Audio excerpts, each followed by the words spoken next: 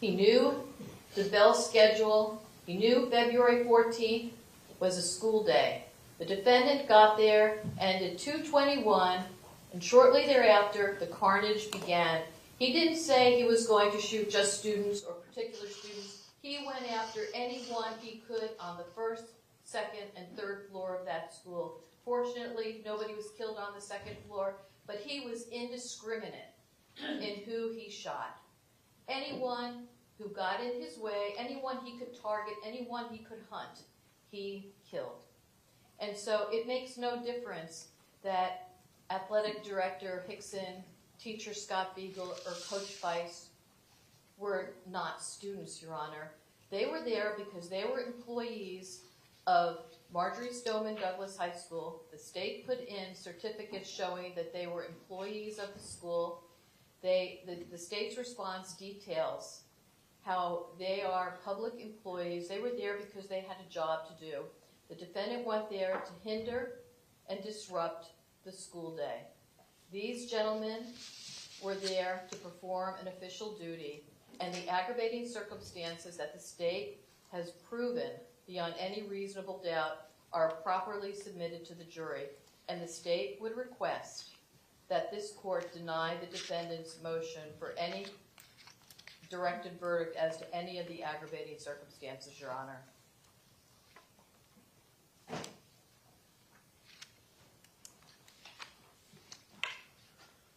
Defense, is there anything else that you wanted to add to the record before I rule? No, ma'am. All right, the defense motion for directed verdict as to all 17 counts is denied on all grounds.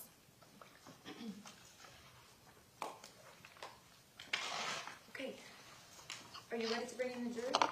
Yes. And you're going to be presenting opening statement. Yes, ma'am. Okay. All right, bring in, please.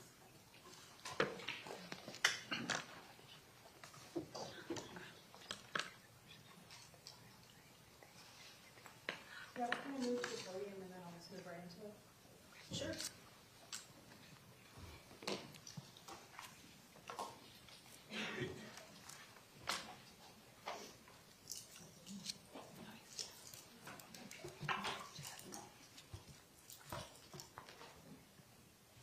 Judge, before you bring in the jury, may I address the court? My name is Zach Rosenberg. I represent Danielle Woodard. I filed a motion for protective order in this matter. Judge, he's a prospective witness, and I think we could probably address that after our opening. Okay, sir, this is the first time I'm hearing about this. You can have a seat for now, please.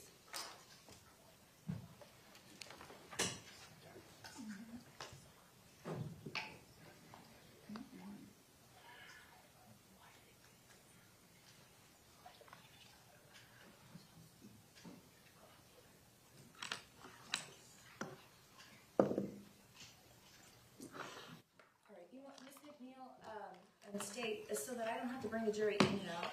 Okay. More than once. Let me hear from this gentleman. I don't know why I'm being presented. Counsel, come on up. I don't know why I'm being presented this on the morning of the testimony when this has been planned for weeks or months.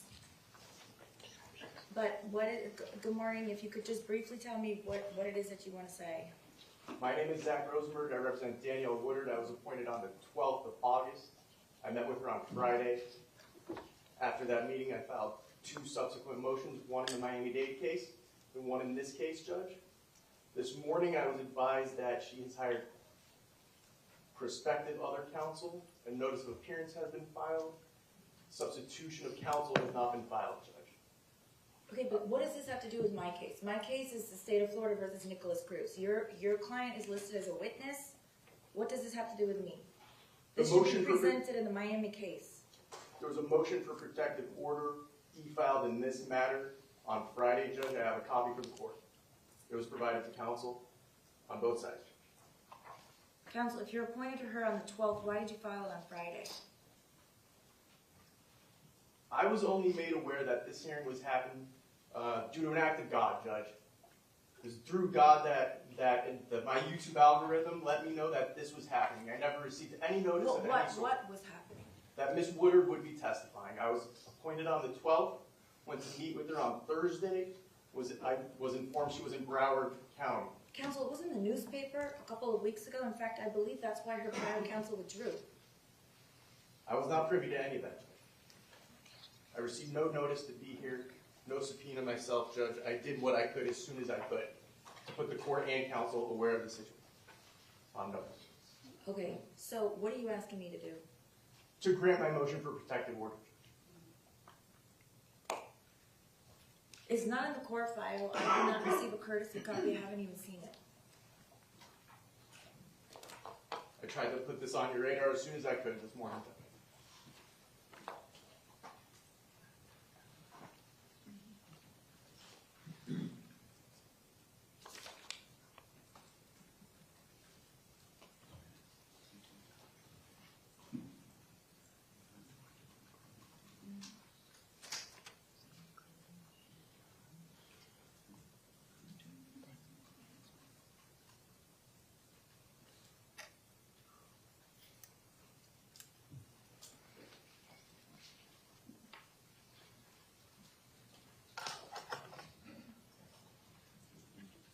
This is very vague. What exactly are you asking me to protect her from? Judge, when I met with her on Friday, I had a specific conversation and plans with her. If she has hired other counsel, that's another issue that I think needs to be resolved prior to her testifying. Not by me. If you're her counsel of record and the judge in Miami has not ordered any kind of substitution, you're the attorney of record, and I'm going to hear you briefly, and that's it. We're not going to be fighting about who's representing her in this court. So, Judge, competency was raised in the Miami-Dade case. So, first and foremost, I don't know whether or not it's proper for her to testify at all in this matter. I question the decision to call her. Okay, Furthermore, competency Judge, to testify as a witness is a much lower standard than competency to proceed as a defendant and an accused, and I'm sure you're aware of that. Furthermore, Judge, she has significant Fifth Amendment issues at hand, and due to the issues raised in the protective order, they're more complex than the typical Fifth Amendment issue. Wait, well, if she wants to assert her Fifth Amendment privilege, that's her prerogative, and if you've advised her of that, then I'm assuming she knows when to assert that privilege under your advice. Yes, Judge, and I will be asking to speak with my client as she's asked questions to advise her on her Fifth Amendment rights. Does either side want to be heard as to that issue? The questions in that protective order regarding, he's asking that we not be asking her any questions about any specific mental health diagnosis she's been given and any medications. I do not intend to ask her any of those questions. He was presented, and I know the court doesn't want to deal with this, but I do want the record to reflect that he was presented with a stipulation and he refused to sign it, regardless of what the judge in Miami would or wouldn't do. I have spoken to Ms. Woodard. She wants to testify. She knows, I mean, she's spoken to both of her lawyers now, or the prospective one, the current one, and I have no concerns about her competency, at least to be a witness. And if she has an issue with the question that she's asked, he can stay here, and if the court wants to allow him to speak with her, that's fine. State, do you want to be heard? Only to the extent, Your Honor, that we don't know at this point. We haven't heard her testimony as to what questions we may or may not answer, but we understand she can always assert a Fifth Amendment right. Okay, counsel, your motion for protective order is denied. I think that the Fifth Amendment privilege that your client may or may not have is her privilege to assert if she so chooses. Based on the fact that you've indicated you've had an in-depth discussion with her as recent as Friday, I'm also denying your motion to sit with her during her testimony. If I have a concern as to her competency, it's my job to deal with that as it comes. Understood, Judge. I will be renewing my request. Okay, thank you. Can you bring the jury? Thank you.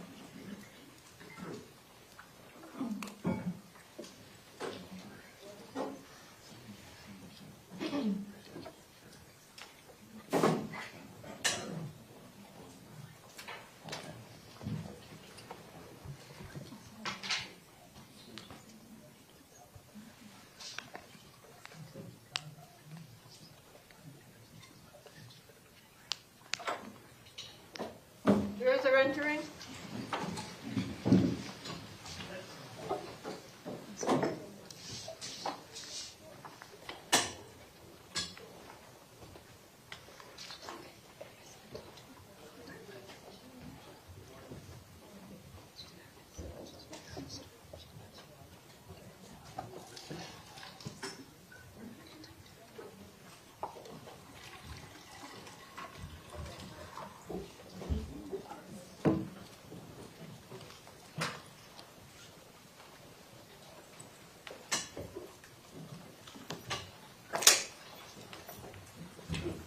Ladies and gentlemen, welcome back. It's nice to see you all.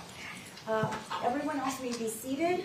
At this time, defense, do you wish to present an opening statement? Yes, we do, Your Honor. Okay, whenever you're ready.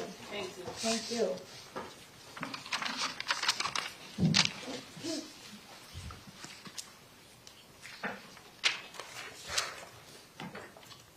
I stand before you today in a space filled with overwhelming sadness, painstaking grief, anger, and trauma. We have all seen and heard things that no one should have to see or hear. Things that will haunt us forever. And every one of you sitting here and in this courtroom knows that there is one person responsible for all of that pain and all of that suffering. And that person is Nicholas Cruz.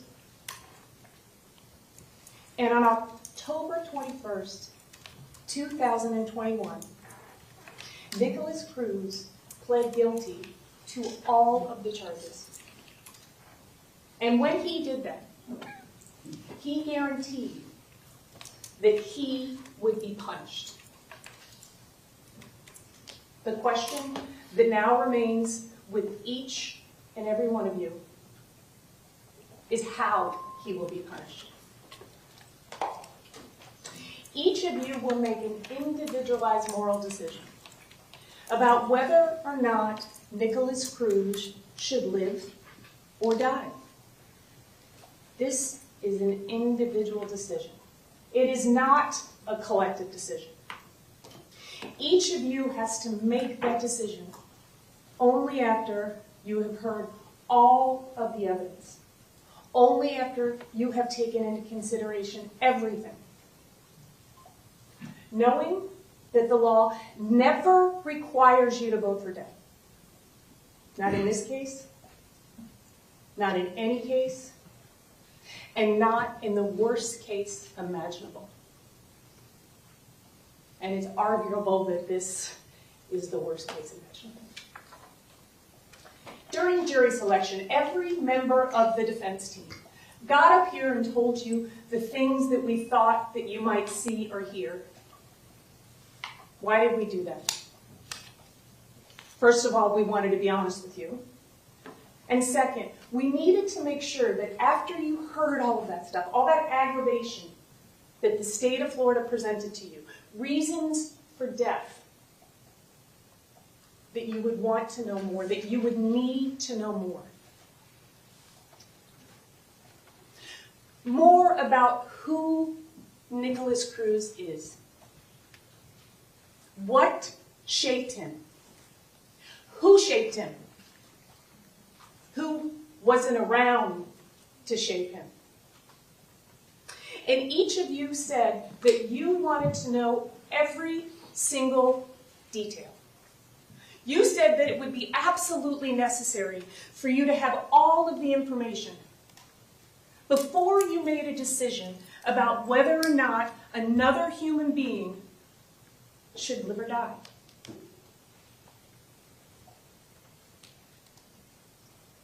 It's the oath that you took. It is the promise that you made. And everyone in this courtroom knows how difficult your job is. But we also know that you will honor your promise. And you will keep your oath.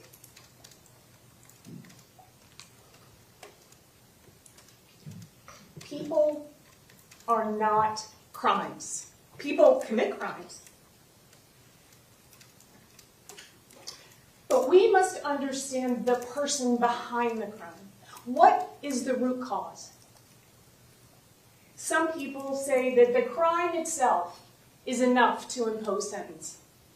You are not those people. Those people that said the sentence can be imposed based solely on the crime were excused. Each and every one of you is here because each one of you said that life without the possibility of parole could be an appropriate penalty for somebody who viciously murdered 17 people.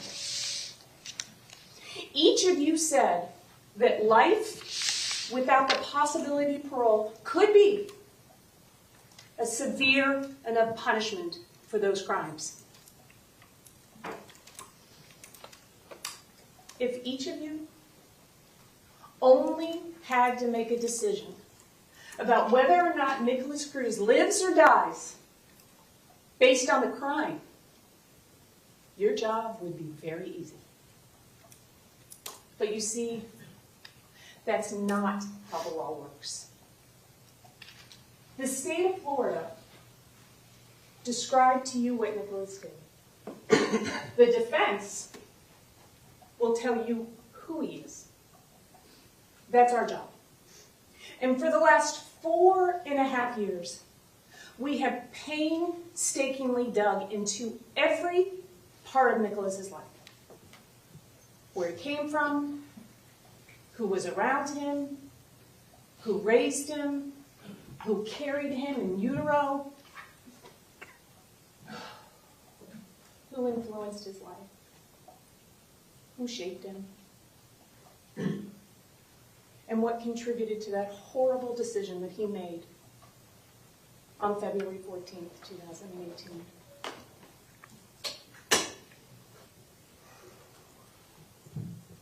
In telling you Nick's story, in telling you the chapters of his life, we will give you reasons for life. And that is called mitigation. Mitigation is any reason that you believe that the death penalty is not an appropriate penalty in this case. And each of you, individually, gets to decide what is mitigation to you. It is not limited to the facts of the case. It is not limited to Nicholas's background, his character, his life. It can be anything that you see or you hear in this courtroom. And it can be anything that you feel in your heart is mitigation. Please understand that mitigation is not a defense. It is not an explanation. It is not a justification, because there is no defense to these crimes. And I cannot impose that upon you enough. We would never get up here and do that. When I met Nicholas Cruz on February 15th, 2018, I knew that he was a damaged person. Objection. Sustained. But I also know that wounded and damaged people wound and damage other people because they're in pain. But we don't excuse the horrific acts of damaged and wounded people. We punish them. But we take into consideration their damage when we impose sentence. We will tell you everything. You will probably wonder why we're telling you some of the things we're telling you. But we want you to be honest. We want to be honest. We're going to show you the good, the bad, the sad, the horrible, the gut-wrenching, you're going to hear that Nicholas has said a lot of really bad things. The evidence will show you that he draws a lot of bad things. And that he continues to do that stuff over at the Broward County Main Jail. You will hear about conversations that he has with other people. Sounds like a kid. You will hear that he talks and has video visitations with a woman by the name of Scarlett Lewis, whose 6-year-old son, Jesse Lewis, was murdered in Sandy Hook. And you will hear through those conversations that together her and Nick are trying to find a way to prevent this from ever happening again. You'll hear that one day he wants to live and one day he wants to die. And you will also hear that throughout his life he has had obsessions. Tigers, video games, guns, exercise, bowel movements, vegan diets, and most recently, demons and Satan. And you will hear that with an atomic fireball candy, he'll write on his cell wall, 666. Those are the things he does in isolation. You'll hear that he writes disturbing things like a school shooter manifesto. Horrible things. We're not hiding that from you. But his brain is broken. He's a damaged human being. And that's why these things happen. Nicholas Cruz's decision to take an Uber to Marjorie Stoneman Douglas High School and kill as many people as he could possibly kill is not where Nicholas Cruz's story starts. We are all profoundly affected by the places. Objection to personal stories. Individuals are profoundly impacted by the places that they came from. An Irish poet, John O'Donoghue, once said, "The beginning often holds the clue to everything that follows." And that couldn't be more true in the case of Nicholas Cruz. You've all already heard a lot about choices. You heard that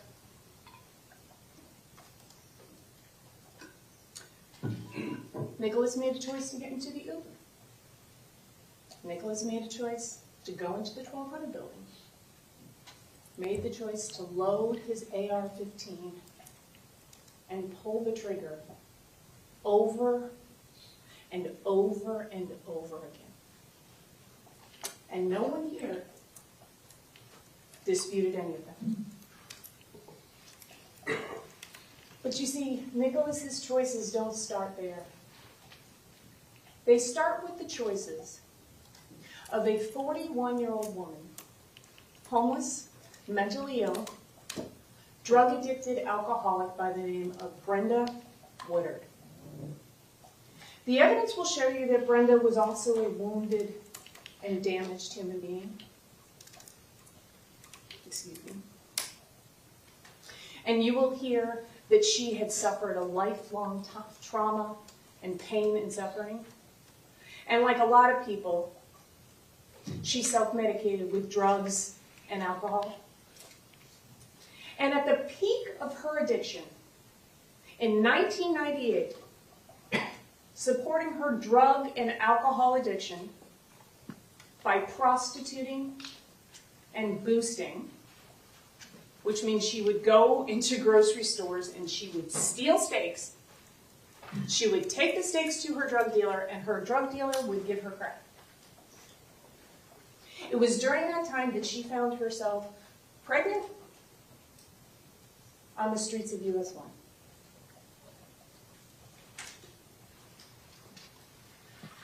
Although we know that Nicholas's conception was not planned. In fact, we're not sure if it was a trick baby or she was raped. But what we do know is that she didn't want that baby, and that she couldn't take care of that baby because she could barely take care of herself. Or her 11-year-old daughter, Brenda Woodard, who was mostly being raised by Brenda's own mother or by the foster care system. We know that Brenda chose to keep that baby, and that she chose to give that baby up for adoption. And we know that she got paid to do it. And after confirming that she was 12 weeks pregnant at a local health department here in Broward County, she contacted a private attorney who advertised private adoption in the weekly flyer and in the Broward County Jail, right next to the phones where the inmates could make calls. She was 12 weeks pregnant. Just finished her first trimester. And she had had no prenatal care. And at the time that Brenda Woodard signed her notice of intent to give her baby up, she was living on the streets. Sometimes she found a couch. She was drinking. She was drugging. She was smoking cigarettes. And she was selling her body. As desperate as Brenda was to give her baby away, there was someone just as desperate to adopt him. And that someone is Linda Cruz. As Brenda was doing drugs, prostituting herself, roaming the streets of US 1, about 25 miles away in Parkland, Florida, was Linda Cruz, a 48-year-old woman who had recently moved from New York with Roger Cruz. And what she had wanted more than anything in the world was a baby. She had already suffered multiple miscarriages and even a failed adoption. And Linda Cruz, for all appearances, had the ability to give Nicholas everything that Brenda couldn't. And despite not legally being married to Roger Cruz, she changed her name from Seda to Cruz. She wore a ring, and she told everybody that they were married. When they adopted Nicholas Cruz, Roger was 62 years old. Linda was no stranger to creating her own reality. Although Linda and Roger did eventually get married after they adopted their second son, Zachary. 2002 they got married.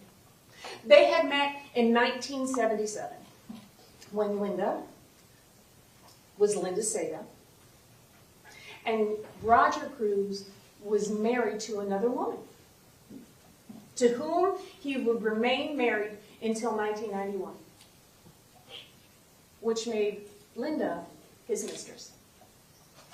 And from Roger's first marriage, there were 4 children. There are 4 children. Adults, they're grown now. And they would become Nicholas and Zachary's brothers and sisters. And you will hear that after Linda Cruz died, Roger was already gone. They were parentless. Both Zachary and Nicholas would pick up the phone and call their brothers and sisters in New York. They were 17 and Nicholas had just turned 19. And they asked for a place to live. They asked for help. And they got nothing. They were parentless, and they got nothing. But you see, Linda was used to keeping secrets. She had waited a long time for her perfect family, for her perfect husband, for her perfect child. She had suffered many miscarriages, and she had even suffered a failed adoption. And just when she had almost given up on that dream of becoming a mother, she got a phone call from the adoption attorney. "We have another baby for you. Do you want him?" "Absolutely," Linda Cruz said. "What's important for you to know is that this is the same adoption agency, same private adoption firm that Linda and Roger had used before with the failed adoption. And what's important for you to know is that when Linda filled out the paperwork, the intake paperwork to adopt a child, she was very specific about the type of child that she wanted. And she was very specific about the type of child that she didn't want. She didn't want a black baby. She didn't want a biracial baby. And she didn't want a special needs baby. But that failed adoption made Linda very desperate for a baby. And when that private attorney called her, she jumped at the opportunity to adopt that child. The child's due date, ironically, was September 25th, 1998, Linda Cruz's birthday.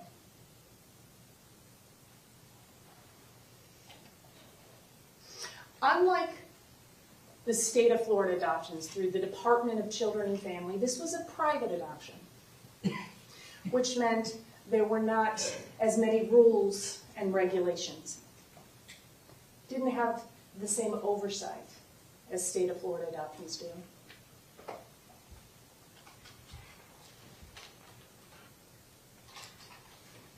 After that phone call where Linda said, "We'll take that baby," Linda and Roger Cruz had just finished building a 4,000 square foot house in Parkland, Florida. And in that house was a room just waiting for a baby. And so as Linda and Roger painted the room, bought the baby clothes, and put money into that adoption trust account, Brenda roamed the streets of US 1, doing what she had to do, doing what was the most important thing in her life, drinking and drugging and whatever she had to do to get those 2 things. You see, the wake of addiction is very large. How do we know the things that Brenda was doing when she was on the street? Well, because she told us a year and a half before she died.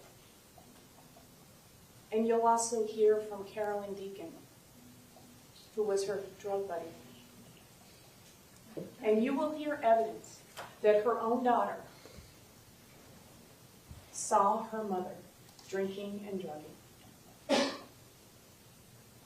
Brenda's alcohol and drug use was well documented throughout the adoption records, the adoption report, and the birth records. Those records will show you that Brenda was not only drinking alcohol, but she was abusing it. Now, to be honest, Brenda's self-reporting about the length of time that she drank and the amount that she drank is inconsistent. But you don't have to worry about that, because witnesses will come in. And how do they know? Because they either saw her drinking and drugging, or because they were doing it with her.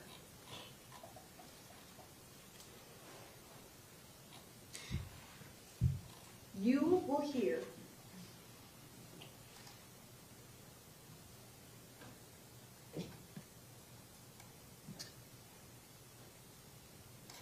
that Brenda had 4 prenatal visits. 4. In 41 weeks of pregnancy. And an amnio because of her advanced maternal age. And the drug and the alcohol use would continue until about 6 weeks before she delivered Nicholas, when she was transferred to a residential drug treatment facility in Coral Springs, Florida, referred to as a prenatal addiction center. You will hear throughout her pregnancy that she had negative drug screenings, but you'll hear more about that later. And you will also hear the testimony from Carolyn Deacon. Excuse me. Who is Carolyn Deacon? Carolyn Deacon was Brenda Woodard's drug buddy.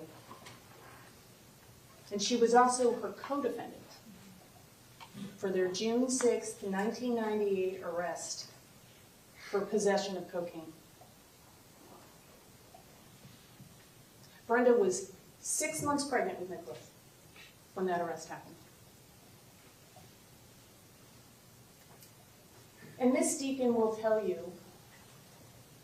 the drugs that they would do, the alcohol that they would drink, and she will tell you what the streets of US 1 and A1A were like in the late 90s. And she will tell you that despite both of them being mothers, the most important thing was them getting high and getting drunk and doing whatever they had to do to be able to do that. But you see, everything changed for Carolyn Deacon on June 6, 1998. She changed her life. She got clean. And she went to Florida State Prison. And when she got released from Florida State Prison, she never spoke with Brenda Woodard again. And she never stepped foot in Broward County again until yesterday. Too many demons, too many ghosts. It's too hard to be here.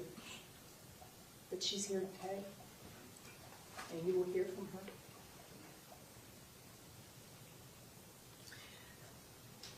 After the arrest, the adopted parents bonded Brenda out of jail, and she went to a prenatal visit. It was her first prenatal visit in almost 4 months. And the records will show you that she actually lost weight,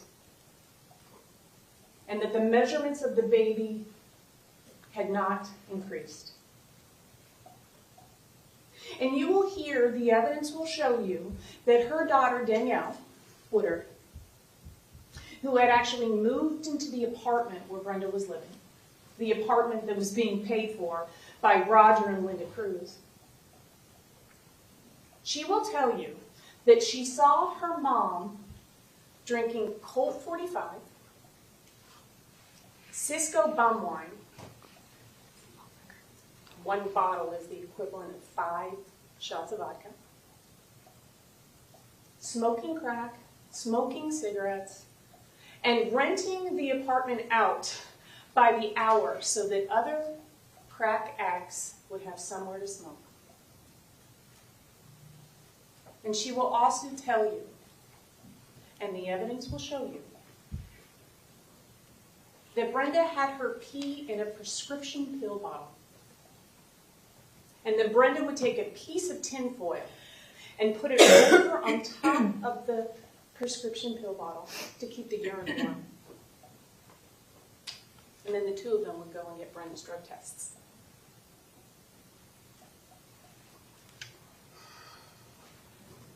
As a result of Brenda's June 6, 1998 arrest, she was placed on drug offender probation. Brenda was not a stranger to the criminal justice system. She was not a stranger to drug rehab, but now she was doing both. And as part of her drug offender probation, she was required to do inpatient day treatment. She could go home at night. And when she got there at BARC, which is a local addiction facility, treatment facility here in Broward, The supervisor says to her, the records, the adoption records, will be, you'll see that, it's all over there, we'll introduce it into evidence. One dirty urine, Brenda, one dirty urine, and you're done. You're going to the prenatal addiction facility.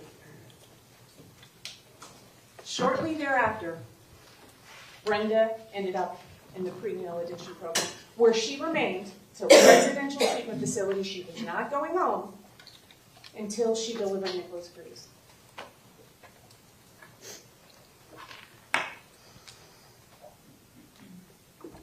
Did Linda and Roger know about Brenda's criminal history? Well, we know that Brenda wasn't asked those questions in her adoption intake form, and she didn't volunteer it. But we do know that that information was important to Roger Cruz. And he asked those adoption attorneys to do a complete background check. And we and the state have all of the adoption records. They're here. You can look at them if you want when they're moved into evidence. And there was no background check. But what if there had been a background check, because we did one? What would they have found out? Roger and Linda would have found out that since 1975, Miss Woodard had been arrested continually for mostly drug offenses, drug-related offenses, and that she had been in prison. Did Roger and Linda know that Brenda was drinking and doing drugs? We don't know for sure. But they bonded her out of jail when she was arrested for possession of cocaine. And the evidence will show you that Linda Cruz actually went to the prenatal addiction program and saw Brenda there. It's hard to know exactly what they knew or what they didn't know. But I think it's reasonable to assume that Linda didn't want to know everything. So as Linda prepared for that baby to come home to Parkland, Florida, Brenda finished up her pregnancy at the Prenatal Addiction Center in Coral Springs, Florida. What do we know about Brenda's pregnancy? We know that it was very stressful and chaotic. The majority of her pregnancy, she was homeless and living on the streets. We know that she was using drugs. We know that she was smoking cigarettes. We know that she was drinking booze. Proper nutrition and proper prenatal care were not a priority for Brenda Woodard. She was an addict. You see, the wake of addiction is very large. Nicholas Cruz's prenatal vitamins consisted of Colt 45, Cisco Bombline, crack cocaine, and cigarettes.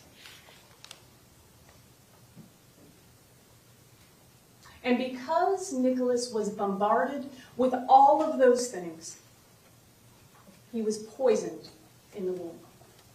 And because of that, his brain was irretrievably broken. Through no fault of his own. Irish poet John O'Donoghue has written, "The beginning often holds the clue for everything that follows."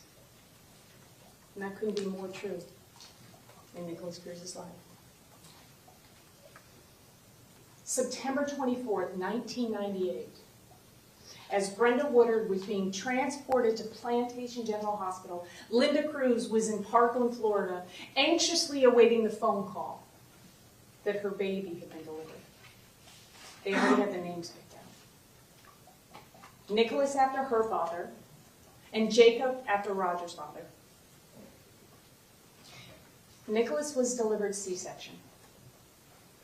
Birth records indicate that he was slow to progress, and that the cord was wrapped around his neck 3 times. He was blue for the first minute of his life, and he had to be resuscitated. And as medical personnel manually pumped oxygen into his little lungs, his extremities remained blue for 5 minutes. And in that hospital room, after Nicholas was born, the evidence will show you, was Daniel Woodard, 11 years old now. And the evidence will show you that she held that baby and thought that he was the most beautiful thing in the world. And she knew that he would have all the opportunities that she never had. Linda Cruz's life was now perfect. She had the man she loved, that she called her husband, a beautiful baby boy, and a beautiful house in Parkland, Florida. And like most new mothers, she was excited, and there were parties, and people bought baby gifts, and people signed his baby book. And Linda introduced 2 people as her parents. You see, when Linda was 2 and her brother was 3 up in New York, they were left in a crib by their mother. And in that crib was a note from their mother. She was done mothering, and she left. So Linda and her brother were raised by their paternal grandparents. Wonderful people in their late 60s, as their father commuted from Long Island to the city as a chef. This abandonment that Linda felt and this insecurity would follow her for the rest of her life. But very few people in Florida knew about that life. Because remember, she had created her own new reality. She also sent out birth announcements. And you hear from one of Linda's oldest friends. Her name is Mary Hamill. Mary Hamill. Remember that name. Because she is so important in Nicholas's life from the very beginning until very shortly before this tragedy. So Mary goes to her P.O. box. She gets her mail out. She gets in her car. She's driving down, opening the mail as she's driving. And then she sees a birth announcement, and she almost gets in a car accident. She immediately picks up her phone, and she calls Linda, and she says, "Why didn't you tell me you were pregnant?" And Linda says, "I wanted it to be a surprise." And it wasn't until years later, when Mary's daughter was actually babysitting for Zachary and Nicholas, that she happened to come across some paperwork, adoption paperwork. That's how Mary found out that the boys were adopted. Mary, one of Linda's very best friends. Linda was really good at creating her own reality.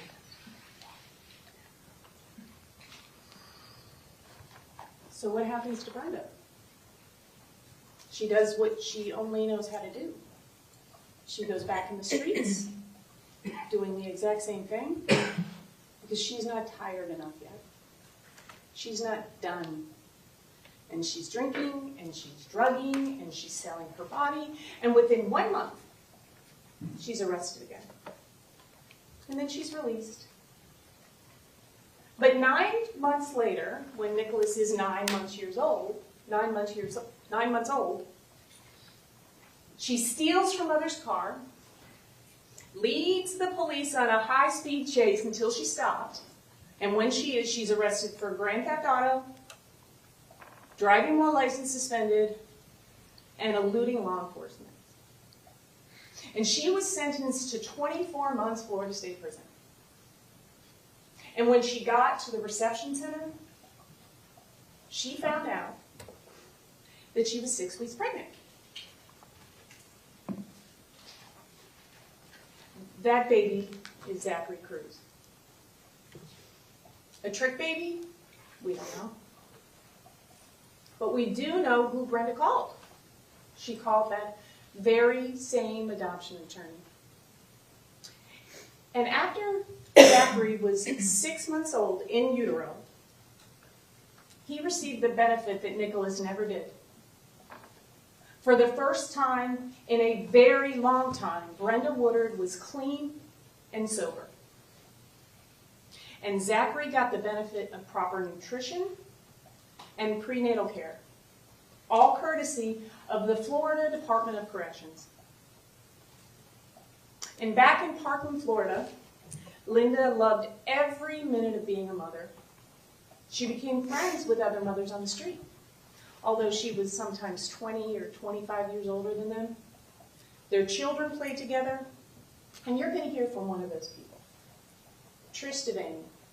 She had moved here from New Jersey. She was in her early 20s. Her and her boyfriend had just built a house down the street, and Trish had no one.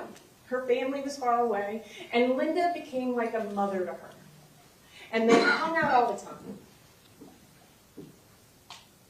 But Linda never even told Trish that she wasn't married. Linda was actually Trish's maid of honor. And Trish's first baby, 7 months younger than Nicholas, would become Nicholas's first friend. And Linda liked having all the kids over. She had this beautiful house. She was proud of it. Swimming pool. The kids would play. And Nicholas grew. And he played with all of those other kids. And despite being smaller than everyone, everything was fine. Until it wasn't. His differences didn't really become apparent until he was around other children, where his behavior was different, where he didn't do what the other kids did. He didn't talk to the other kids, couldn't communicate. He wasn't socializing. He wasn't developing like other children.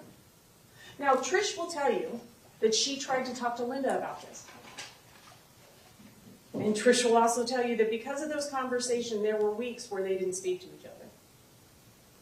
But Trish wasn't the only one that was telling Linda that Nicholas was different. Roger was too. And Linda could ignore Trish, but she couldn't ignore her own husband, and she didn't.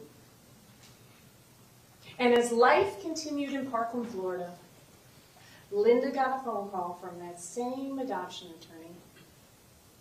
Nicholas's biological mother was pregnant again. Did she want the baby? Would Nicholas want to be a big brother? Of course, she said. Let's set up the adoption trust account. And on February 21st, 2000, Linda, one of her very best friends, Renee Broward, who you will also hear from, and Nicholas drove up to Lowell Correctional Institute, which is just right outside of Ocala, and picked up Zachary Cruz, Nicholas's new baby brother. So the family of 3 now became a family of 4. And as Zachary normally developed, it became more apparent that Nicholas was not developing at the same rate.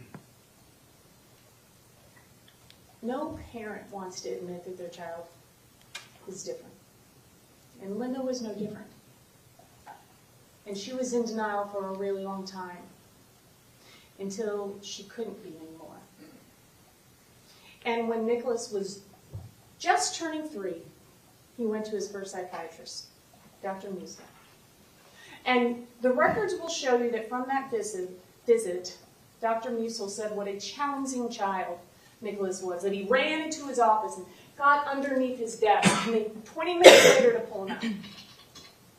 And Dr. Musil wanted to help Linda, and he wanted to help Nicholas and Roger. You'll also see that there's some notations in the records about possible drug and alcohol exposure. He gave Linda literature. He gave her books. He gave her documentation. Give this to the teachers. Let's all work together. Let's figure this out. And please come back, Linda. The most important thing for Nicholas is consistency. Linda never went back. having a developmentally delayed child was not part of Linda's perfect story. And at the same time Nicholas was having all of these developmental delays,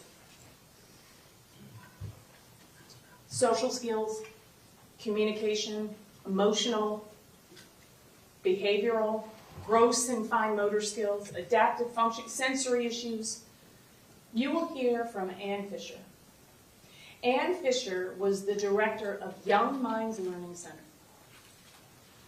who noticed all of those developmental delays and finally convinced Linda to get help. She will tell you that Nicholas's body wasn't proportioned. His head was too big for his body. His ears were too big for his head. He didn't play with the other children. He didn't talk to the other children. He was aggressive. She thought maybe he'd been exposed to drugs and alcohol in utero. And for months, Linda didn't want to hear it. Oh, he's young. He's going to grow out of it. All kids act like this. But Ann Fisher was persistent. She wanted to help Linda Cruz. She wanted to help Nicholas Cruz. And she wanted to help Robert Cruz. She wanted to get them the help that they needed in order to parent a developmentally delayed child. And she wanted to get Nicholas the resources that he needed so that he could be as successful as he could be. So finally, Linda let go of some of her secrets. She tells Ann Fisher, Nicholas is adopted. We didn't know that before. And that his mother was a drug addict. And finally, Linda agreed to get help. And because of Ann Fisher's referral, Nicholas was evaluated by the Florida Diagnostic and Learning Resource Center. It's also called FIDLERS.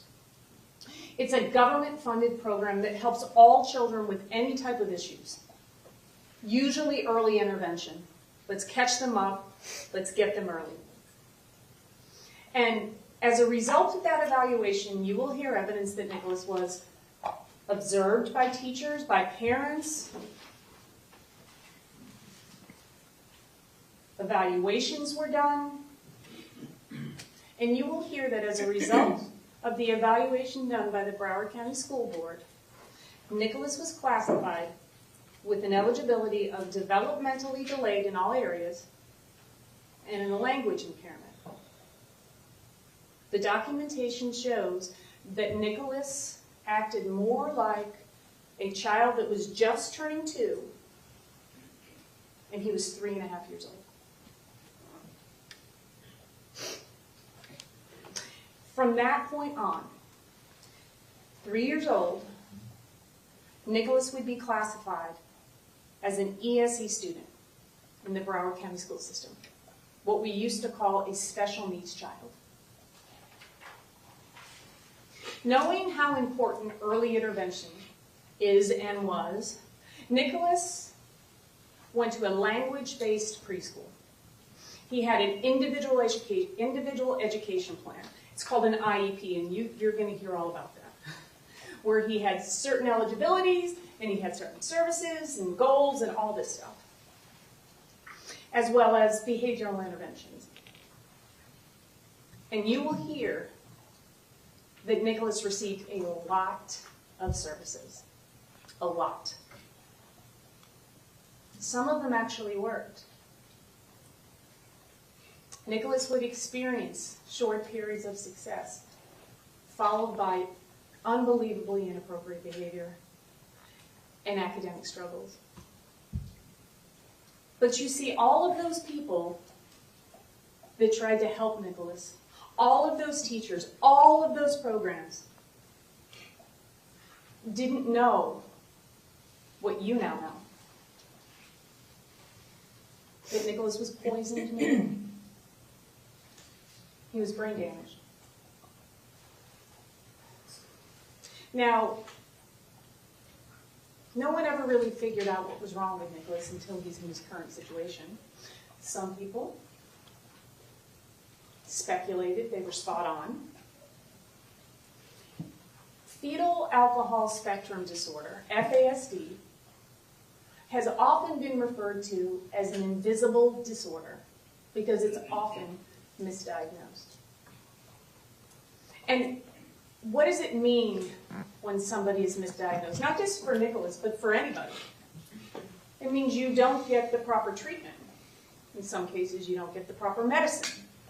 You don't get the proper interventions. You don't get the proper support. You don't get what you need to deal with your illness or your disorder. You will learn a great deal about Nicholas and about FASD, and the invisible will become visible to you. It will be frustrating and maddening to you about all the opportunities that were missed in Nicholas's life, things that he so desperately needed. Sadly, we can't undo those harms. And we can't undo the harms done to Nicholas. And we can't undo the harm that Nicholas did to others. FASD describes a range of effects that occur when an individual's brain is exposed to alcohol during pregnancy. Now, we're not talking about a mom having a glass of wine. We're talking about use and abuse. The effects of this disorder include physical, mental, developmental, academic, communication, every area. And it has lifetime implications. It's a disorder. It doesn't go away. Teachers and therapists, case managers, police, friends, and family will tell you how it impacted Nicholas's life. And we will present experts who specialize in FASD that will tell you what alcohol does to a developing brain. Listen to those experts, but more importantly, listen to the lay witnesses, because they will describe to you all of the behaviors that constitute fetal alcohol spectrum disorder. I suspect that you're also going to hear another acronym. ASPD. Antisocial personality disorder.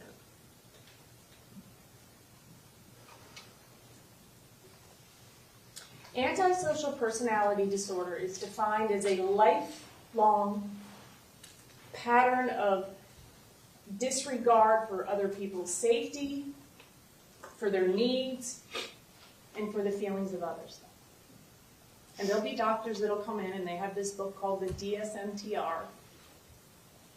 And they'll say, check, check, check. He's got ASPD. But I'm going to be honest with you. Our experts will come in here too and say, he probably checks off a lot of that. Or he's going to say that he does not meet the criteria for ASPD. ASPD. Too many acronyms. But that's the easy thing. And this isn't supposed to be easy. And what you now have is the information that nobody else ever had. And you will hear that Nicholas's lifelong developmental delays, his communication and language disorders, his emotional and behavioral issues, his impaired motor skills, those are not explained by ASPD. Those are explained by FASD. But you see, you get to make those decisions individually. And you will hear that at Riverglades, which is that language-based preschool I just talked to you about, a special education center, he was receiving early interventions with the hopes that it would catch him up, but it didn't. Nicholas's disabilities were global. And when you don't know what causes something, it's really hard to figure out how to treat it, because you can't fix it, right? But we can treat disorders. You will also hear from one of Nicholas's special education teachers in preschool. She's going to describe to you a child that was terrified, filled with anxiety, stress. He didn't know how to communicate. He didn't understand when people were talking to him. And he was unsafe. And you'll hear her testify that she brought in a sheet.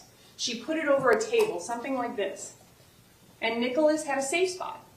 And he would go in there, and he would do his work. And then you will hear later on she brought in a box. She cut windows out, put stuffed animals in there. And Nicholas would go in there, where he felt safe. Because he couldn't really get along with the other kids. And you will hear that that teacher would go in there to teach him. You will hear that Nicholas did not communicate at all. He acted out and he acted like a tiger. You see, his behavior was his form of communication. He would bite, he would spit, he would kick, he would punch, he would pounce. Nicholas, use your little boy hands, was often heard in the classroom. And as he slipped further and further behind developmentally, his behavior got even more challenging. And another psychological evaluation was ordered. And you will hear testimony about that evaluation. That Nicholas had limited abilities. That he had a very low IQ. Now I'm going to be honest with you. The experts will tell you that when you get an IQ score from a very young child, it's a baseline. You use it cautiously. But what you will hear is that he was very impaired intellectually.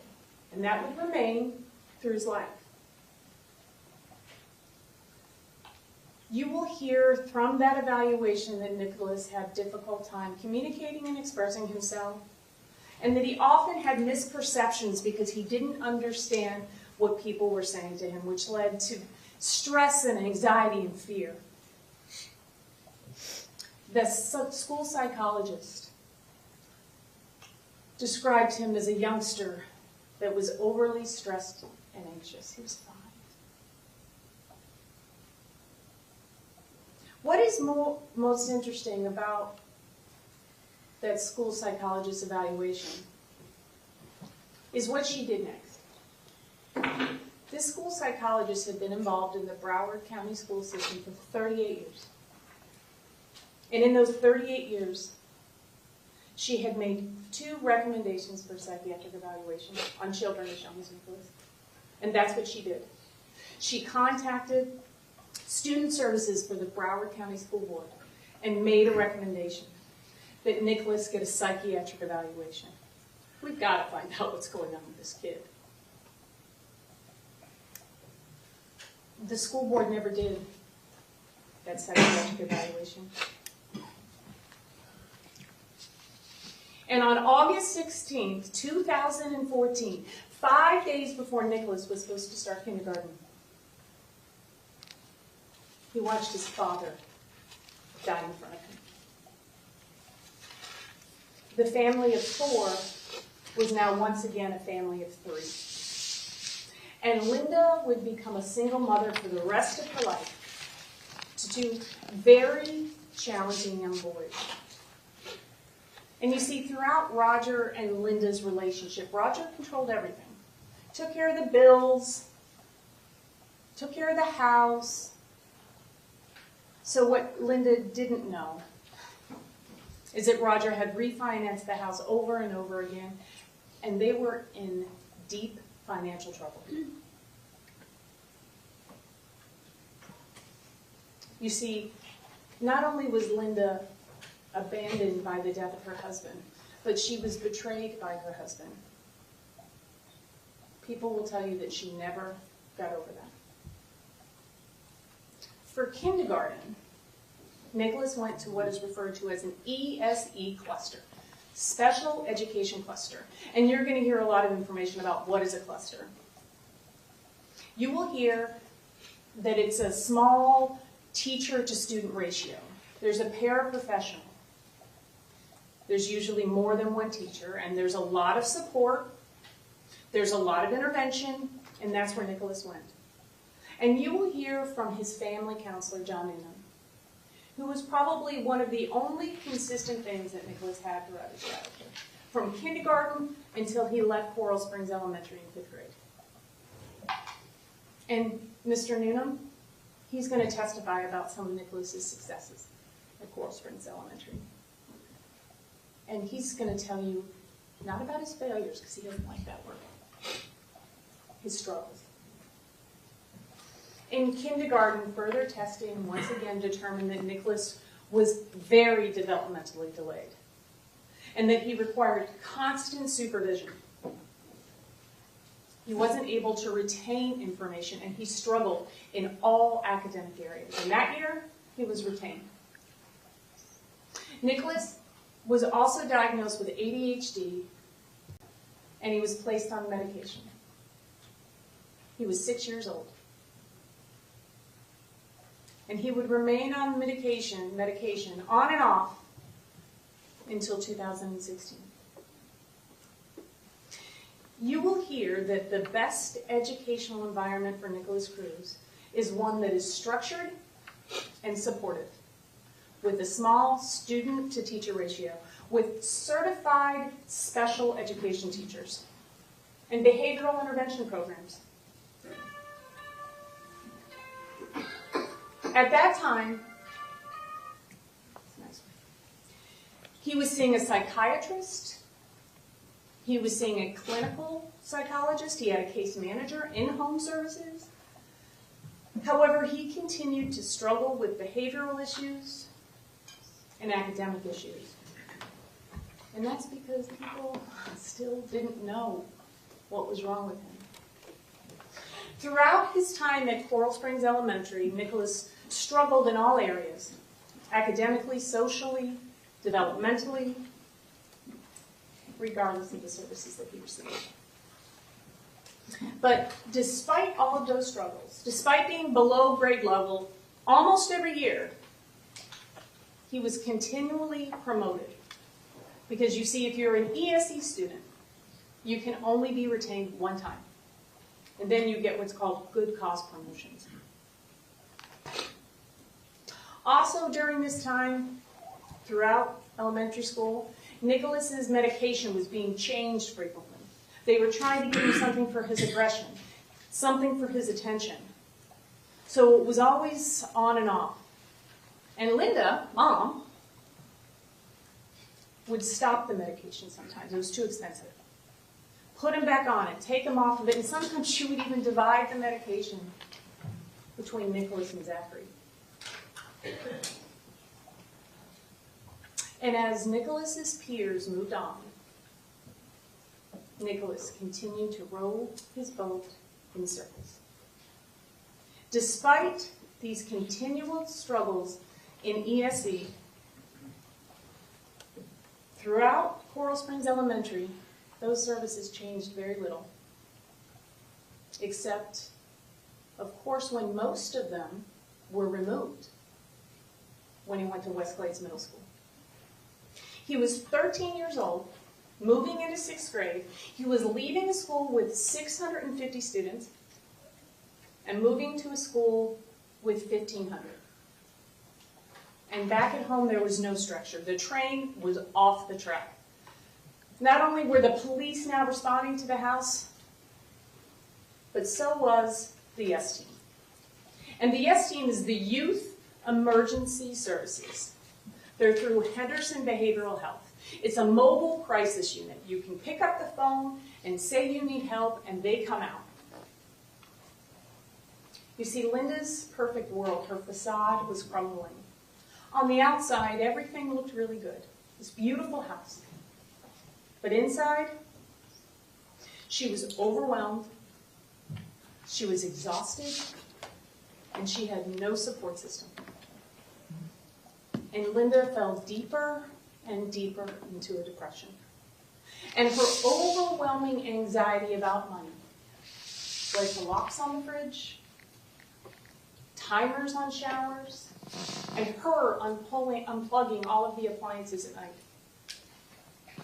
And Linda started using local law enforcement and the S team as co-parents to help her control her two boys. And that glass of wine that she had every night would turn into 2 glasses of wine, 3 glasses of wine. West Glades Middle School. When kids go to middle school, they are thrown to the wolves. It's a completely different environment. And the services that a special needs kid gets in elementary school, Jack Vasey will tell you, principal of West Glades Middle at the time, we just don't have the staff. We just don't have the services. We don't have the structure and the support that these kids need. So what everybody knew Nicholas needed, which was structure and support, it was gone. And he roamed the halls of West Glades Middle.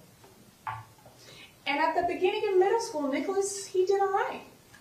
But when the social, we're in 6th grade now, emotional and academics demands continued to pile on Nicholas, his behavior worsened.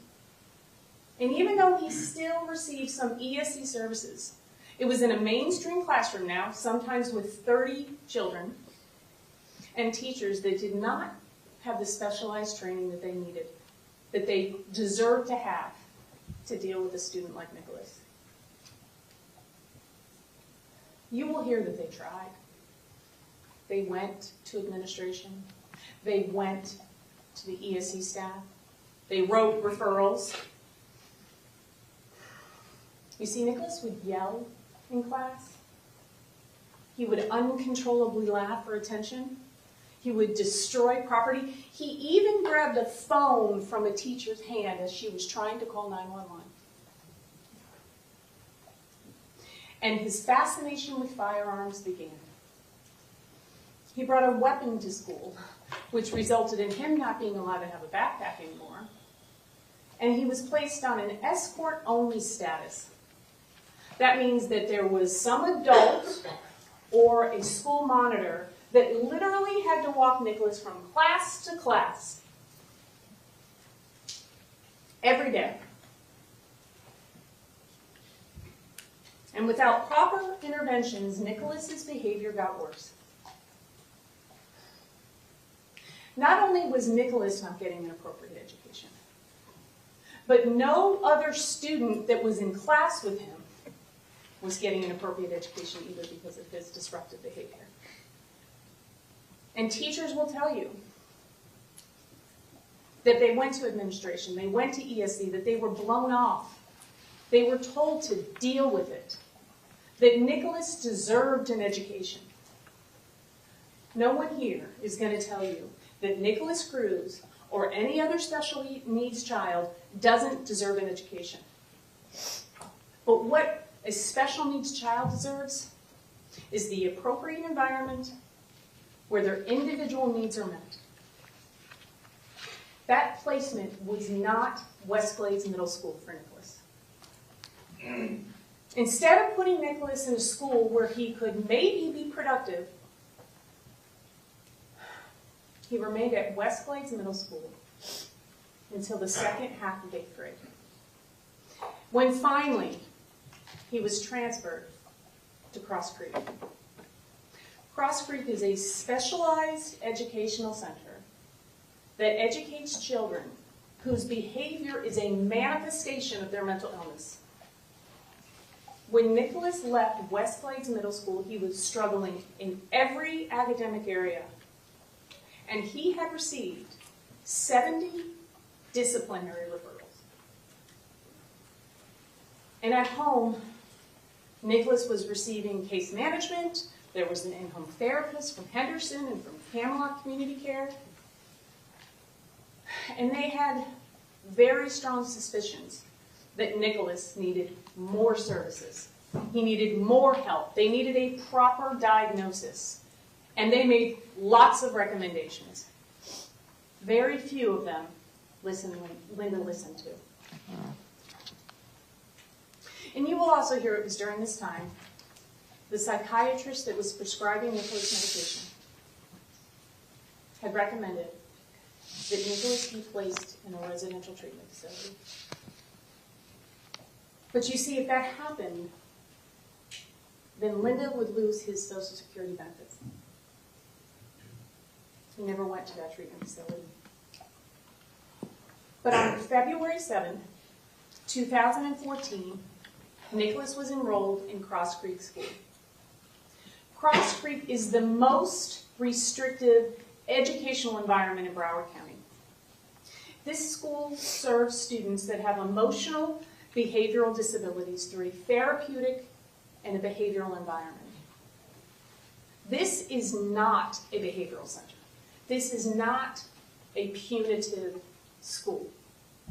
There are those schools in Broward County, and this is not one of them. Let me explain to you what Cross Creek is like. They have 13 clinical therapists.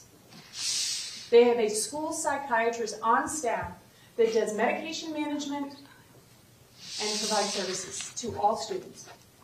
2 psychiatric nurses, 2 behavioral specialists that develop behavioral plans, implement therapeutic resources. They have a school resource officer, they have a security specialist, they have 15 crisis management staff members that are trained in verbal de-escalation skills as well as professional crisis management. 27 educational support providers, all of them, everyone at that school is ESE certified. 19 certified teachers. There's a speech and language pathologist. There's a school-wide behavioral system, a school-wide behavioral plan. At that school, there's approximately 80 staff members. It goes from kindergarten to 12th grade. There's 150 students, and they are constantly supervised. And remember, the evidence will show you that what we know about Nicholas's educational environment is that when it's structured and when it's supportive, he does better. And you know how Nicholas did? He did pretty well. Behaviorally, academically, was everything perfect? No. But remember, he's mentally ill and he's brain damaged. But he did well for himself. But his fascination with firearms continued. His mother was told by many people from the school and from the in-home case management, do not buy him a BB gun. Do not buy him an airsoft rifle. Linda Cruz bought him a BB gun. Linda Cruz bought him an airsoft rifle. And you will hear that Cross Creek psychiatrist, along with Linda, developed a home safety plan because Nicholas was having dreams about being covered in blood. And you know what you will also hear from that Cross Creek psychiatrist? As they're trying to partially mainstream Nicholas to Marjorie Stoneman Douglas High School, junior ROTC is not recommended for this child. Nicholas was partially mainstreamed to Marjorie Stoneman Douglas High School. 2 classes they enrolled him in. One of them was junior ROTC. And Cross Creek, like they do for most of their students, hold a carrot. We want children to be in the least restrictive environment. You'll hear a lot about that. Get them moving to their home-based school. And most kids really want to do that. So that's what they did. They held a carrot in front of Nicholas. Good behavior, you go to MSD. But the reason why Nicholas's behavior improved, why he was having some success academically, is because he was exactly where he should have been, at Cross Creek. And you will hear a lot about that transition from Cross Creek to Marjorie Stoneman Douglas High School. You will hear that eventually he was full-time mainstream. And you will tell, and people will tell you that that never should have happened. And you will hear evidence from one of his support facilitators, a member of the special education team, ESC, that she received Nicholas's IEP, individual education plan. You're going to hear a whole bunch about this. Which lists his eligibility, which lists impairments in domain, and gives a history of the child's behavior in other schools. You'll hear from that support facilitator that she took that IEP and that she went to the assistant principal that was in charge of the ESE program at Marjorie Stoneman Douglas, and she said, look at this. This child does not belong here. And she was told to stay in her lane.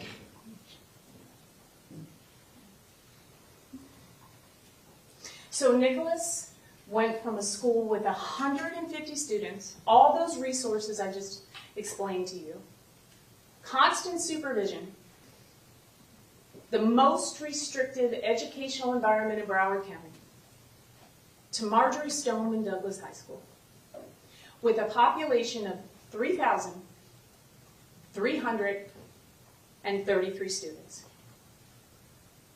And at Marjorie Stoneman Douglas High School, Nicholas struggled. Behaviorally, socially, and academically. He started cutting himself. He even drank gasoline.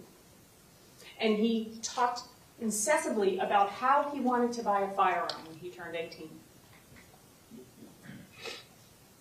It was so concerning that a behavioral threat assessment was done because the school social worker and the school therapist were terrified. They were concerned about Nicholas, and they were concerned about the other students. So they went to the school resource officer, Scott Peterson, who knew Nicholas, because you see, everybody knew Nicholas. And they said, he's cutting, he's drank gasoline, he wants to buy a firearm, he needs to be Baker Acted. And what a Baker Act is when you are a danger to yourself, potentially, or someone else.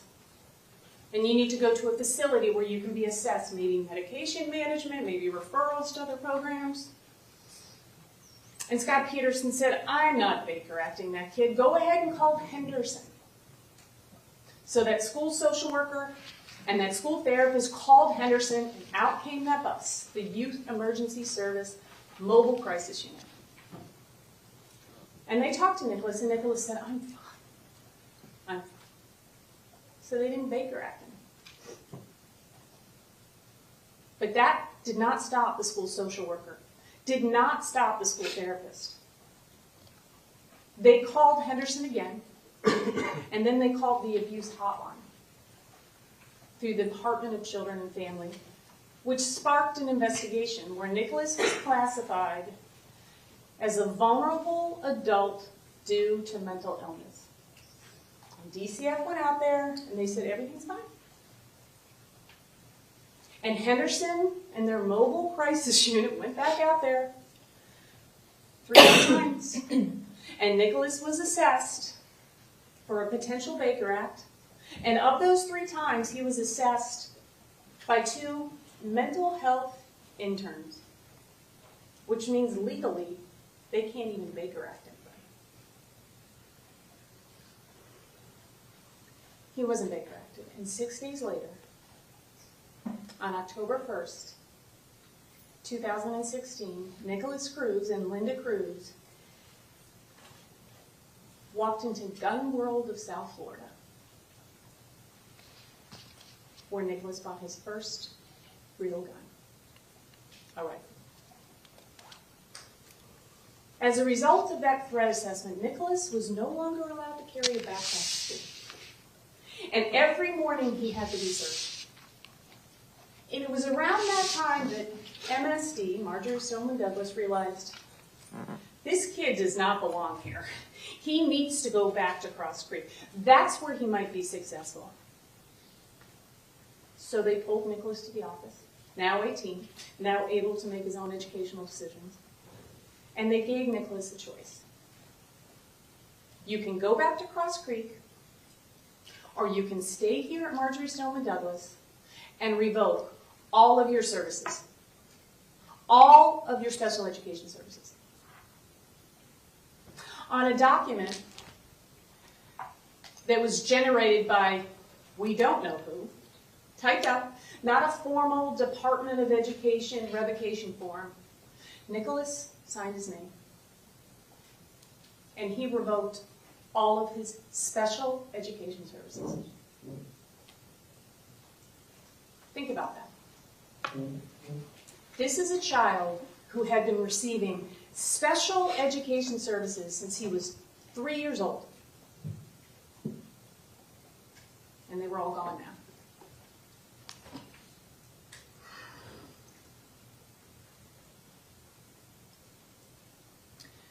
So Nicholas remained at Marjorie Stoneman Douglas until February of 2017.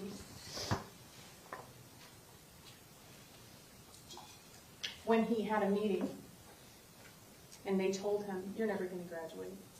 You don't have enough credits. You need to leave. So Nicholas left. He literally ran off of school campus. And when he did it, one of those school monitors, as he was watching Nicholas run off the campus, said, that kid is going to come back and shoot this school up. So now you have a child who has no ESE services, no support. He didn't stop being brain damaged. He didn't stop being emotionally handicapped. He didn't stop having language impairment. He didn't stop needing services, but they were all gone. And you're going to hear a lot from those teachers that tried to do something. They'll come here and they'll testify, and some of them do not want to be here. They're here because they're under subpoena. But we had to bring them in so that you get all of the information that you need. Because you have to make a decision about whether or not another human being lives or dies. And what they tell you and the things that they say are not excuses, they're not justifications, and they're not defenses. They're part of Nicholas's story, and it's my job to tell you that story. So after Nicholas left MSD, he floundered around, went to some off-campus learning centers where he'd work on a computer, self-paced kind of thing. No structure, no stability, no medication. And then on November 1st, 2017, the one consistent person in his life, the one that loved him unconditionally, the woman that did the very best that she was able to do, Linda Cruz, she died.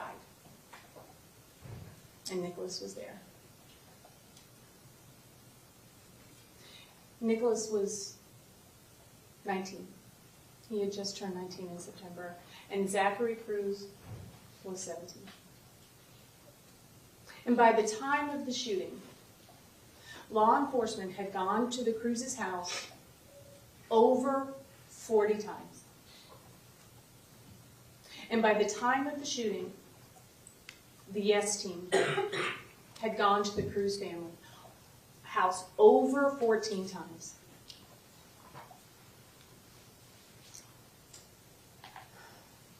We will tell you Nicholas's life story so that we can give you reasons to vote for life.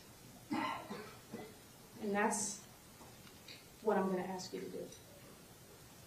I'm going to ask each and every one of you to do that. And now the state has the responsibility of proving all the aggravation, the reasons for death.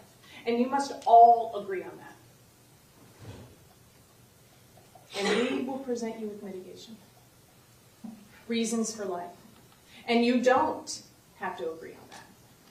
In fact, the law says that you can disagree. You can give mitigation any weight that you want. And it's individual because different things hold different value to other people. None of us has walked the same walk. Your vote has to be an individualized moral decision, not collective. And you never have to justify, explain, or defend your vote for life. You can deliberate, and everybody here will encourage you to do that. But you don't debate it. And I know that each of you will be respectful to your fellow jurors and respect their vote, even if you don't agree with it. You are never required to vote for death. Even if the state of Florida approves every single aggravator, you can still vote for life. And there's something else I have to remind you of. You are confined to the statutory aggravators that the state approves to be beyond a reasonable doubt. And that does not include those victim impact statements. They were heartbreaking. They were beautiful to hear those people talk about what they had lost in their beautiful children.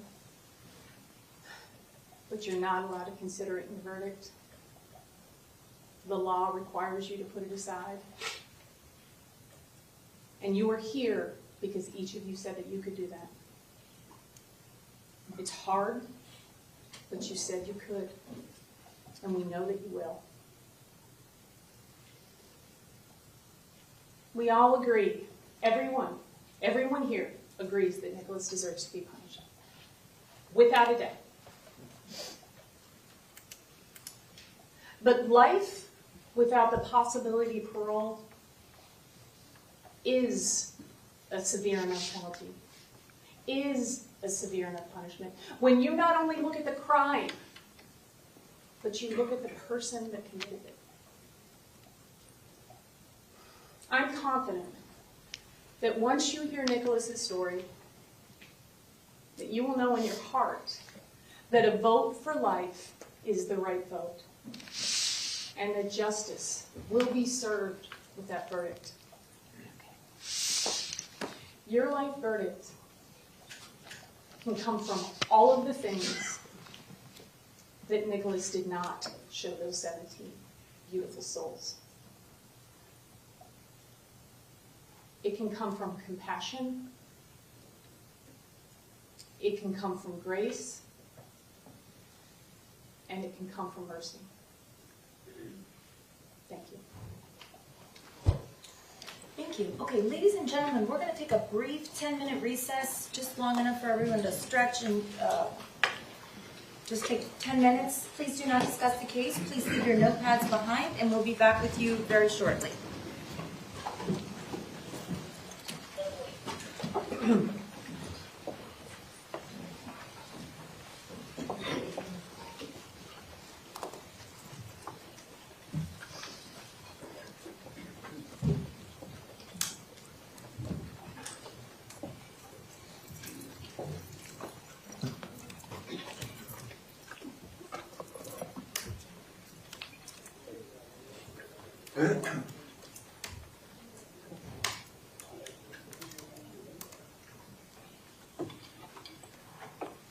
Okay, the jurors have been excused. We're in recess for 10 minutes, just long enough for everyone to use the restroom.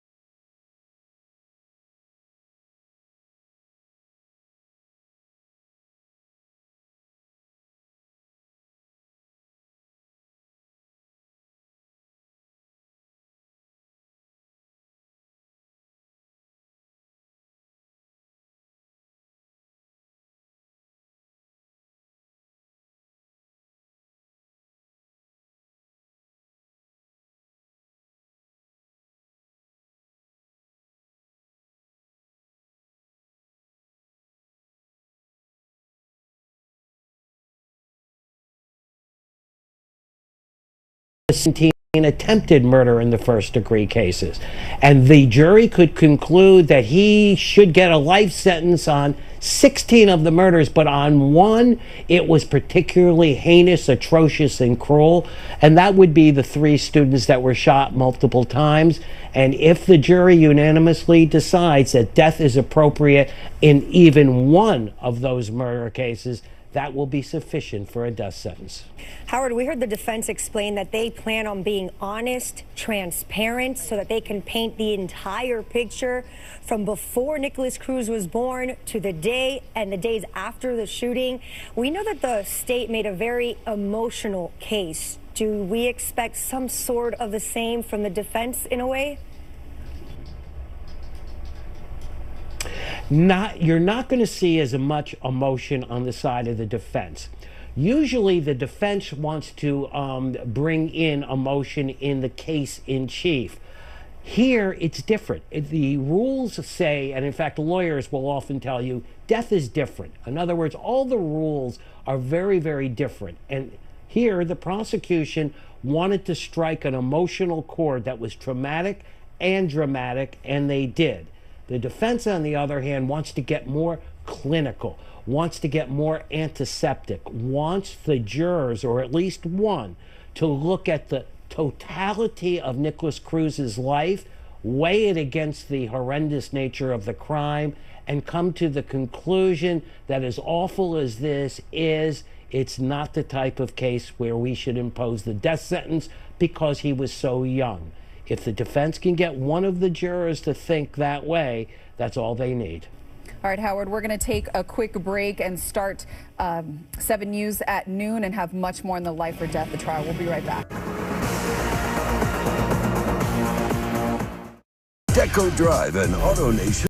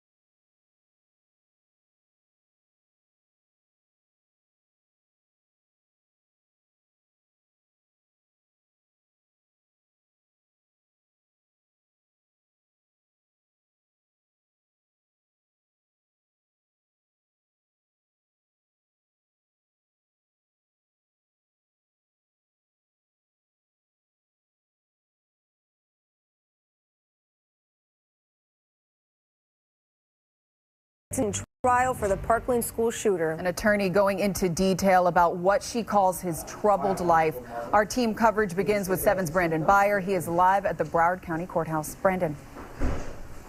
And Vanessa, really, this is this jury's first time in hearing from the defense attorneys. They deferred their opening statements back when this sentencing trial began back in July, said we'll wait and we will address you and give our explanations as to how we all got here after the state rests their case, which the state did that earlier this month. Been a few weeks of break. They've had some hearings in the meantime, but the jury back in the courtroom today as defense attorneys, again for the first time, standing up and offering what they say is really what happened, what created Nicholas Cruz, what caused him to become the person he became, that could do such a horrible thing and murdering 17 people, injuring 17 others at Marjorie Stoneman Douglas back in 4.5 years ago. She gets right into it, and you'll hear for just a moment. She gets right into it. There's no excuse. He deserves to be punished. It's up to you to decide if he spends the rest of his life in prison or he is sentenced to the death penalty. And as you heard Howard mentioning throughout the morning, really they're just looking for one juror that can sympathize enough to spare his life. And they started from birth and worked their way through his 19 years when this crime occurred. Let's listen into some of her comments to the jury. I stand before you today in a space filled with overwhelming sadness, painstaking grief, anger, and trauma. We have all seen and heard things that no one should have to see or hear. Things that will haunt us forever. And every one of you sitting here and in this courtroom knows that there is one person responsible for all of that pain and all of that suffering. And that person is Nicholas Cruz. Each and every one of you is here because each one of you said that life without the possibility of parole could be an appropriate penalty for somebody who viciously murdered 17 people. And you will hear that with an atomic fireball candy, he'll write on his cell wall, 666.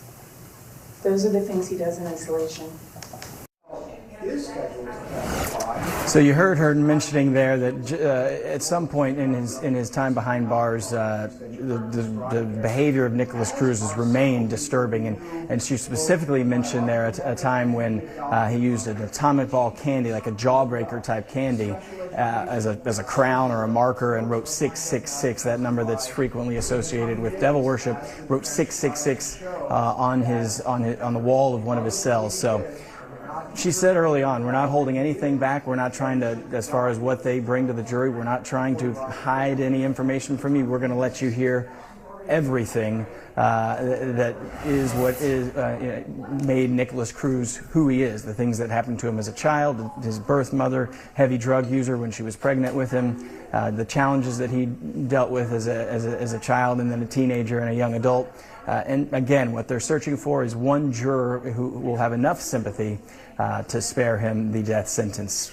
Expected to go several more weeks here. They're going to call teachers from his past. His siblings are expected to talk about what their young lives were like as, again, they try to find some sympathy here in this jury. We're live from the Broward County Courthouse. Brandon Byer, 7 News. All right, Brandon, thank you for that. And we want to bring back 7 News legal expert Howard Finkelstein. Howard, for those just joining us this noon, what did you take away from the defense's opening statements?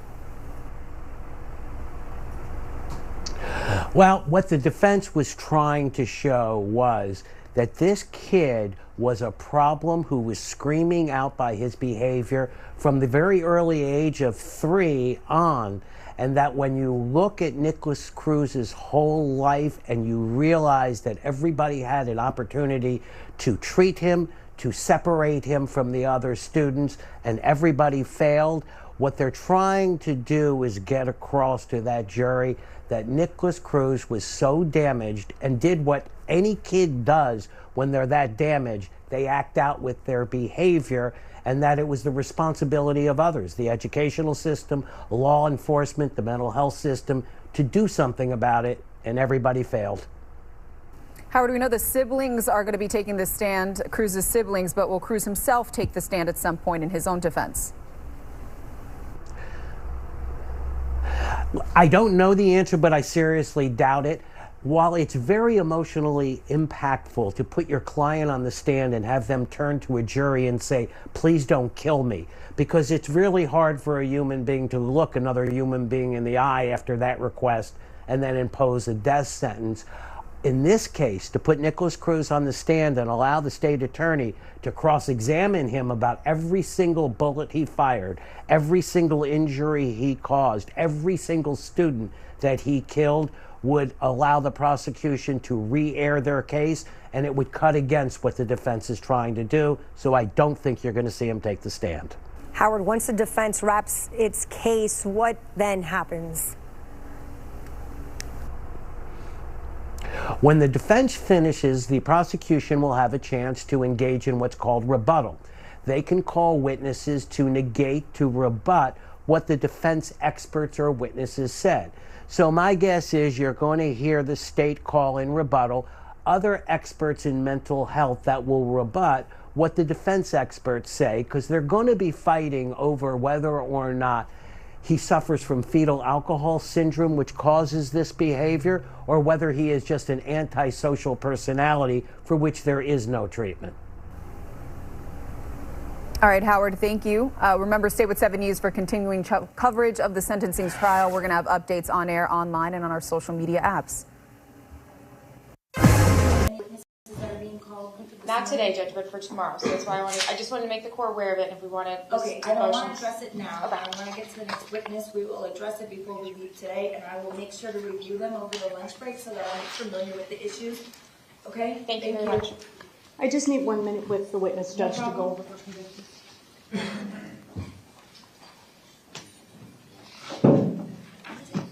What are the numbers? State 215 and 216. We can print copies here.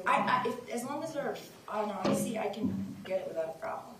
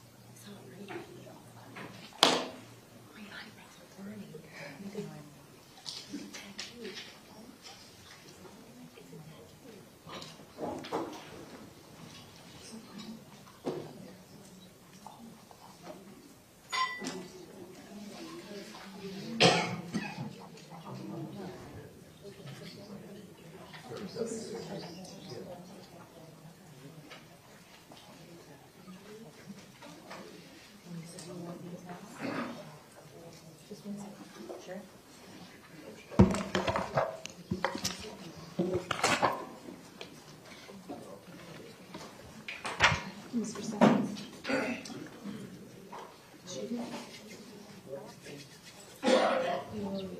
Ian, could you just show me how to turn this on, please?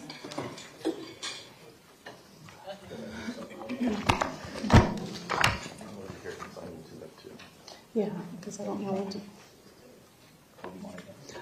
I want it not to have that on it. Can you have Mr. Simmons show you? Just kidding. Well, I'm kidding. oh, I need as much direction. Okay. Never mind.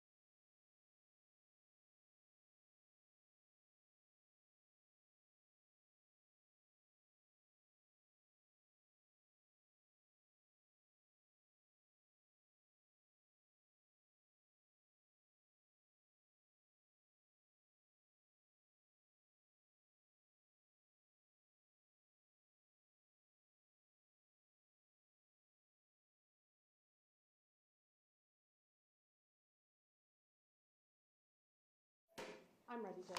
Thank you. Both sides ready? We're going to bring in the jurors.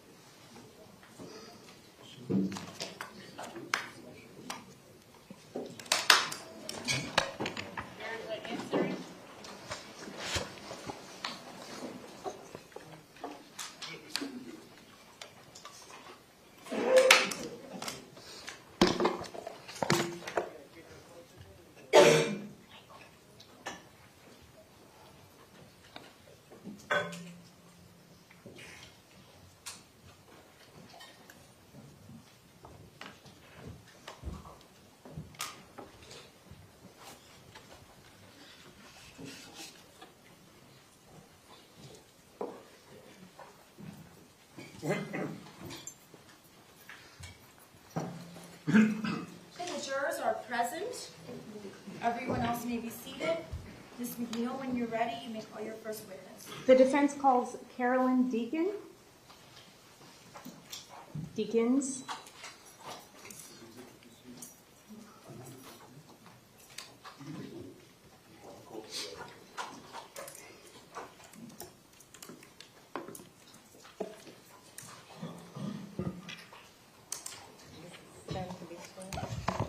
Ma'am, please raise your right hand. Do you solemnly swear or affirm the testimony you're about to give is the truth, the whole truth, and nothing but the truth? I do. Thank you. You can go ahead and be seated. And when you're seated, please speak into the microphone. Please state your full name and spell your last name for the record. My name is Carolyn Louise Deacons, Grimes Hill, Gilda Carey Deacons, and it's Deakins. Ma'am, what was the last part of what you said? You said your name is... You wanted it all again? Well, I wasn't sure. And Deacons is the last thing because I changed back to my maiden name. So the last part of what you said after Deacons, that's part of your name, or that was something else? Yes.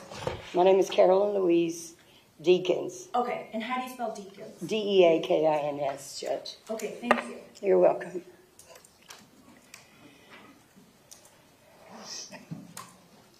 Good morning, Ms. Deacons.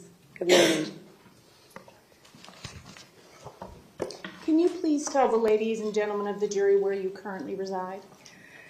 At present, I live in Leesburg, Florida. Okay. How long have you lived there, Ms. Deacons? I bought a home there in September of last year. Okay. Soon be a year. Okay.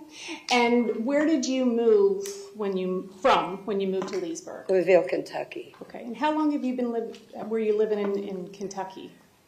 For the past 24 years. Okay. Is that where you were raised? Yes, ma'am. Okay. And do you have family back there? I have grandsons, 2 sons, a daughter, a grandbaby, 4 sisters and 2 brothers, and my dad. Okay. And are you currently working? Part-time. Okay. Where do you work? I work for Dairy Queen part-time. Dairy Queen? Mm-hmm. Okay. And do you do anything else in the community? Actually, I do. I mentor and help support 4 women from the Healing Hands place. What is Healing Hands? It's for battered women. It's for drug addicts that want to get clean.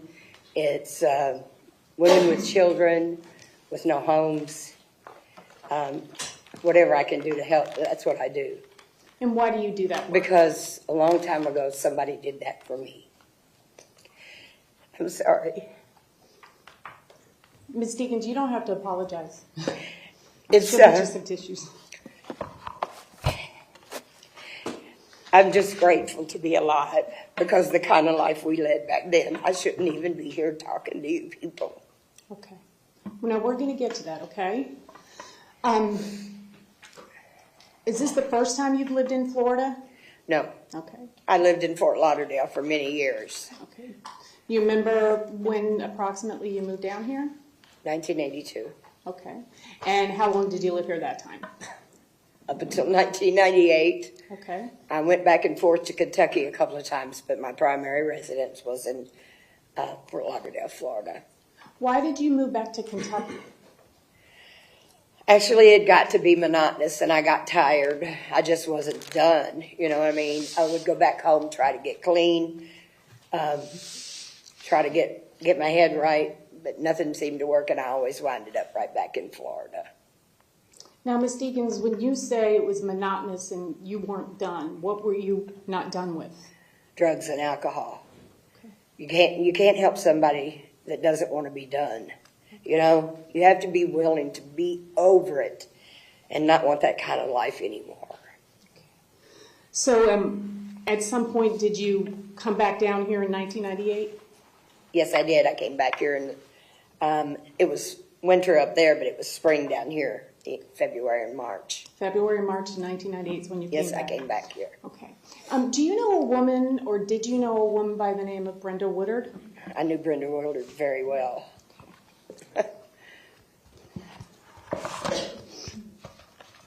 And how did you know Brenda? Brenda and I were introduced through some mutual friends who were gay, and so we met. We hung out a few times. we didn't constantly hang out. And over the years, the last few years I was there, we would meet maybe once or twice a week on the streets while we were working. And chit chat. I actually never hung around with Brenda on a continuous until I came back down here in '98. And then she and I hooked up and we stayed together until the time we got arrested. So I want to break all that down. Okay. But first I want to show you something, okay, and see if you recognize it. Your Honor, may I approach the witness, please? Sure.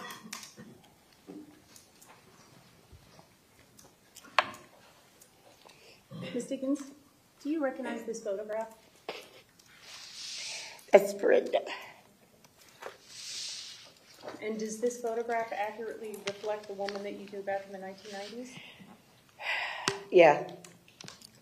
Your Honor, at this time, the defense would move into evidence what has previously been marked for identification as M. Defense M, any objection? No, Your Honor. Defense M will be received without objection as defense M for identification will be received without objection as defense 1. Do you want to mark it? Sure.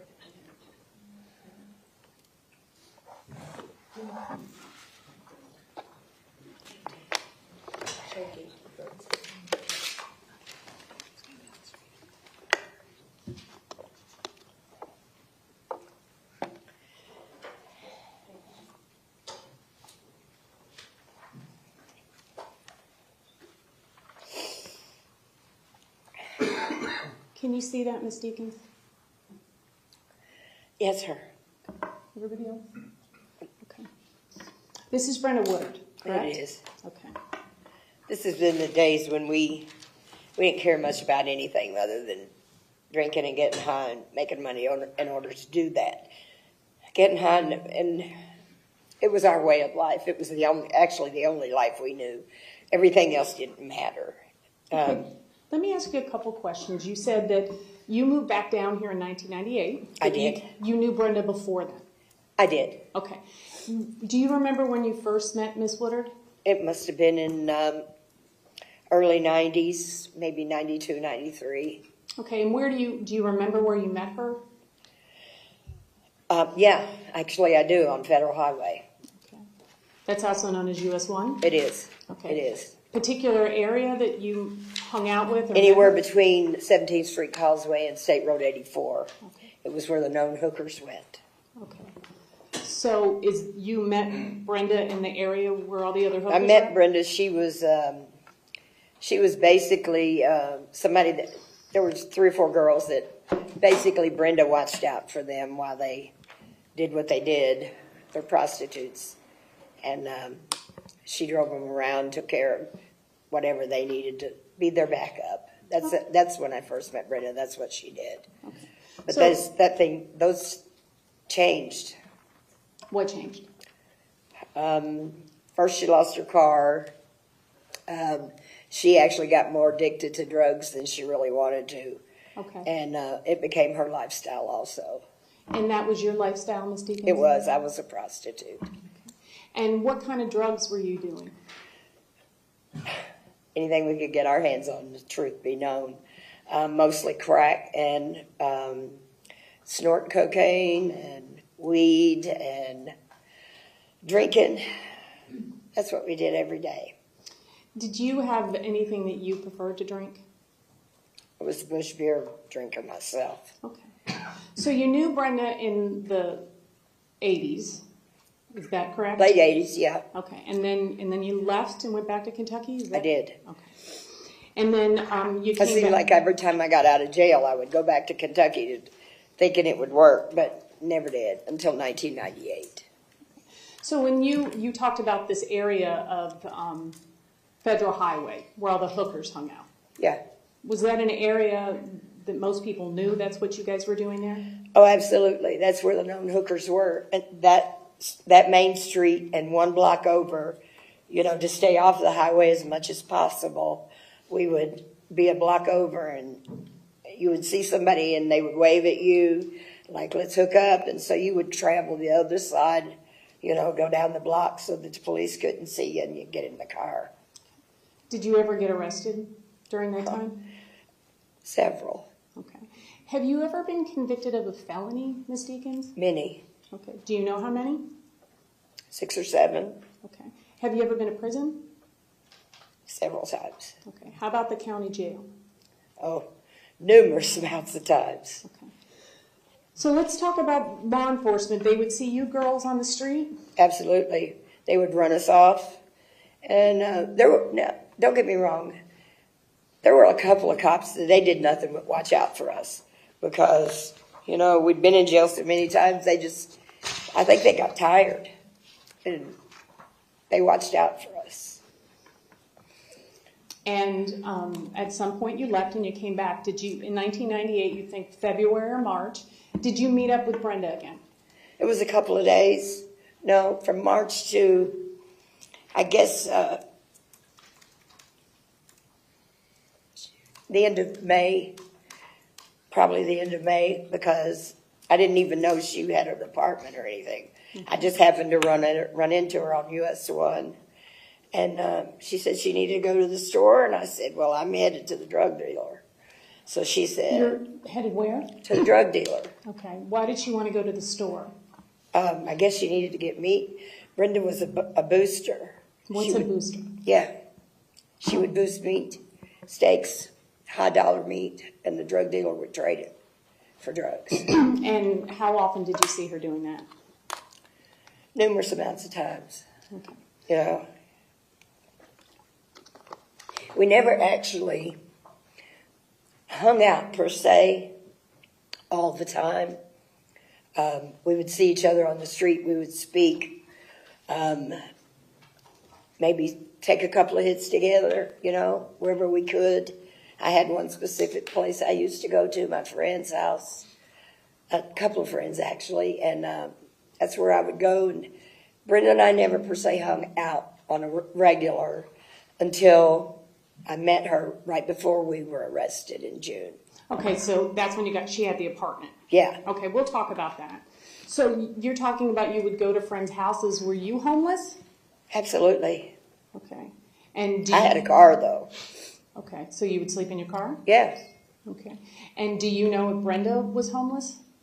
At the time, I did. Okay. I thought she was, but she had an apartment. And do you know when she moved into the I apartment? don't. Okay. And before you spent that time with Brenda in the apartment, you said you saw her frequently, once in a while on the streets? Yeah. And what was she doing on the streets? What did you observe her doing? Brenda was a prostitute, too. Okay. When Brenda couldn't get meat to make her way, she turned to prostitution. It was quick and easy money. Everybody knew it. So that's what we became. And during that time, did you do drugs with her? Yes, on occasion. What kind of drugs were you doing? Crack. And beer. I'm sorry? Beer. Okay. We drank a lot.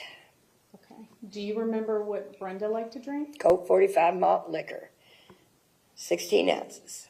Okay. How'd you guys carry those around? In a sippy cup. What is that? In a big gulp that you get from 7-Eleven. You could always tell the girls that were hookers, and that's not being disrespectful, but it's the truth, because we all had a big gulp. And so we could carry our beer in it, or our iced tea, or whatever your choice was. Okay. And when you would see Brenda before you spent time in her apartment, would she always have this big gulp? Absolutely. The cup? Brenda's drug of choice was drinking, for real. Do you remember what she would like to drink? Coke 45. What is Colt 45? It's a beer. It's a malt liquor, actually. It's stronger than just a regular beer. Okay. So explain to me what a normal day would be like before you guys moved. Well, you stayed at her. I can't really tell you what a normal day would be like because days run into days. You know what I mean? You're up for 5-6 days at a time. You go from one day to day to day to day. And your main objective is to make money to get the drugs or get the drink, whatever it was you were accustomed to. And so I can't not pinpoint for you day after day what day we did this or what day we did that, because my mind doesn't work that good anymore. And did you and Brenda ever talk about, you said you had children. Did she ever talk to you about her daughter or her family? Never knew Brenda had any children, period. You didn't have those? I didn't know she had an older daughter. And I just found out Brenda was pregnant at the apartment. So at some point you find out that Brenda has an apartment, right, in Fort Lauderdale? Yeah. Okay, how did you find that out? Because Brenda came down the street. I was getting ready to get into my car, and because I'd been out working for about 3 hours. And she said, I need to go to the store. And I said, well, I'm headed over to Broward. It was off of Broward Boulevard. It's where we used to go. And everybody used to say they're going to Broward. So I said, I'm off to Broward. She said, well, let's make a stop and I'll go with you. Okay, so off we went. When we got back in the car, when Brenda got back in the car, I asked her, I said, because I was tired, wore out, I told her, Brenda, you drive. And she said, okay, I'll drive. So we went to drug dealers, and she bought dope. Did she give the drug dealer steaks? Is that one of those? She gave him a bag, which it was all meat, plus my money, and rushed out the car, and she got the drugs from the drug dealer. We pulled off, was headed to the apartment. Okay. The car stalled on the bridge. What bridge, do you remember? Coming back toward the apartment from Broward. We let it sit there a couple of minutes. It started back up. We went around the corner like this, put it in park, and sirens went off. And that was the day we got arrested. So that would have been June 6, 1998. Yes, ma'am. Okay. Let me back up a little bit. Go ahead. At that point, Brenda had her apartment? Yes, ma'am. Okay. And were you spending time in her apartment? I was there for a few days, a couple of days. And that all day, every day during Yes, that ma'am. period? Okay. When we weren't working. And working means what? Prostitution. Okay. So Trying to make money. what did that apartment look like? Not much of anything. There wasn't anything there but a refrigerator, a stove, and a mattress. There was no furniture. Was there any food in the apartment? No. Food wasn't our big interest. What is it that you and Brenda would do in the apartment when you weren't working? We'd get high. And what were you getting? And high? drink. You know, drink is a whole lot cheaper. So we would buy at least a 12-pack so we could sit down and relax for a little longer. You mean if you had the if we had something to drink, we wouldn't have to be out so many times. Okay. And you said a 12-pack. Is that you would have a 12-pack or you would split a 12-pack? Oh, I don't drink the kind of beer she drinks, so I had my own. Okay. So she was drinking the Colt 45? I was. She was. I was drinking Bush. I always drank Bush beer. Okay. I don't drink anything anymore. Thank God. So at some point during that week, did you find out that Brenda was pregnant? Brenda went into the bathroom and she got sick. And I thought she was drug sick. And so I still had a little bit, you know. She had her stuff and I had mine. I still had some. And I asked her, I said, Brenda, are you drug sick? Here, take some of mine. Here, take this piece of crack, is exactly what I said to her. And she said, no, it ain't drugs. I'm pregnant. And I thought, oh, my God. And then that's when we kind of got into a little bit of a, it's my life and I'll do what I want to. And I was trying to tell her, you know, Brenda, you can't do this. You're pregnant. Babies. It's hard on them. She didn't care at that point. Okay. So even after she told you that she was pregnant, did you see her continuing to use Absolutely. alcohol? Absolutely. Drugs, alcohol, weed, cigarettes, anything she could get her hands on. She was just like me. That was our daily routine. That's how we lived our life. Was it one of the kind of a lifestyle where one day just went into the next day and you were just surviving and doing what you had to do? One day led into another, into weeks. I was up one time for 12 days straight. I was to the point of hallucination. It becomes your way of life, and that's all you know. So you're a recovering addict, isn't that I correct, am. Ms. Deacon? 25 years. Okay. And based on the observations that you made of Brenda with her drugs and alcohol use, do you believe she was a drug and alcoholic during that time? I know she was. I don't have to think. I know she was. Okay. So did you know what Brenda was going to do with the baby? Yes, I did. She told me when she told me she was pregnant, and I rant and raved a little bit. She said, don't worry about it. It's all took care of. I have a lawyer, and the baby's going up for adoption, and so I'm not going to have to worry about it. And that's how she felt. She didn't want it. Nicholas, I'm sorry, but that's how it was.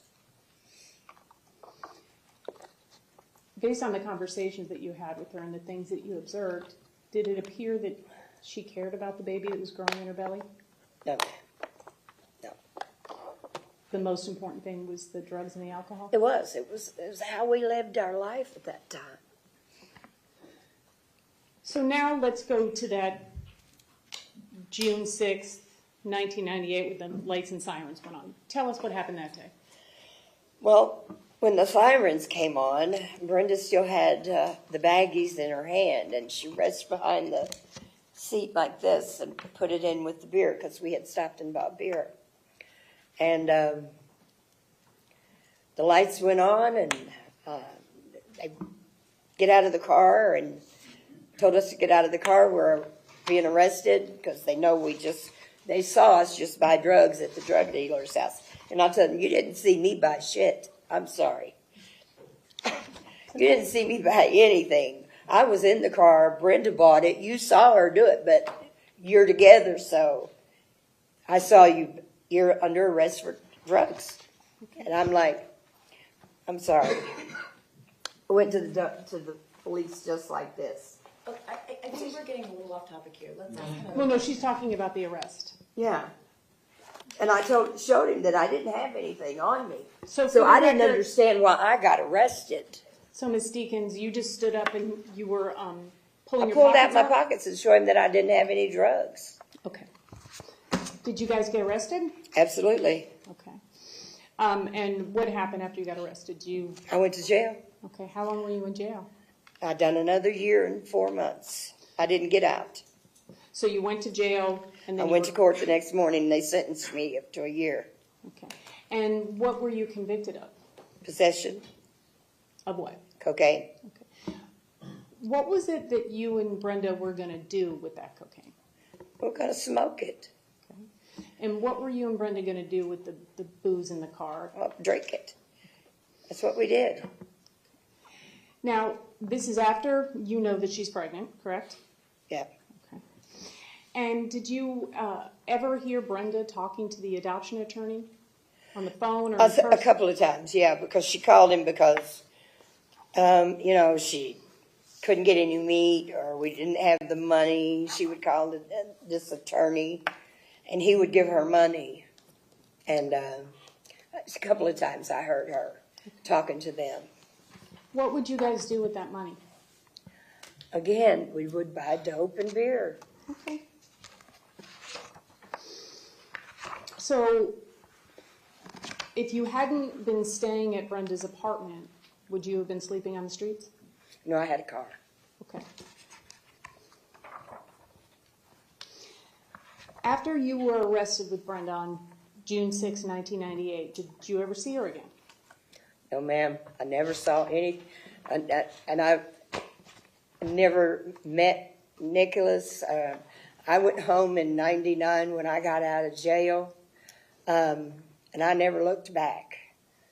I never looked on Facebook. I never knew anything of Brenda's life or even what the baby was, because I didn't know what the baby was at that time. I didn't even know it was a boy until I heard from the district attorney a couple of years ago about Brenda Woodard and what had happened. That was my first clue about Brenda's life since we separated. Now, are you sure it was the district attorney that contacted you? I'm not sure who it was, to be quite honest. Okay. A detective, that's all I can tell you. Okay. Now, while you were in jail, did you ever contact the adoption attorney? Yeah, I did. How did you have the number for the adoption Well, attorney? because when girls are running together, they always give each other numbers, in case something drastic happens so we can get in touch. But I was mad at her, so yeah, I called the attorney and told him everything. The drug dealer, where it was, the whole shop. Why were you mad at her? Because I got arrested for something that wasn't even, actually it was mine, but at that time I wasn't going to admit it, And do you know what happened to Brenda? Did she get out? I found out later, yes, she did get out.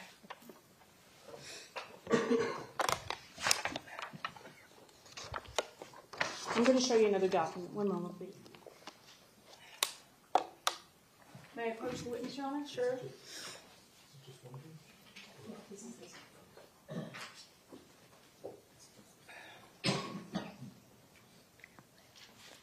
Ms. Deacons, who is Carolyn Carey? Me. Okay. So, I had 3 different aliases. okay. I had Carolyn Carey, Carolyn Deacons, Carolyn Gilda, but they were all my name because I was married that many times. So I want to show you a document. Do you recognize this document? I have my glasses on, so I have to hold it way out here. Yes, I do remember this. I did call. So tell me what this document is. It's when I called the attorney and told him that Brenda was drugging and that she took my car, she hotwired my car, she stole my car. Your Honor, at this time, the defense would like to move into evidence what has previously been marked as for identification, defense N, and then I would also like to tender to the court business record certification. This document is from the adoption records. So this is the certification, and this is the document. No objection. You said no objection? No objection. Are you going to mark the certification? Yes. Ms. Bashman, I'm going to just give you that. Okay. I'm sorry? She's going to turn. Yes. Without objection, defense N will be received as defense 2. And 1 second, Your Honor. The certification, Your Honor, would be marked for V as in Victor. Defense 4, V as in Victor. Right, defense 4, V will be received without objection as defense 3.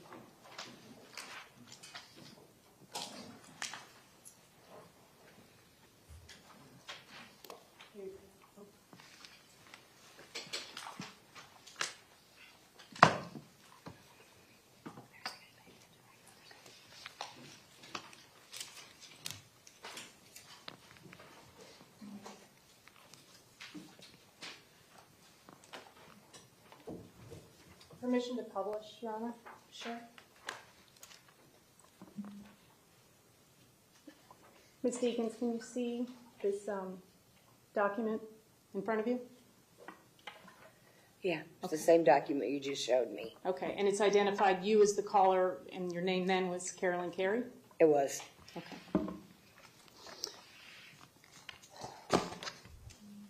When's the first time you returned to Broward County, Ms. Deacons? The very first time? No, Or since your arrest in 1998. yesterday. Okay. You've never stepped foot back in Broward? Never. Why not?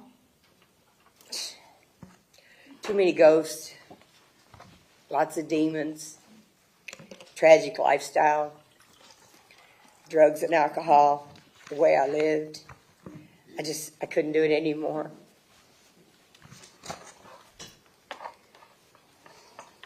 Can you have a moment, please, Your Honor? You may.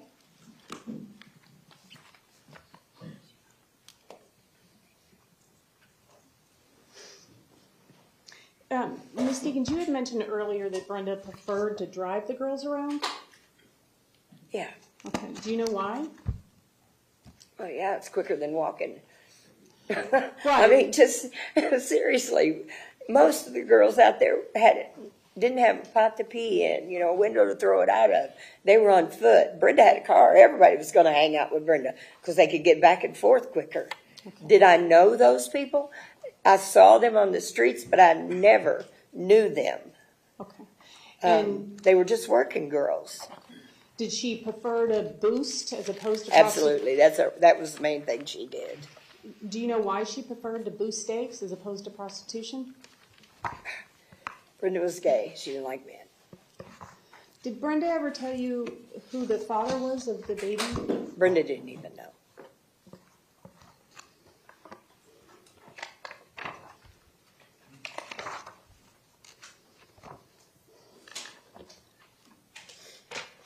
Your Honor, I have no further questions. Thank you, Ms. Deacons. Thank you.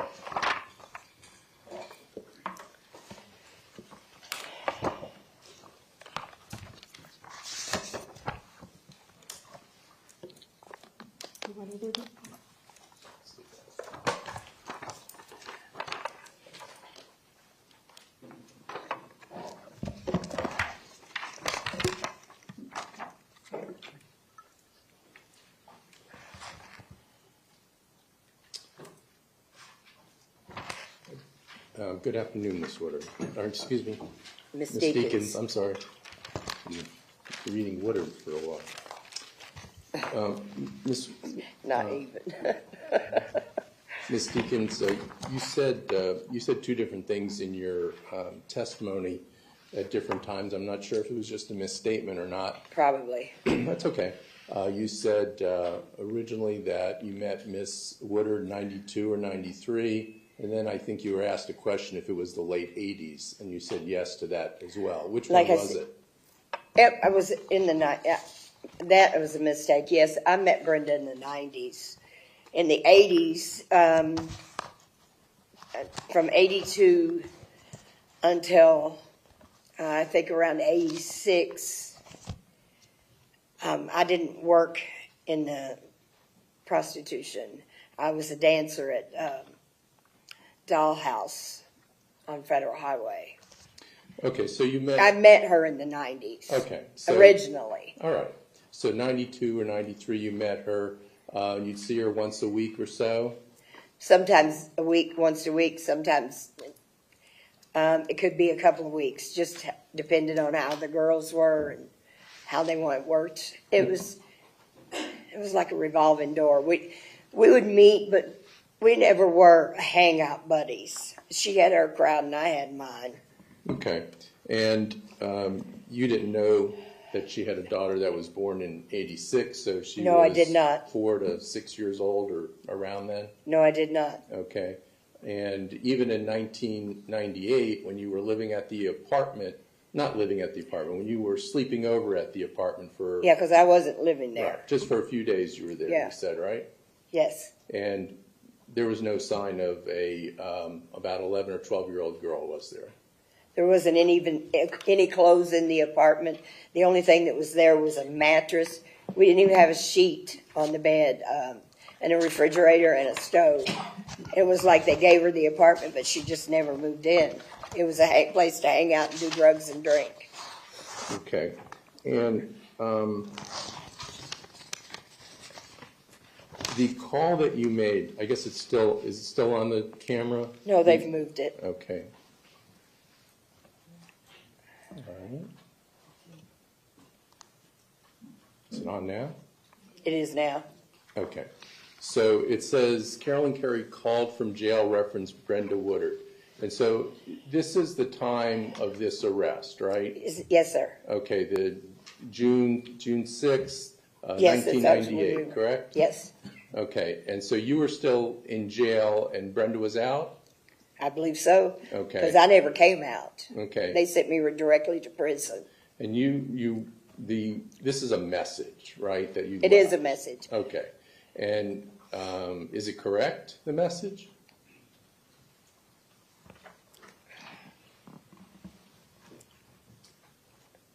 Yes, Brenda broke into my car, and the car actually was in my husband's name because I was married at that time. And when did she do that? After she got out of jail. Well, the message is that she advised she left her car across the street from Brenda's, and Brenda took it upon herself to break into it and wire the ignition and use the car. Was that for using the car to buy drugs? No. Okay. No, because I was already in jail, and I called my husband, who was Patrick Carey at that time, and I told him that I was in jail, and so he put an APB stolen thing out on the car. You said, and you showed the jury about how when the police stopped the car, they asked you if you had any drugs? Yes, they did. And you pulled out your pocket to show that there was nothing in there? Yes, sir. Isn't it true that you pulled out that you actually said you couldn't lie to the police, and you pulled out the plastic baggie from your right front pocket? No, sir. Okay. You know why the police report says that? It might say that, but that's not what happened. Okay. So what the police report says is not accurate? To be quite honest with you, that day is kind of a blur, but I know where the drugs were. They were in the paper bag and behind the seat. And like you said, the day was a blur, or Every day was a blur if you want to know the truth about it. So it could All have we been did that was way. drink and drug. It could have been that the police officer was right when he said that you said you couldn't lie and you pulled out the plastic baggie from the right front pocket, right? It could be. Okay. And when you called the lawyer's office, was it a male lawyer or a female lawyer? It was a man. And you learned that it's not a male lawyer, it's a female lawyer that was taking care of the adoption, right? I learned that later. Okay, so you're incorrect about it being a male lawyer too, right? I guess so. Everything is just crooked and backwards when you're in that state of mind.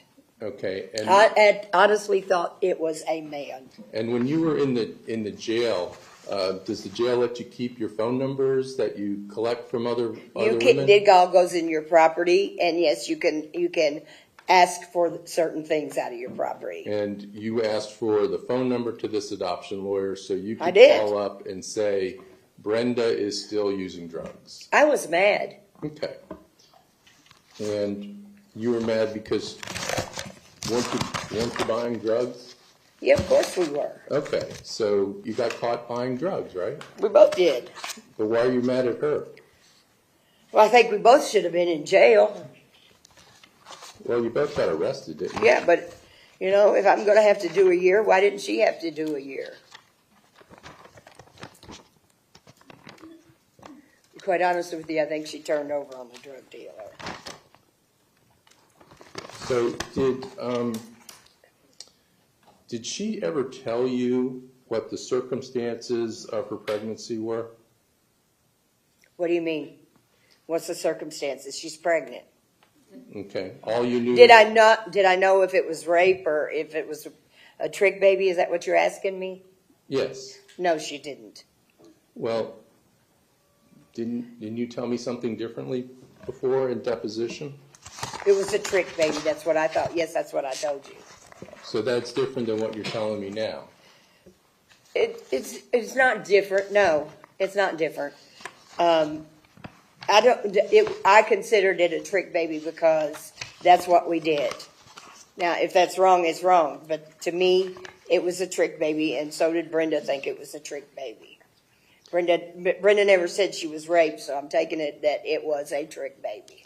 So when you said in your deposition that it was a trick baby, everybody knew that, and I asked you, how do you know that to be true? And your answer was, because she told me. That answer was not correct? Yeah, it might be. I honestly cannot remember everything we talked about. It's what it was. We were drug addicts. Just like you can't remember whether or not you had the drugs on you or didn't have it on you, correct? Yeah, correct. All right, thank you very much.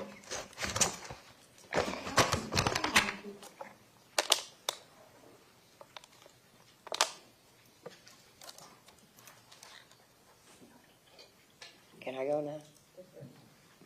I'll let you know, ma'am. Okay, thank you. Ms. Deacon, In the late 1990s, were you a drug addict? And an alcoholic. I was a dedicated drug addict. Dedicated every day to getting high. And is that what you were doing with Brenda? Absolutely. That's the only reason Brenda and I hung out, Now, was to get high. We were not personal friends, per se. so you didn't go to the movies? We didn't go to movies, we didn't go to dinner, we didn't buy pizza together, we didn't take walks on the beach. We were drug addicts.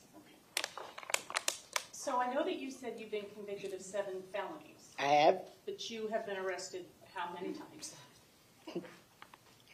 I don't, Do you even know? probably 40, 45. It could be even more. And do those arrests kind of merge into each other, one arrest to another arrest? Yep. Okay. But you know you were arrested that day with Brenda on June 6, 1998. I know that it was June 6th. Okay. And it was because both you and her were in possession of cocaine. Exactly. Okay. And even though she may have had it in her pocket, or you may have had it in your pocket, We were both, it was our drugs. It was both our drugs. It was our money, her meat. It was our stuff. and what were you gonna do with that? I was fixing to get high, real good and high, because we had 5 rocks. So I understand that you were mad at Brenda, I was. okay, and you called the adoption attorney. I did. Okay. Are the things that you I just was being pissed off, you know, mean. I wanted her to go back to jail too. But were you lying about the things you were telling those attorneys? No, no. Ms. Deacons, thank you for being here. Thank you. Okay, now ma'am, you're excused. Thank you. Ladies and gentlemen, we're gonna take a recess for lunch. I'm going to ask that you please be back at 2:15. Please do not discuss the case or begin deliberating. Please, if somebody, remember the rule that if somebody comes up to you and tries to discuss the case, you must walk away. Tell them to leave you alone and report the matter immediately. Please leave your notepads behind, and I'll see you at 2:15. Thank you very much.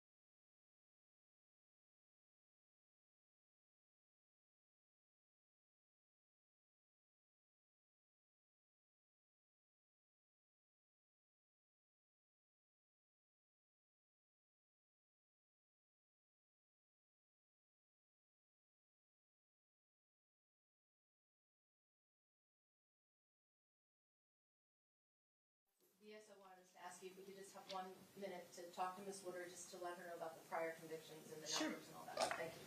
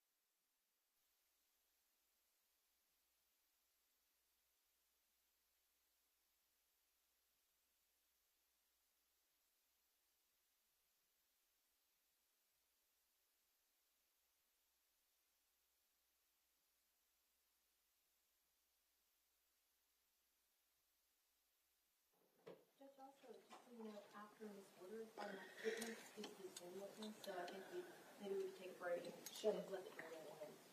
Okay? Thank you.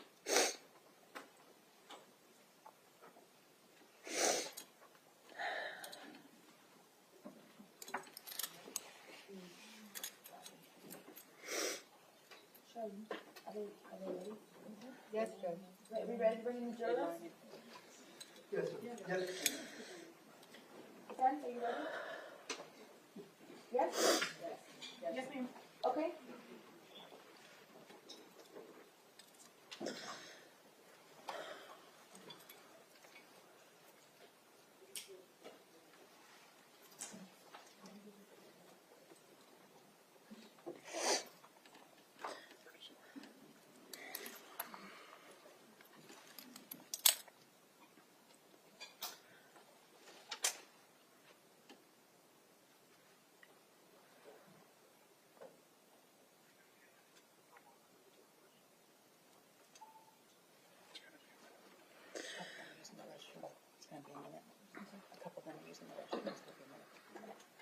You all can be seated. We have a few jurors that are in the restroom, so it might be a few minutes.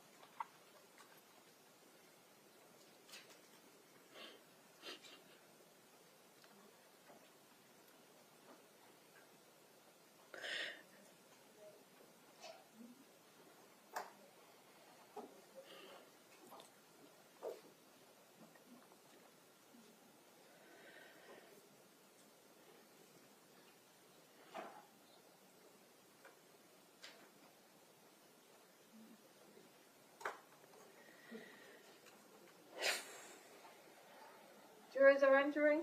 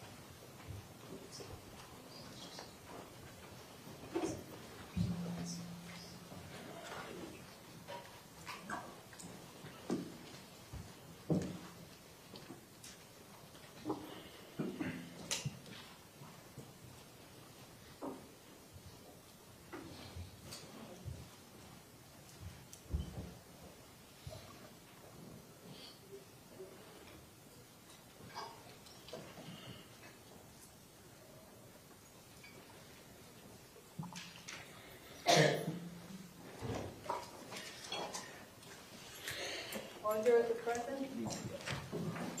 Okay. Everyone else may be seated. The jurors are present. Ben, can you call your next witness? Danielle Woodard. Please raise your right hand. Do you solemnly swear or affirm the testimony you're about to give is the truth, the whole truth, and nothing but the truth? Yes, ma'am. Thank you. You can put your hand down. Please speak into the microphone. State your full name and spell your last name for the record. My name is Danielle Woodard. My last name is Woodard.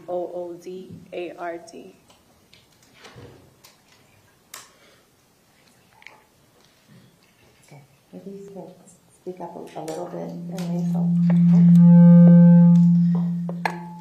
My name is Danielle Woodard. My last name is Woodard. Thank you. Ms. Woodard, can you tell the jury where you currently live?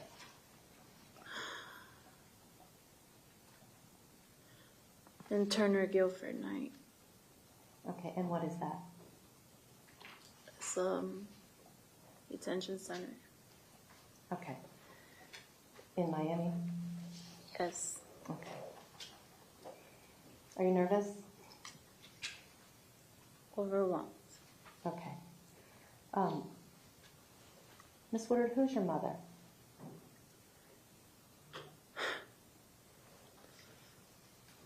Brenda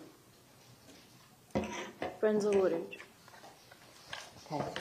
I'm going to show you a couple of photos that have been marked as defense O and T for identification. May I approach?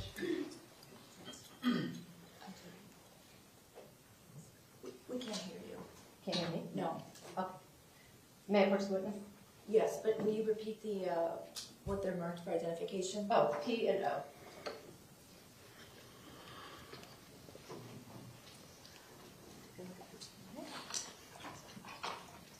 Do you know who it is in these photos? That's Brenda. Judge, I'm requesting that what's been marked as P and O be entered into evidence. Is there any objection? No, Your Honor. Right. Defense exhibit PO for identification will be received as defense 4. Defense P for identification will be received as defense 5.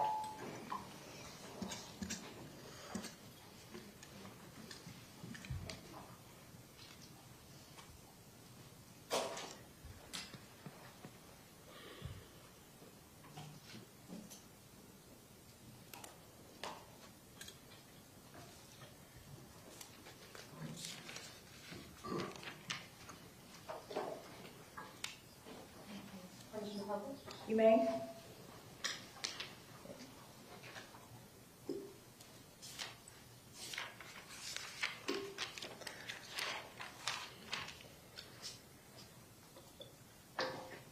Tammy. That's okay.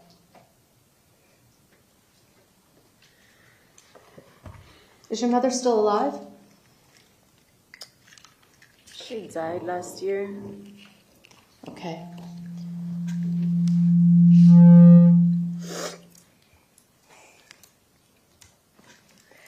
Do you know if she had any other children? Brenda had me Nicholas, and Zachary. Okay. Did you live with your mother as a child? Yes. Okay. Did you ever live with anyone other than your mother as a child? Yes. Who else did you live with?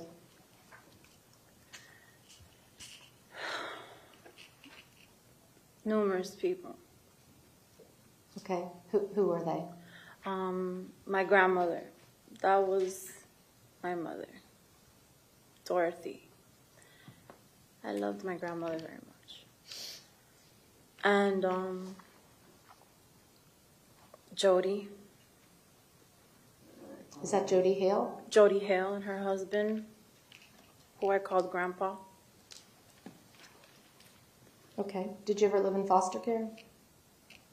Yes, I lived in foster care at the age of 12 and on. And Dorothy was Brenda's mother.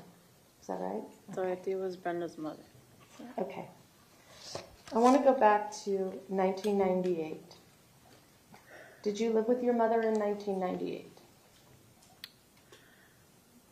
That's the time of my life where I lived with Brenda.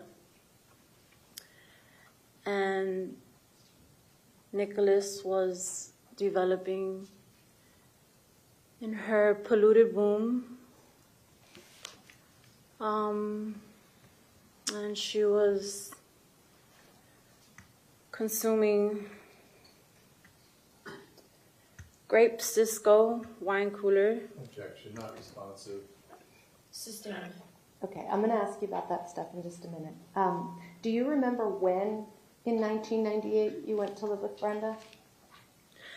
Yeah, I remember the day she picked me up. Okay, do you know like about when it was? Was it in the winter, in the fall, in the summer? It was in the summertime, right before school started. A while, maybe right after school, elementary had ended, and I was going into 6th grade. Yeah. Okay, so sometime during the summer. Mm-hmm. Okay. And what happened when? Where were you living before you went to live with her in the summer? Before I went to live with her, I was living with Jody. Okay. And when Brenda came to get you to live with her, what happened on the way to that apartment? She picked me up from Jody's house, and we went to a gas station. When we got to Fort Lauderdale, it was right across the street from Women's in Distress Shelter. And she got down and went into the gas station, and I looked around, and I saw glass on the floor of the car because the back seat window was busted.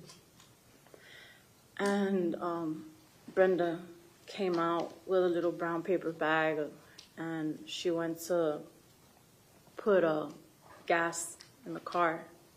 And as she was pumped the gas, she came around to the front. She lit a cigarette and took a swig, and then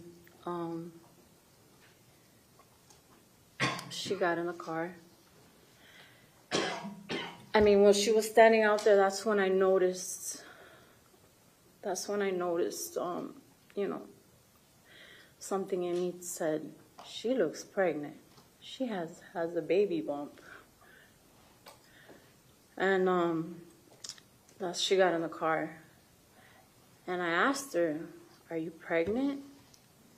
And she looked at me and she said, I got raped. And she took another swig. She turned up the radio, and we drove to the efficiency that I moved into that day with her. Do you know what was in the paper bag that she was drinking from? Cisco. Okay. Her favorite.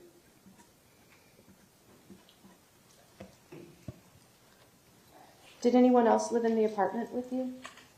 No, at that moment it was just Me, her, and Nicholas.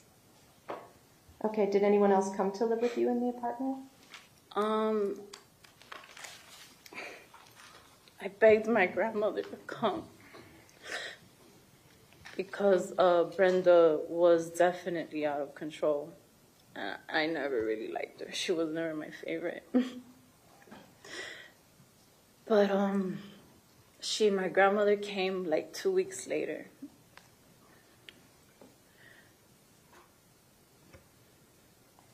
Did you ever go to the doctor with your mother? I went to the doctor with her numerous times. I went to probation with her. Every time we would go, she would have me pee in a cup. And she'd take the pee I would give her and put it in a pill bottle and put aluminum foil and a rubber band around the top. And then I guess put it inside of her. So when she'd go in to see the people, she could urinate and have a clean urine.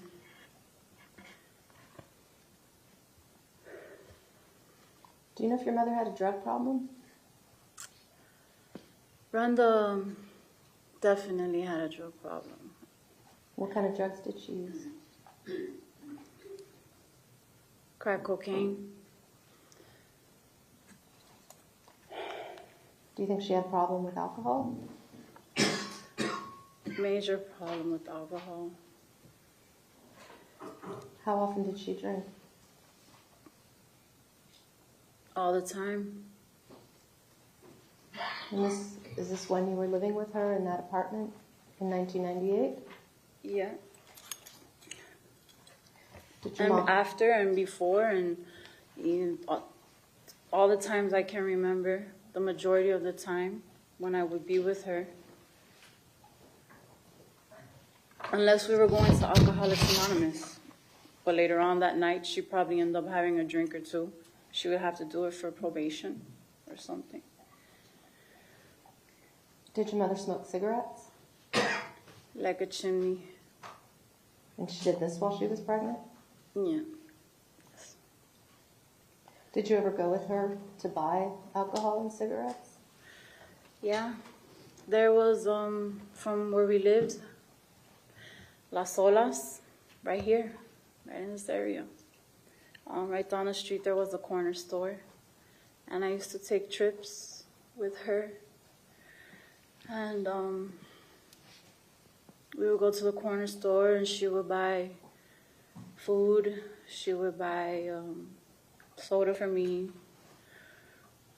She would buy her liquor. She would buy paraphernalia.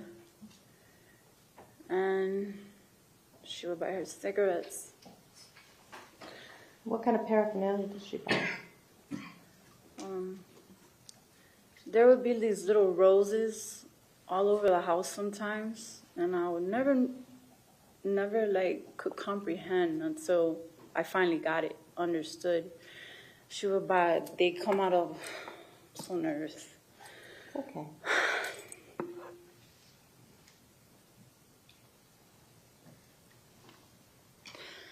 She would buy these pipes. I guess they were pipes, but they would like disguise them with little roses inside of them. And she would buy pipes and chore boy. What is chore boy? Chore boy is Brillo. What do you use it for? You use it to smoke crack. Okay.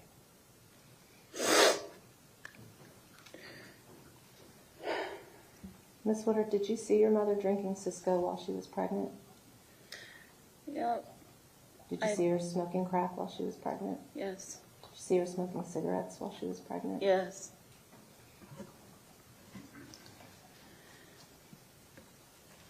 And when you moved in with her, you stayed with her up until the time Nicholas was born. Is that right? Yeah. Okay. Did you notice her belly getting bigger and bigger? Oh, she always wore those same Docker shorts with the baggy t-shirts. That's how I know Brenda. Did she ever get arrested while you were living with her that summer? Yeah, she did. Do you remember what happened? What did she get arrested for? When she got arrested? Yeah, I remember that day. Okay. When was that?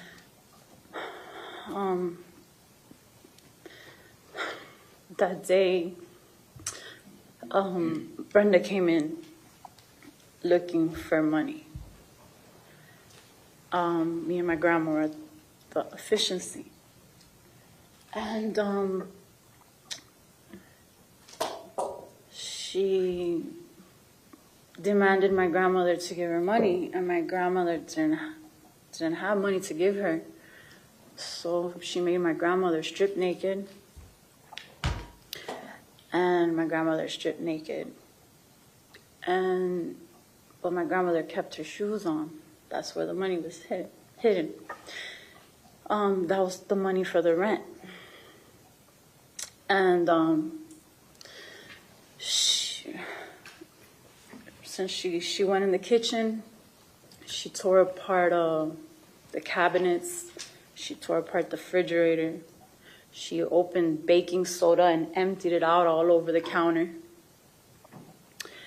And then my mother turned to my grandmother and said, "You don't want to give me the money? Come on, let's go." She grabbed me, and I started like trying to fight back for the first time. And she pulled me to the door, and I don't remember how, but somehow the door ended up closing on my hand.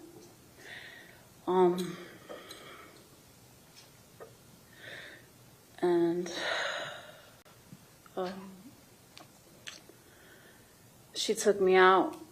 She still took me out. I was screaming. She took me out of the house. My grandma was older at that time already anyway. She couldn't with Brenda. I couldn't neither. I was a child. And she took me to the car, to her Cougar, her beloved car. And she sat me in it. And when she went to get in, I thought there was weed in the car, but I was still like, I didn't know, but it wasn't weed, it was cigarette opened up inside of the car in the console or whatever. I thought it was weed, but it wasn't. When she went around to get in, I looked at her and I said, "I hate you." And I opened the door and I started running. And I ran upstairs to the neighbor's house where there was this big, beautiful dog I always used to go play with. And he wouldn't let Brenda in. He wouldn't let her in over the gate, and the dog wouldn't let her over the gate. So we called the police. The police came, made her leave. And it was calm then when she left. When she came back, she came back. Now, do you remember if that was an incident that happened before Nicholas was born or after Nicholas was born? This happened... I can't remember. It's okay if you don't remember.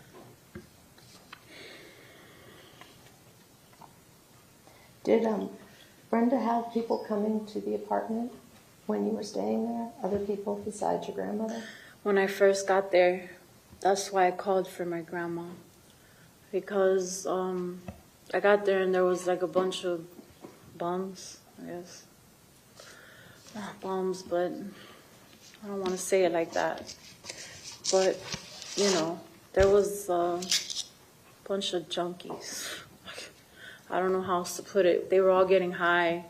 They were paying to smoke and hang out, I guess, and shoot up. And Brenda was, was her place. So she was like the rent man, You want to smoke and get high? Well, pay me. And you could sit here and smoke and get high. And I was involved. I would always go to the neighbor's house. And then eventually I started learning about las olas. And, I spent a lot of times walking on those tracks back and forth. I spent a lot of time playing by the river right by here. And, anything to get away when was like that, when it was like that. Do you remember the day Nicholas was born?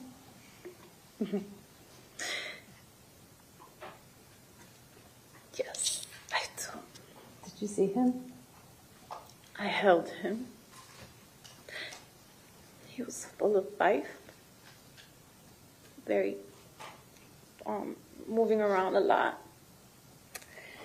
I was looking at him, holding him. He was looking back at me. It was just real squirmy. And, and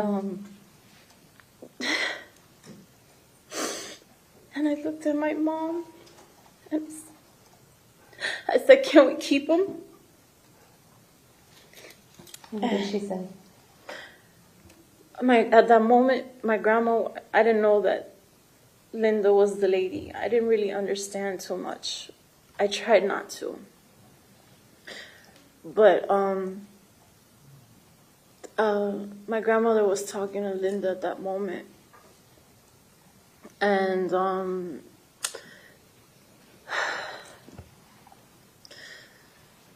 Brenda screamed at me and at my grandmother and said, "Get her out of here! Get her out of here!" Because I asked if we could keep him. Did she ever tell you why she wasn't going to keep him?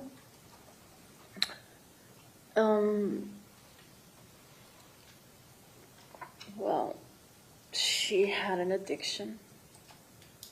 That's one of the reasons. She always put that first before me or him or Zach or anybody.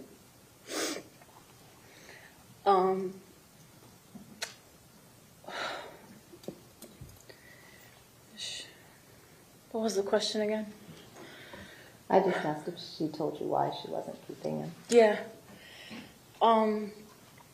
It was,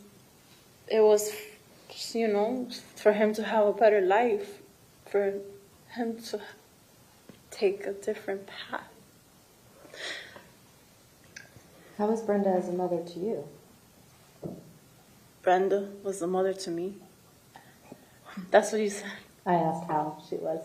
How was she as a mother to you? Yeah.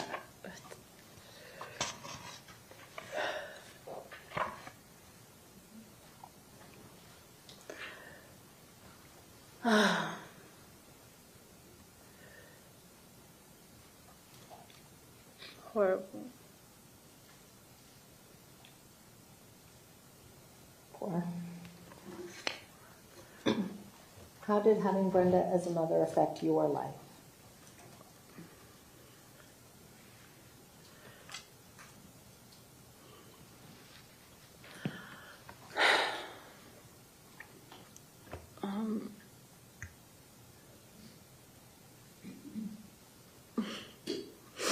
How did it affect my life?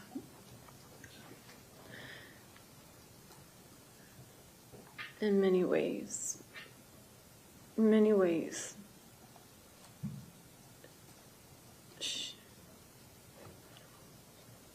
She just introduced me to a life that no child should ever be introduced to. And, she has no regards, for my life or his life, So. Ms. Woodard, have you ever been convicted of a felony? Yes. Sorry, Ms. Curtis, would you mind speaking up? Oh, yeah, I'm sorry. Have you ever been convicted of a felony? Yes. How many times? 16. Have you ever been to prison? Yes.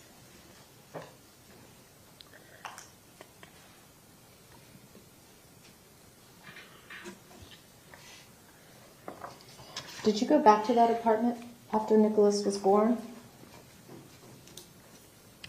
Yeah, I did. Okay. And how long did you stay there?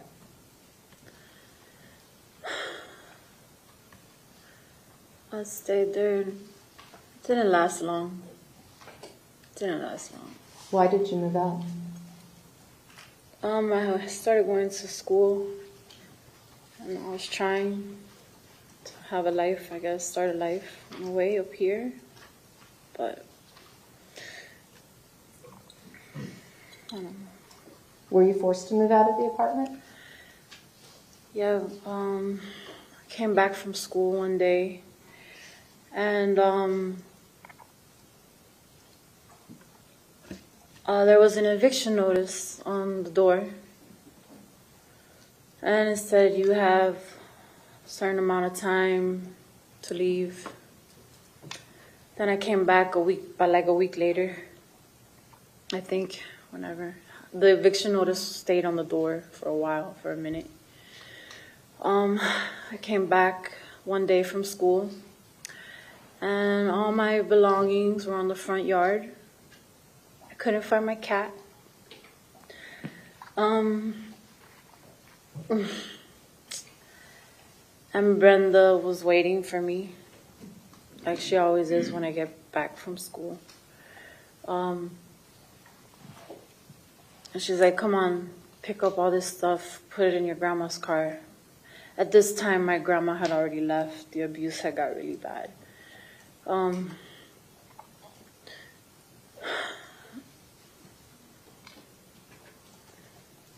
She left me, but, you know. So then I helped Brenda pick up all my stuff from the front yard, the front lawn. Where did you go? We went to some crack house, I guess, and I would not get down. And that night we ended up sleeping in the car. And the next day we went to a friend's house of hers, and the lady she had a house. It was all right. She was like acting really crazy in the house, and Brenda was sitting, we had put all our stuff inside, some of our things, and Brenda was sitting at the table when we were finished unloading a few things. She sat at the table, and I sat across from her, and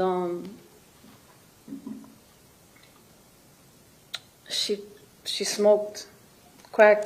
She took out a pipe and she lit it. She was about to light it, and she was like, "You're not gonna turn your head?" And I said, "For what? You're still gonna smoke that shit." And she cocked back her hand and slapped me. I got up. I didn't cry. I went and sat on the porch, and I made up my mind that I was going to run away. And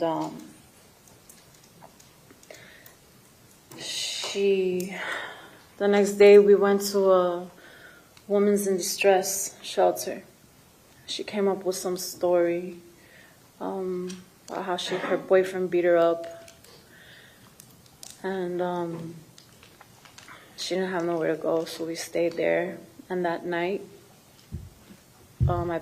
when she went to sleep, I packed my book bag, and the next morning I went to school, and I ran away. Where did you go? I went to this house that wasn't far from where we were living, by Las Olas. And these people, their name were Patty and Buster. My friend, one of the girls who lived in the efficiency complex, she introduced me to them. They were cool people. And I stayed there. I went there. Okay, how long after that was it before you saw Brenda again? I saw Brenda a few days later. She came knocking. I don't know how she found out where I was. She came knocking on the door of that little green and white house. It's still there.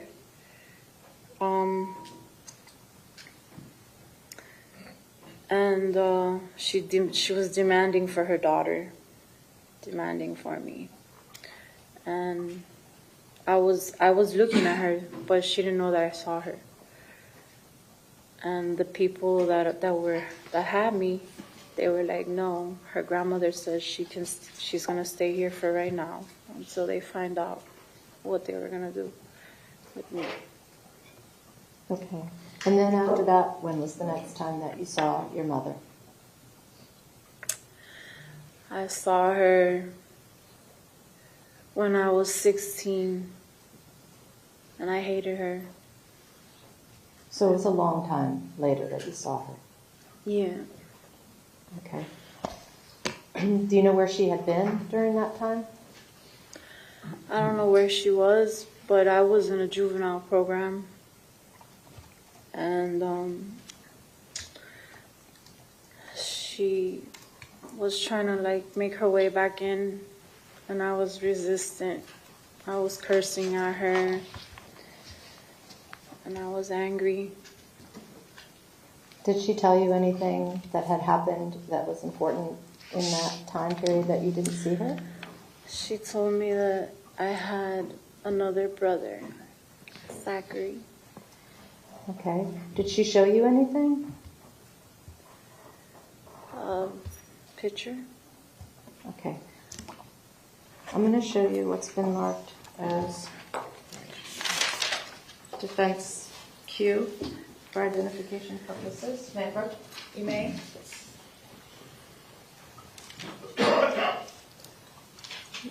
Do you recognize that? What is that? Yeah. That's my baby brothers. Is that the photo she showed you? Yeah. Yes. Judge, I'm asking that what's been marked as defense Q for identification be entered into evidence. State, do you have any objection? No, Your Honor. What's been previously marked for identification as states Q will be, defense Q will be received as defense 6.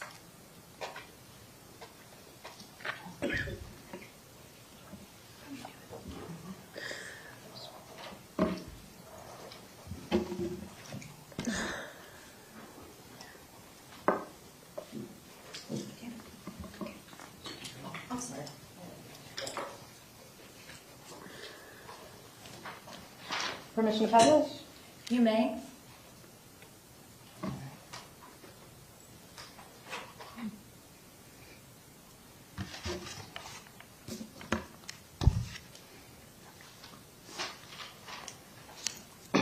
Do you know where Zachary is living now? Yeah. Where is he living? He's living in Virginia. Okay. Do you know who he lives with? Yes. And who is that? He lives with Richard and Mike. Okay. Have you had any contact with Richard or Mike? Yeah. Do you know when you started having contact with them? Probably within the last maybe 2-3 months maybe. Okay. And does Richard help you in any way? Recently he has. What does he do? He helped, he sent me some food. Okay. While you were in the jail? Yeah. Okay. Yeah. Danielle, do you love your brother? Nicholas? I do. I do. Thank you, ma'am. Cross-examination? Thank you, Your Honor.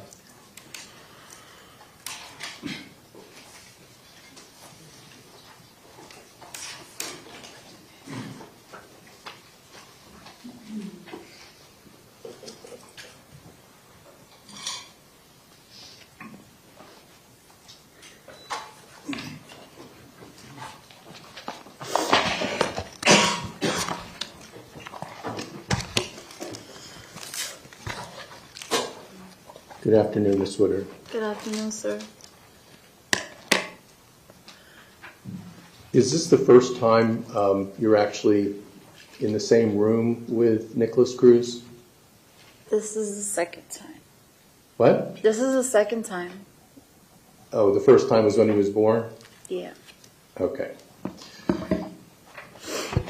And when he was born in September of 1998, you were almost 12 years old, correct? Yes, sir. Your date of birth is what? October 7th, What year? 1986. Okay. So approximately 2 weeks later, you turned 12 after his birth, correct? Yes, sir. Okay. And at the time of the birth, where were you living? With Brenda in the efficiency. And it was somewhere in this neighborhood where the courthouse is? Right by Short Tail Charlie's. Short-tailed Charlie's. Short-tailed Charlie's. Okay. And was anyone else living there? My grandma. Okay. And you kept referring to Brenda Woodard as Brenda. Is that what you would call her? Brenda. You called her that even when you were young? Yeah. Okay. And Dorothy Mayer, is that how she pronounced her name? Dorothy Mayer? Dorothy, yeah. Yes, sir. And so I was having a little trouble hearing you. Your voice was a little low. So you said she's your grandmother? Yes, that's my grandmother. That's our grandmother. And that's not Brenda's mother, though, was it? Yes, Was it her mother or stepmother? that was her mother. Her mother? Okay. And where did Dorothy Mayer usually live? She lived in the Gables, and we had our own place in Hallandale, but Hurricane Andrew blew it away. Okay. So I think that might have been 30 years ago today, Hurricane Andrew. Yeah. Okay. At least that's what the paper said. So you went to school in Miami a lot of your childhood, didn't you? Yes. And where were those schools? I went to, in Dade or Broward? Dade. In Dade, I went to Henry M. Flagler Elementary. I went to... What grades were you there? I was there from 2nd to 5th. And were you living with Grandma Dorothy at the time? Yes. Yes? Yes, sir. And your mother wasn't living there? No. Okay. She was not allowed there. Only to pick me up and leave. Okay. And so you were in elementary school in Miami, and then you started middle school in Miami, didn't you? Yes. What middle school was that? I went to Kinloch, and I went to other middle schools as well. Okay. And when you were in middle school, 7th grade, 6th grade, 7th grade, 8th grade? Mm-hmm. Is that a yes? 6th and 7th, I was there. Yes. And 8th grade, where were you? I was, I think I ran away or I got in trouble. Okay. And when did you go into foster care? I went into foster care when I was 12, and then my grandmother died, and Jody was still alive, and Jody felt bad because I was in foster care, so she let me come back. And who was Jody? Jody was my grandma's best friend. She was like my aunt, but... Okay, was that an elderly person, Jody? Yes. How old was she? She was older. Okay, like 70s, 80s? Or? No, like 60s. Okay, all right. So the reason you went to foster care is because you were running away from home, right?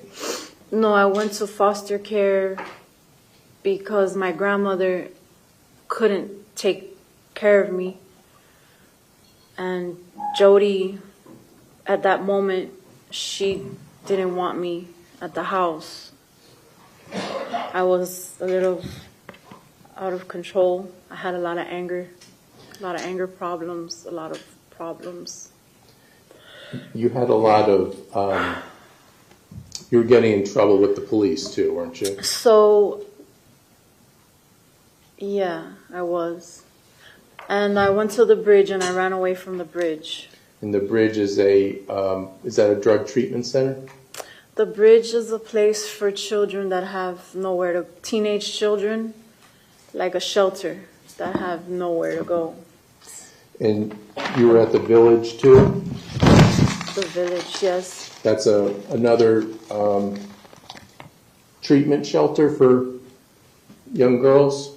Yes. Okay. And how long were you in the foster care system?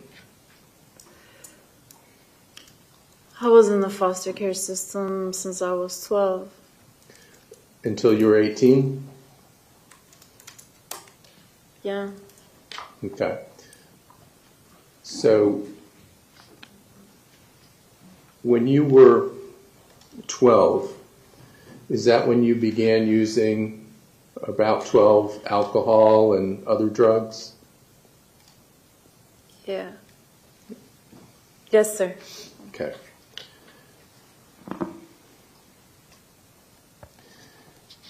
You were asked before if you've gone to prison. How many times have you gone to prison? I've been to prison twice. Okay, and you're in custody now in it's like the Dade County Jail for Women? Yes. Okay, and are you pending new charges? Yes. Okay.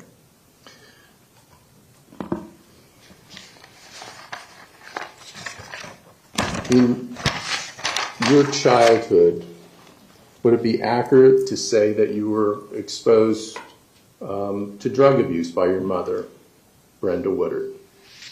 Yes, sir. And did she expose you to stealing? Yes, sir. Did she expose you to crack addiction? Yes, sir. Or crack addicts, I should say. Yes, sir. Did she expose you to prostitution? Yes. And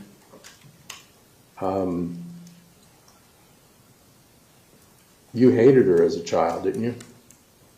Yes, sir.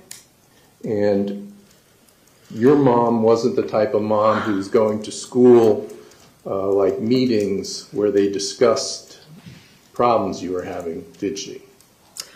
She showed up one time to my school with a hard hat and embarrassed me. Okay. Was your grandmother coming to the school when you were having problems? My grandmother, yes. Okay, but not your mother, right? No.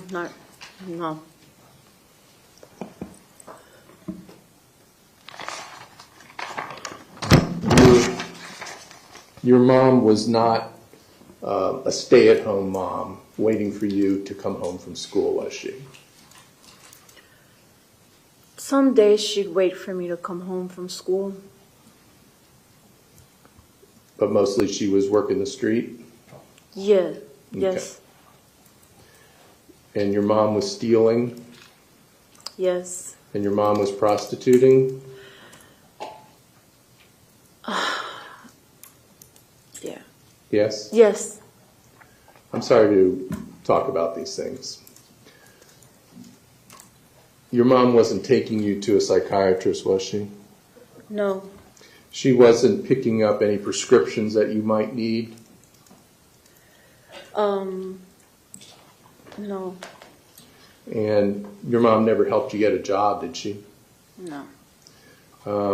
you weren't living in a 4,500 square foot house on 2 acres with a pool, jacuzzi, and a basketball court, were you? It was a dream, but no. That would be a dream for you, wouldn't it? Yeah. Yes, sir. And you weren't having therapists coming to your house several times a week to try and help you? I do remember seeing therapists quite often, numerous times. Would you go to them or at the school?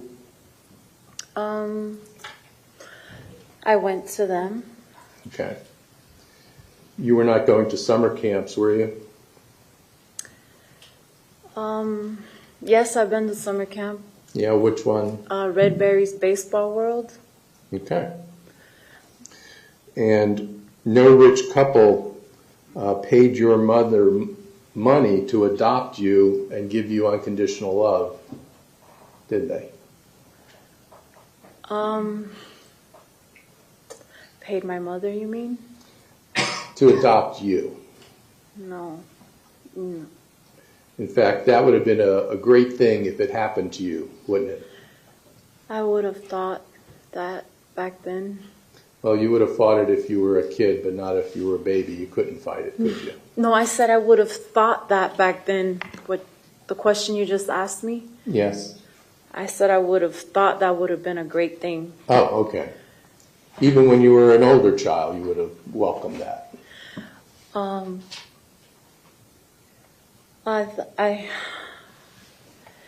My understanding that my Linda wanted to, Brenda told me this, that she wanted to take me, but my grandmother and me and my grandmother's bond was, we were too attached to each other, so it wouldn't have worked out. Okay. But you wouldn't have mind living in a 4,500 square foot home on 2 acres in Parkland, right? Right. Okay. You mentioned on direct that you know a person named Richard Moore now, correct? Yes. And that's not someone you knew before, what did you say, 2 or 3 months ago? I've known about him, and I've spoken with him before. Okay. But you didn't know him from your childhood, correct? No. And you're aware, I believe you said, Zachary Cruz, the defendant's brother, and you're also technically a birth brother as well, correct? Is living with him in Virginia? Yes. Okay. And Richard Moore's in the courtroom today, isn't he? I don't see him. Weren't you saying hello to him before? Yeah, I did earlier, but right now I don't see him. You see him now? Or you don't see him now, but you saw him before? Mm-hmm. Okay. And you didn't know this Richard Moore person before this shooting happened with the defendant, did you? Right. You know him through Nicholas Cruz, correct? Right, yes. Okay. And did you learn that him and his spouse, Michael Donovan, picked up Zach after he was bonding out from the jail without ever having met him before and took him up to Virginia? I heard. Okay. He didn't know Zach Cruz before then either, right? Richard? Yes. I don't think so, no. Or Michael Donovan, his spouse. Okay. And Richard Moore does send you money, correct? He has. Okay. And have you met, did you get a new attorney today? I don't know yet. You don't know if you got a new attorney? I don't know yet. Okay. Do you know who Mark Lowry is? Yes, Who is he? he's an attorney. Okay. Do you know he's your attorney now?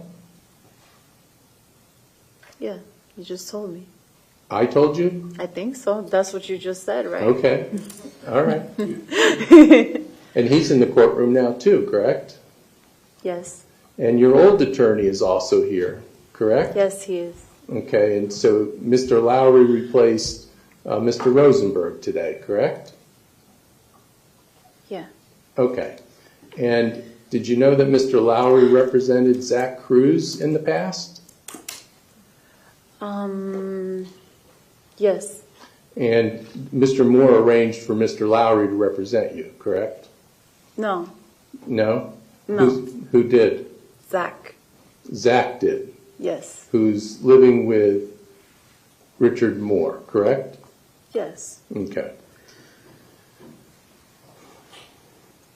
Are you aware that Richard Moore and Michael Donovan produce a reality television series? Beyond the scope. Are you aware that Richard Moore and Michael Donovan produce a reality TV show?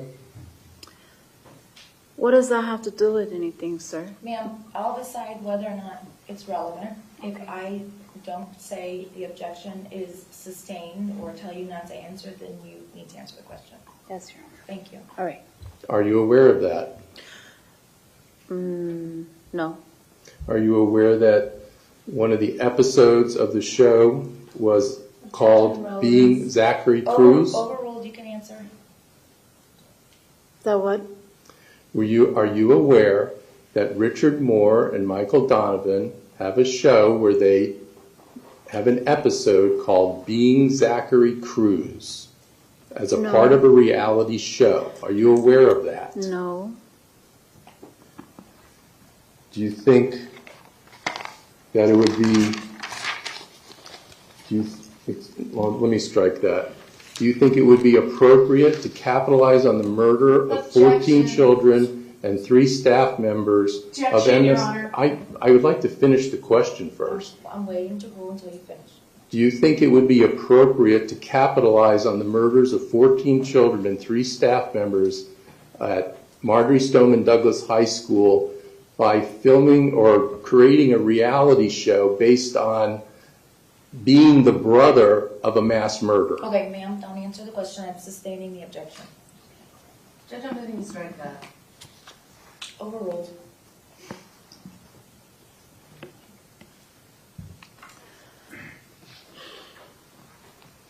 Are you aware that Mr. Moore has sent thousands of dollars to Nicholas Cruz to his commissary this year alone? Can I ask him a question? If you don't understand the question, you can tell me you don't understand the question. That's fine. I don't understand what you're saying. Are you aware that Richard Moore has sent thousands of dollars this year alone to Nicholas Cruz commissary account? I'm not aware, but how do you know it's only him? Zachary has his own money too. That's his note. Ma'am, just the attorney asked the question, you answer the question, okay? If you don't understand, you can say, I don't understand, or can you repeat it? But you can't just fire back your own questions, okay? Thank you. Are you aware of that? Yes, you just told me. Okay.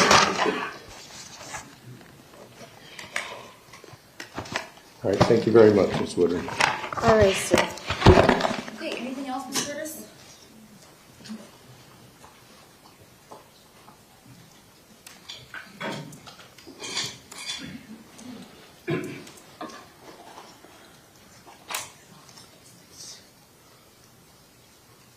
Is there anything else? Yeah.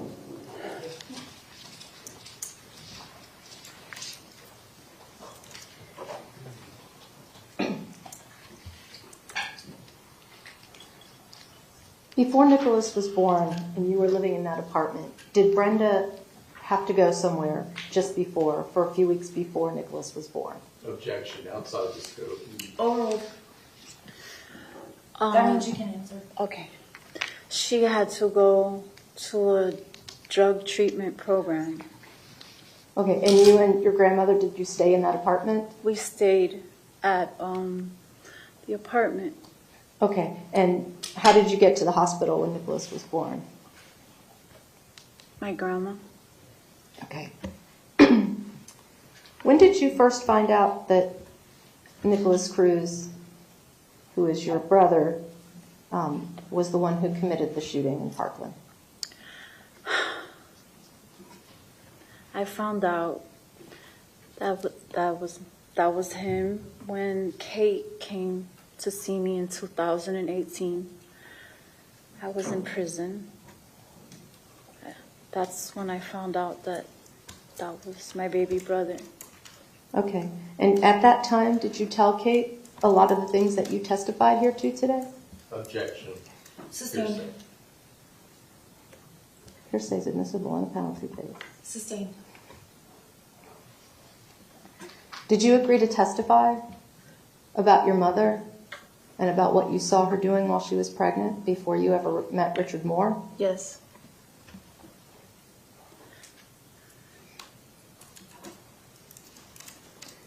And you told Mr. Marcus you have charges pending against you, right? Yes. And you're here anyway testifying on behalf of your brother? Yes. Okay.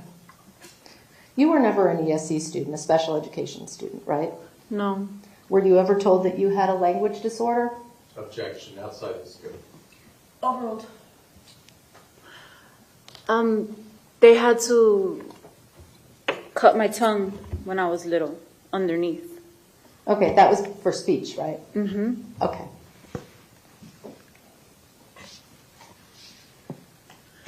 Mr. Marcus asked you a bunch of questions about whether you would want to live in a 4,500 square foot home, right? Yeah, he did. And he asked you about whether you would want to have parents who took you to the doctor, right? Yeah. And he talked to you about whether you would want parents who went and got medication for you, right? Yes. Would you have wanted, while you were in your mother's womb, to have her drink Cisco wine every day? No, ma'am.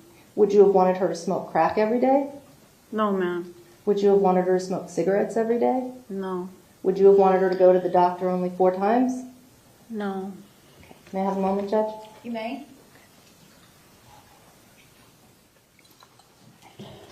Thank you very much. Okay. Okay. Ladies and gentlemen, at this time we're going to take a brief recess so we can set up the next witness who's going to be testifying via Zoom. So we just need to set the equipment up. Please do not discuss the case. Please leave your notepads behind.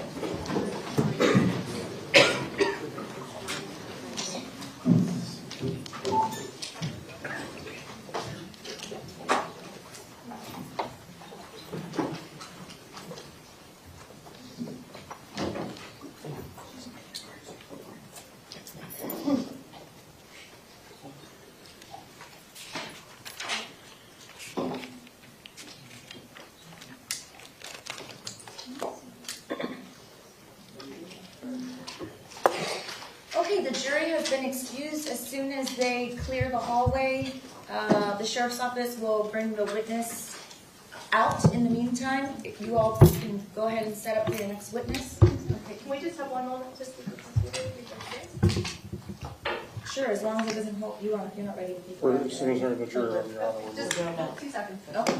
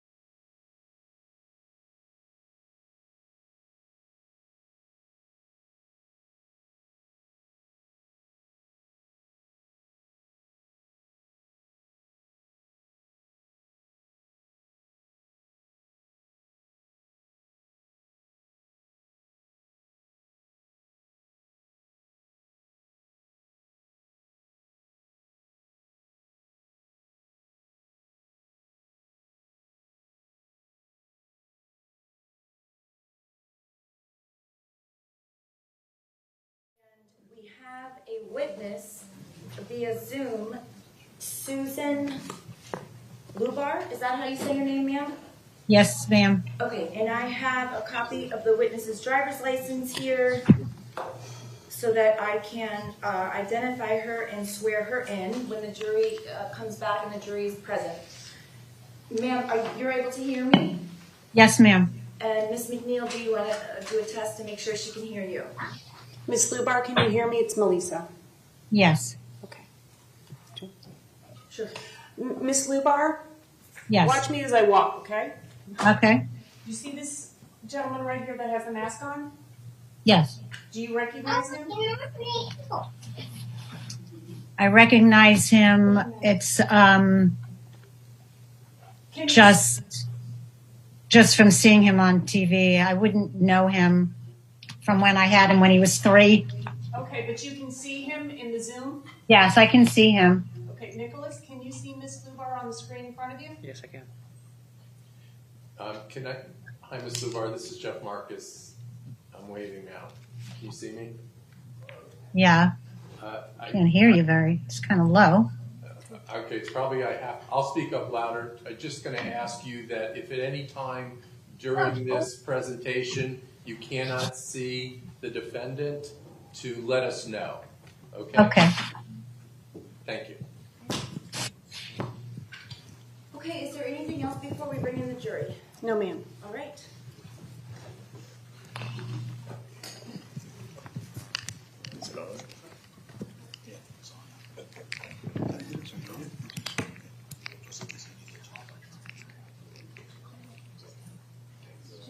Jurors are entering.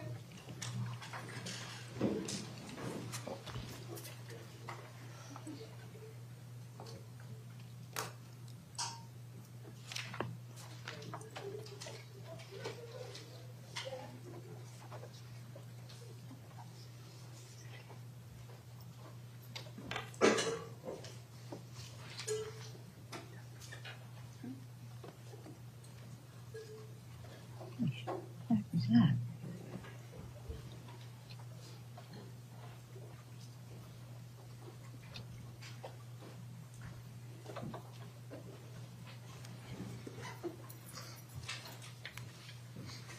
Okay, the jurors are present. Everyone may be seated. Ms. Lubar, please raise your right hand. Do you solemnly swear or affirm the testimony you're about to give is the truth, the whole truth, and nothing but the truth? Yes. Thank you, ma'am. You can put your hand down, and for the record, I have identified the witness by her Florida driver's license. Ma'am, would you please state your full name and spell your last name for the record? Susan Hendler Lubar, Hendler, space Lubar. Okay, thank you. Ms. McNeil, you may inquire. Thank you, Your Honor. Good afternoon, Ms. Lubar. How are you? Good. Okay, thank you for being here. If at any time you can't hear me, please let the court know or raise your hand, and then we'll take care of that, okay? Okay, thank you. Ma'am, where are you currently residing? In Pearland, Texas. Okay, and how long have you been living there? 3 years. Okay. Are you still a resident of Broward County, Florida? Yes. Okay. So you live with someone in Texas, but you still maintain a home here in Broward? Correct. Okay. Are you currently employed? Yes, I take care of my grandson. Okay. And before you started taking care of your grandson, were you working anywhere else? Yes, Broward Children's Center. Okay. And what is Broward Children's Center? It's a multifaceted organization that takes care of children with medical needs from basically birth to age 22. They also have group homes. They also have a preschool. They also have ABA therapy. They do all kinds of speech, language, physical and occupational therapy. And what They was do care. And what was your role there at Broward Children's Center? I was a administrative assistant to the ESE specialist, and then I was the administrative assistant to the CEO. And prior to working at Broward Children's Center, were you employed by the Broward County School Board? I was employed, prior to that, I was employed by Charter Schools USA as a ESE specialist And Ms. for Lubar, 10 years. I'm sorry, what is an ESE specialist? It's it's the person that oversees all of the services for special education children and ensures compliance to the county's standards and the federal government standards for special education children. So you just said two words, and I want to know if they mean the same thing now. You said ESE and special needs. Are they the same thing? It's, yes, exceptional student education specialist is what my role was. So if you're designated a special needs child or an ESE student, it means the same thing? Yes. Okay. And before the charter school, where did you work? And then I worked for Broward County School Board. Okay. At a couple of different schools there. How many years? Before that, I worked in Texas for like 8 years, and also in special ed. How many years were you employed by the Broward County School Board? From 2001 to 2007. I'm not going to hold you to the exact dates. And you said you worked in Texas as well? Yes. And that was with the... From 93 to 2001. And what were you doing in Texas? Were you teaching there as well? Yes, I worked early childhood, children with autism, specifically very severe children with autism, and some older kids right before I left. Ms. Lubar, is it safe to say that your entire educational career you've been dealing with special needs children or ESE students? Yes. Either in the classroom or in an administrative position? Correct. Okay. Ms. Lubar, are you here because you want to be? I'm here because I was subpoenaed. Okay. So you're not here to help the defense, are you? I'm only here to give factual information. Okay. Thank you, Ms. Lubar. So what I'd like to talk about is the time that you worked for the Broward County School Board, okay? Yes. And also a little bit about your education. Can you tell us about your education and what your primary focus was or your degree was in? My degree was in age 3 to grade 12, exceptional student education.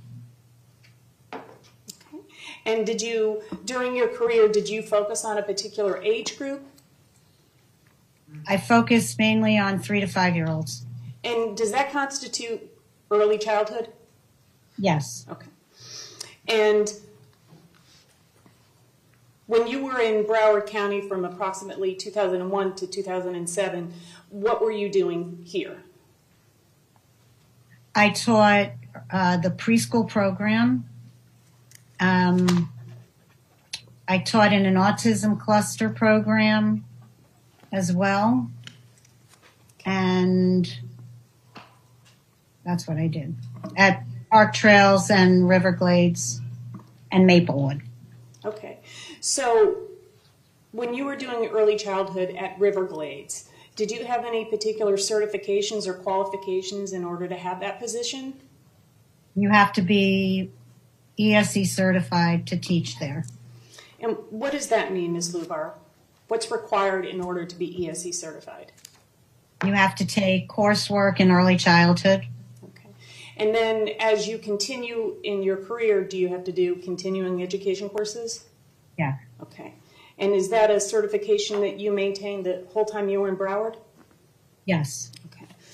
And I'd like to talk to you about your time at Riverglades. You said you worked at a special preschool there.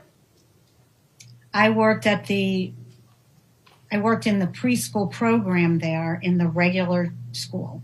Okay, help me understand what that means. There's a cluster or there's a part of the school that's designated for a particular population aside from the regular mainstream school? They have classrooms for children that are 3 to 5 year olds with exceptional student education needs. Okay. And was the program that you were involved with, did it have an acronym or a particular name? PLACE. Do you remember what the acronym means? Preschool language acquisition or activity centered education. Okay, close enough. How about you tell us what it was? What was the program? What was the purpose of the program? The purpose of the program was to implement individualized education plans in order to support learning in any areas of deficit that the child would have had coming into the classroom. Okay. So how would a student have an individual education plan, and that's also referred to as an IEP, is that right? Correct. How does that process start? There are many different ways it could start. Referrals from different agencies, and then a psychological evaluation would have been done. And then from there would be recommendations for the for educational needs of the child, and you would direct your teaching to support the positive growth of those deficits. So is that a decision that one person makes, or is there like a committee that makes the decision as to what would be the appropriate placement and what services a particular student would need? There would be a committee. Okay. So the students that were at the PLACE program, would they all have gone through that process that you just discussed? Yes. And would all of those students have had an individual education plan? Yes. Okay. And all of the prerequisites, for lack of a better word, for the ESC designation, that was all done through the Broward County School Board?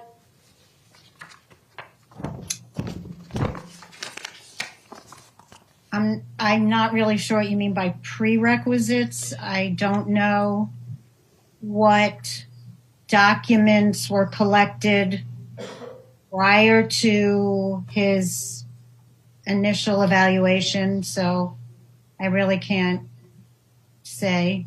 Okay, that's fine. But now if we're talking specifically about Nicholas, he would have come to you with an individual education plan. Correct. He would have come into my classroom with a plan would have been developed at his initial meeting. Okay. Would you have been part of that meeting, or would you just have received the data from the meeting and then implemented whatever services were necessary? I would have not been part of that initial meeting. Okay. So I'd like to talk to you about the PLACE program and what your classroom looked like. Can you tell the ladies and gentlemen of the jury what a typical classroom would look like for your students? So there would be it would be center-driven areas within the classroom to develop fine motor skills. There would be, it would be print-rich. What does that mean? There would be lots of words, labels, posters. There would be reading materials, picture books. There would be different centers like any other preschool that you would take your child to that didn't have an IEP, with block centers and dress up, and they would have circle time and music and individual areas for self-learning and self-correcting. It would have maybe soft cushions around and for reading areas. Just like a regular preschool. Just like any other preschool, you set it up pretty much the same way. Okay. Now, in terms of the student to teacher ratio, what would that be on average in this center that you were teaching at, or a place? Well, I'll speak specifically to the classroom that Nicholas was in. If you remember, please. Oh, I do. There were either between 12 to 14 children, 2 teachers. I was co-teaching with another teacher, and we had at least 2 aides, and we might have had a floater in and out. I don't really remember that, but I feel like we might have had somebody that came in and out. Also, the speech language pathologist would come in to the room and work with kids in a center.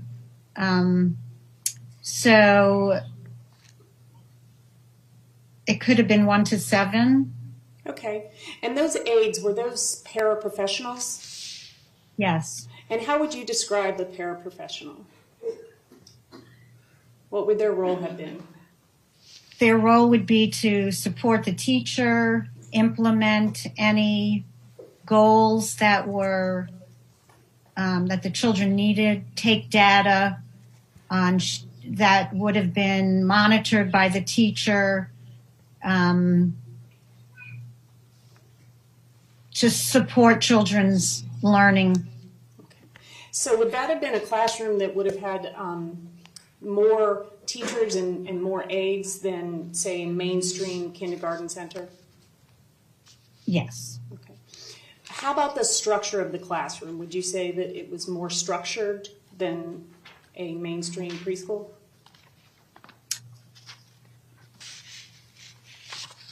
The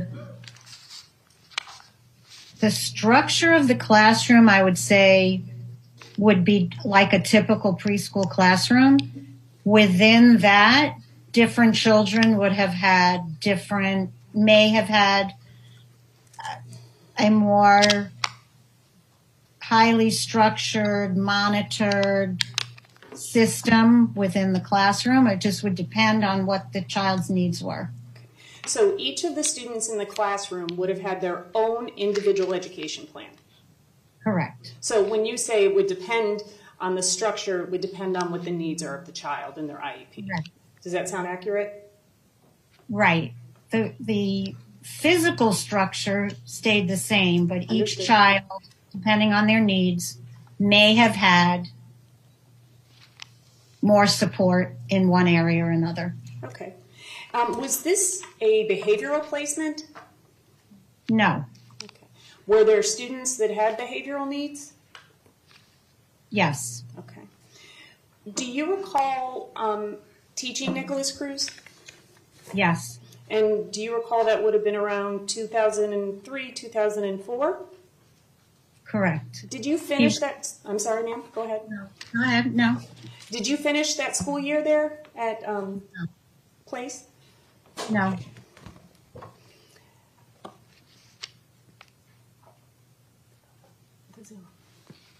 Just 1 second.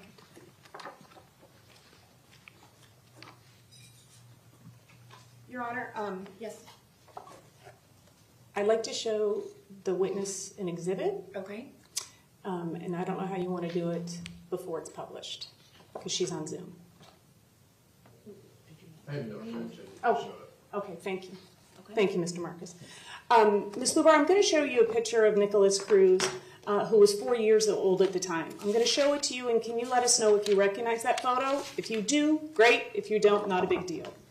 And for the record, it's previously been marked for identification as 1F. Can I approach? Yes. So is 1F Yeah. different than just F? Okay. Yes. No, sorry. Hold on just a minute. Okay. So it'll go through the alphabet, then 1 and the alphabet, then 2. Same way the state did it for their presentation. Okay. And state you don't have an objection, is that what you Okay. indicated? Defense 1, F as in Frank, will be received as defense 7.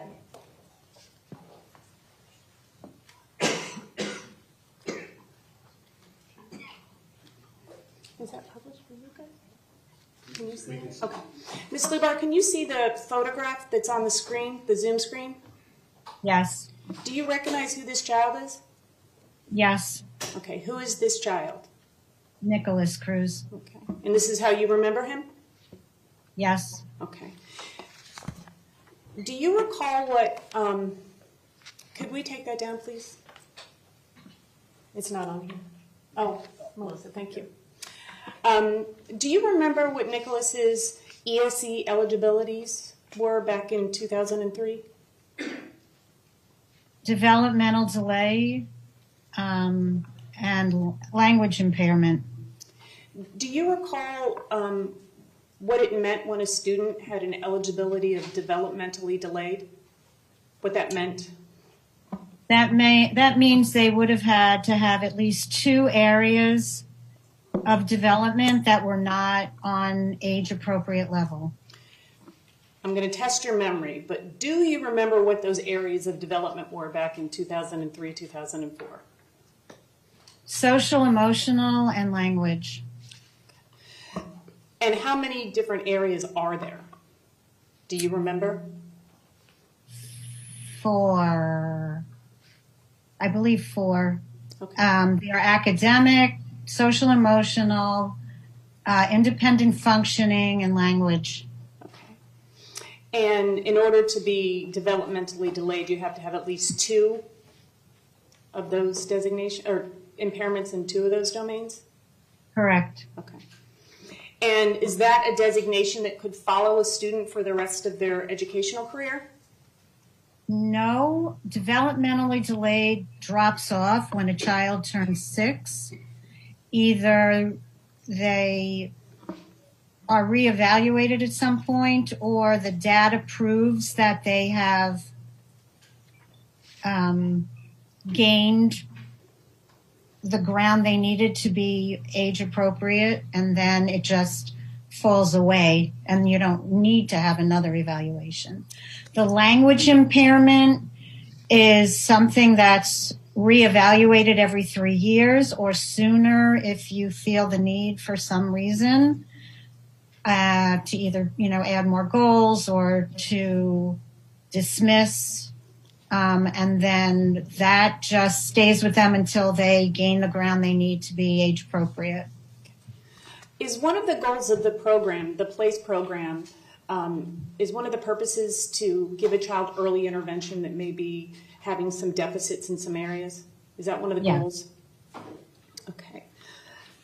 And going to the time that you had Nicholas in September of 2003, that's when the school year started, right? Or maybe the end of August?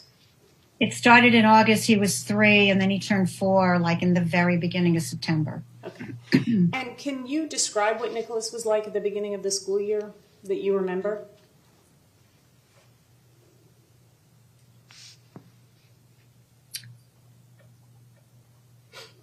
Nicholas had a lot of aggressive behaviors, and he had limited expressive language. He also had some fine motor problems. And that covers it? I'm sorry? That covers it? Yep. Okay.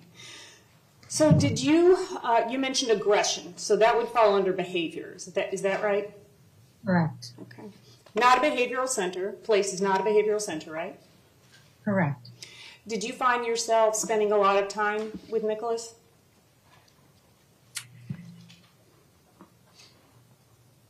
I did a lot of interventions to support him in restraining his aggressive behaviors, along with everything else that was on his IEP. Okay. So let's talk about some of those interventions. Very early on, you noticed that something was different about Nicholas. And I don't want to put words into your mouth, so if that's not an accurate description, I want you to say, Melissa, that's not an accurate description. That's an accurate description. Okay. So based on the behaviors that you were seeing, first of all, describe what those initial behaviors were, please. Nicholas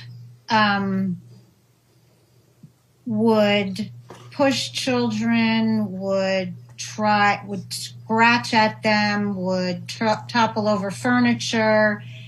He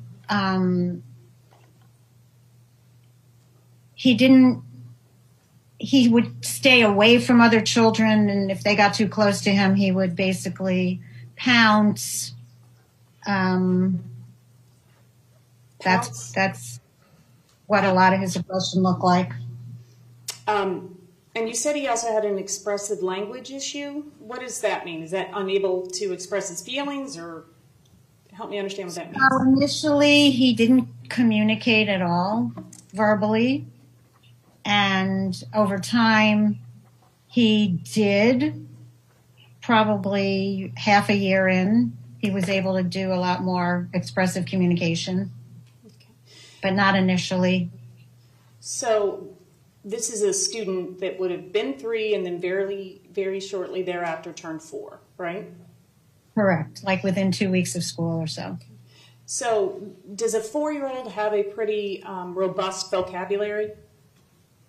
A typical 4-year-old would have a lot of language. Okay.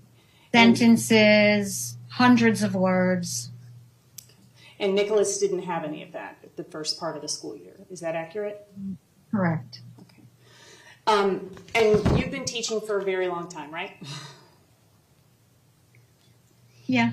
Would you agree that a behavior can be a form of communication?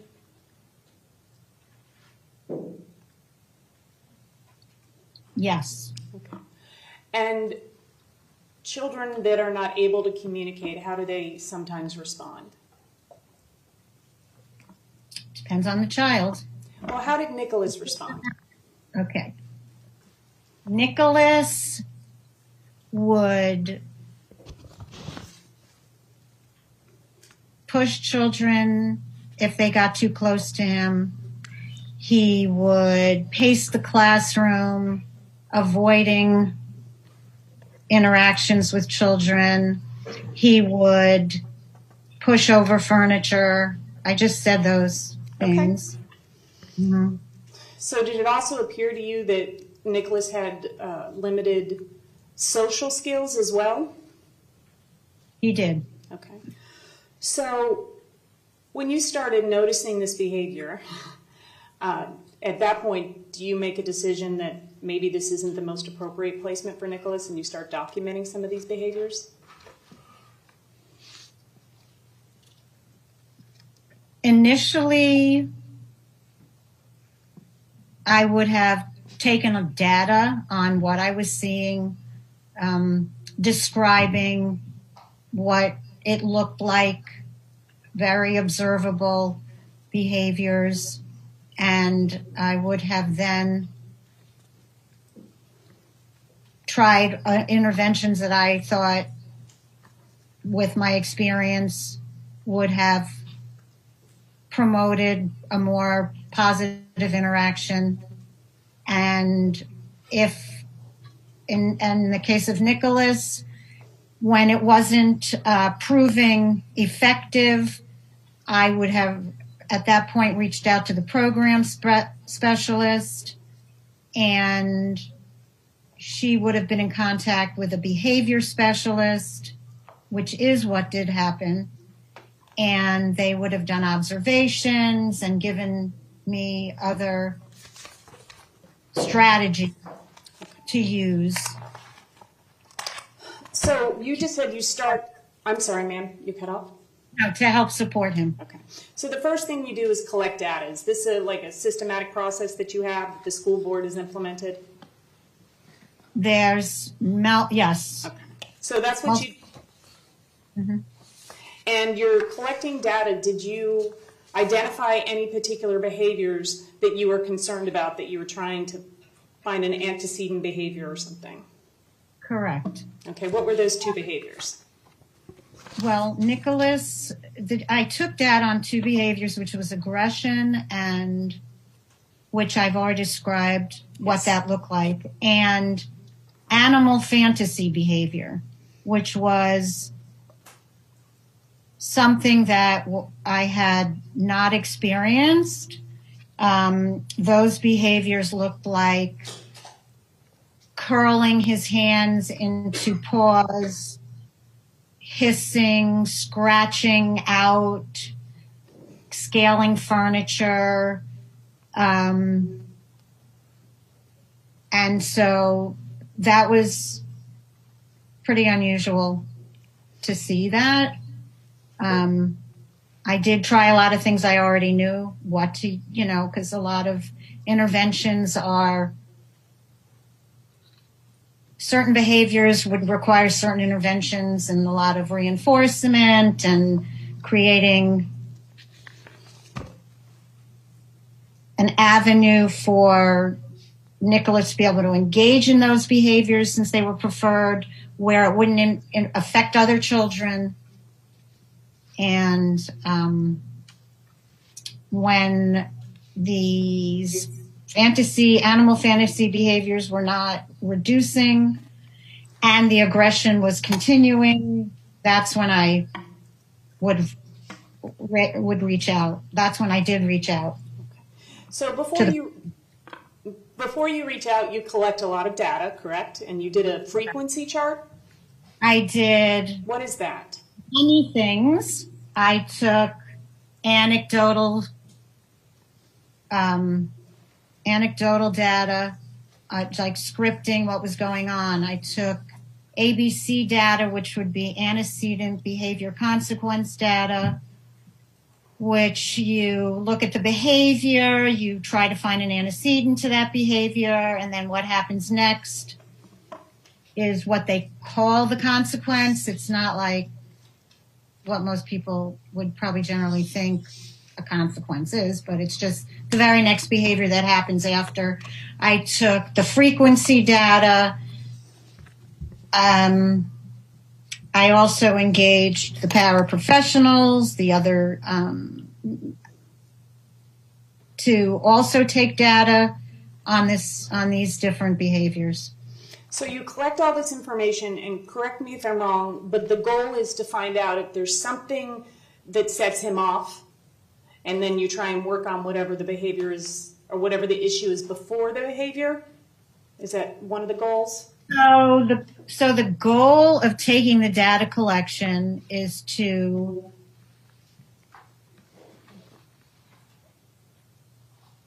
see if you can find an antecedent, what's happening beforehand, so that you can put an intervention in place so that the behavior does not occur. And then from there, you would work on appropriate behaviors, replacement behaviors, to eliminate those negative behaviors. And in Nicholas's case, you were focusing on aggression and the animal fantasies, correct? Yeah. And were you ever able to determine, you along with the paraprofessionals and the other support staff, what was the antecedent behavior that led to the aggression and led to the animal fantasy? So they're two different behaviors. As for the aggression, and it was analyzed by a behavior analyst, program specialist, with some input from me, of course. Proximity to other children would cause the aggressive behaviors. If no one was near Nicholas, he wouldn't hurt them, push them, topple over anything to get to, anything like that. As far as what the antecedent was to this animal, tiger, pawing, hissing, climbing, hiding type behaviors, none of us could determine at that time what was causing that. Do you think that his inability to communicate would have contributed to either the aggression or the animal-like behavior? Objection, asking for speculation. In your opinion, based on your training and experience as a special education teacher? If she can answer based upon her experience. If you can answer, ma'am. The judge just said if you can answer. I think that language attributes, lack of expressive language does contribute to negative behaviors. Okay. And then you said that you reached out to some other individuals that helped you to develop some interventions. Is that correct? Right, the program specialist at that time. Okay. Can you tell us? And probably the ESE specialist also that was there.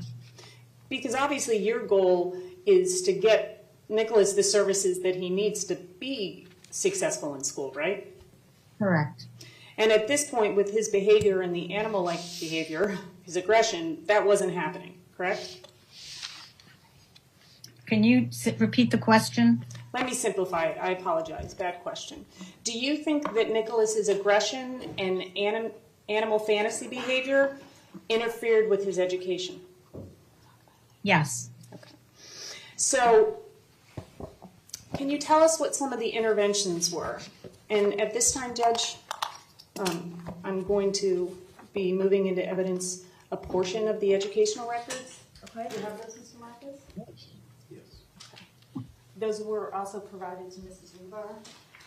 It's a composite. It also has the certification of authenticity from the school board. Okay.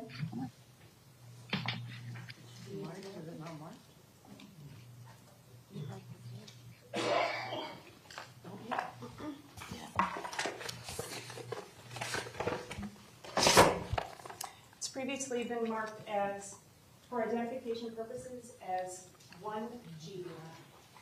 Defense 1G for identification. State, do you have any objection? Can you just announce for the record the debate stand? Yes. So it's SBBC 75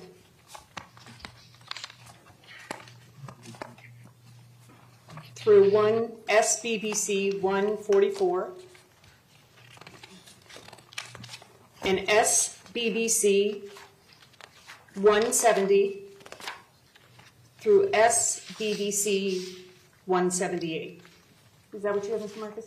Yeah, I don't mind if you explain to the jury what the... Okay. So SBBC stands for School Board, Broward County. And they date stamped all of the records that both the state and the defense received in discovery from the school board. So you'll hear us referencing those numbers, and that means we're referring to a specific document. And we pulled out sections of his records.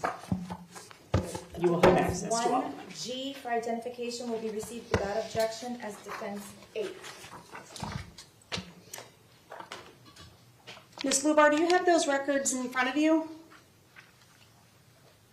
So I have data sheets that end in 75 and go through. I know you sent me a lot of things.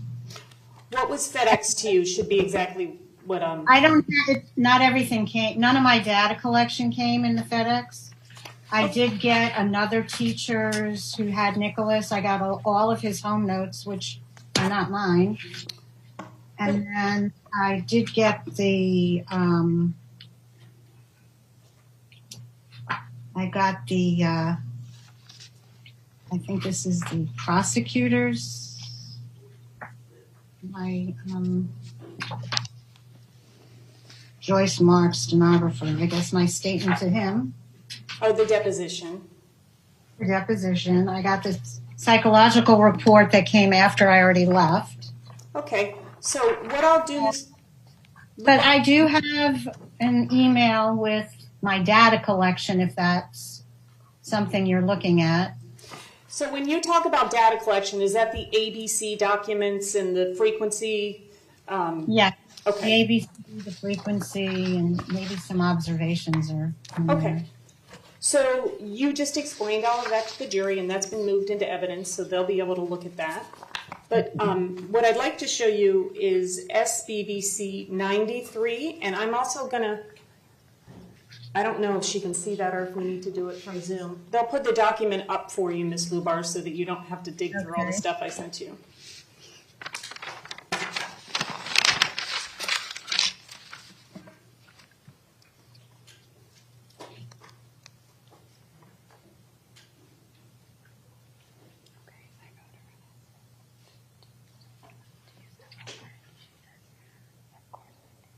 Okay. Ms. Lubar, can you see this document? Yes. What is this document? This is an email sent by Lori Sugar, who was the behavior intervention specialist and a program specialist for preschool. And she was sending me, it's an email from her. Okay. And what was the purpose, or what was Ms. Lori Sugar Alper's role in this particular case and in this email? He was giving behavior suggestions for interventions. Now, the suggestions that she made, were you already implementing these? I was. Okay. Let's talk about one of the recommendations she makes is creating a special area or a safe space. Do you remember that? It was a, do you want me to explain what that was, or do I don't know what you're exactly. Well, first of all, do you remember that intervention? Yes. Can you now tell us what that intervention is, please? So I created a space in the classroom that Nicholas could go into to be able to act out his fantasy behaviors of being a tiger or a lion or some sort of wild cat, where he could just do that and look at animal books and have stuffed animals within there. It was a tablecloth or a blanket, I don't really remember what exactly, over a small round table. And then it would be used if he would do something, some sort of work, would be used as a reinforcer. So he would be able to go in there. And then he needed a very high reinforcer to come out of that and to do some work, and then he could keep going back and forth, and that's basically how I was able to work with him at all in the classroom at that time. Was that the area that he preferred to be in? Yes. Would he let other students come into that area? No, and all the children knew that was his space, and they didn't even try to go in there. Okay. And had you ever done this for any other students? No. So the behaviors that you observed and the interventions that you did, you hadn't done these for any other children? I had not. Okay. And then do you also... Well, just this specific intervention. Okay. And did you also have conferences with Nicholas's parents, Linda and Roger Cruz? So I don't remember that. However, I do have a document that shows I did have a parent conference with them. Does that document refresh your recollection as to those conferences? No. Okay. If you were to look at those conferences, would you remember the content and what would have been discussed? Only whatever would have been written down on there. I don't remember them at all. So. Okay, so SBBC 131, please. They're going to pull up one of those conferences, Ms. Lubar, and if it refreshes your memory, fine. If it doesn't, it doesn't. Give us a second. And while that's being pulled up, do you remember Linda and Roger Cruz? No. Okay.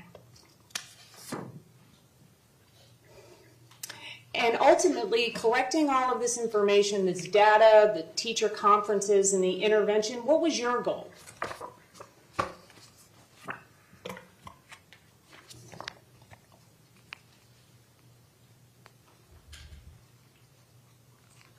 The goal was to support Nicholas in being able to express himself in a positive way. At the time, I'm sorry, ma'am. No. Okay. At the time that Nicholas was at Place Center inside of Riverglades Elementary, did you believe that that was an appropriate placement to fulfill his needs? No. Okay. What type of a place, based on your experience and training as an ESE specialist and a teacher, what type of an environment did you believe would be best suited for him? I thought he should be in a EBD cluster program, which is for emotional behavior disorder children. And did Broward County have those for preschool students? Yes. Okay. Okay, so we're going to pull up one of those conference forms, Ms. Lubar. If you remember it, take a look at it. Let me know if you do.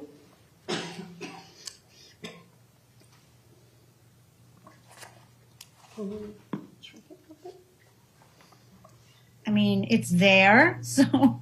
Okay. This document is actually from the referral packet. Okay.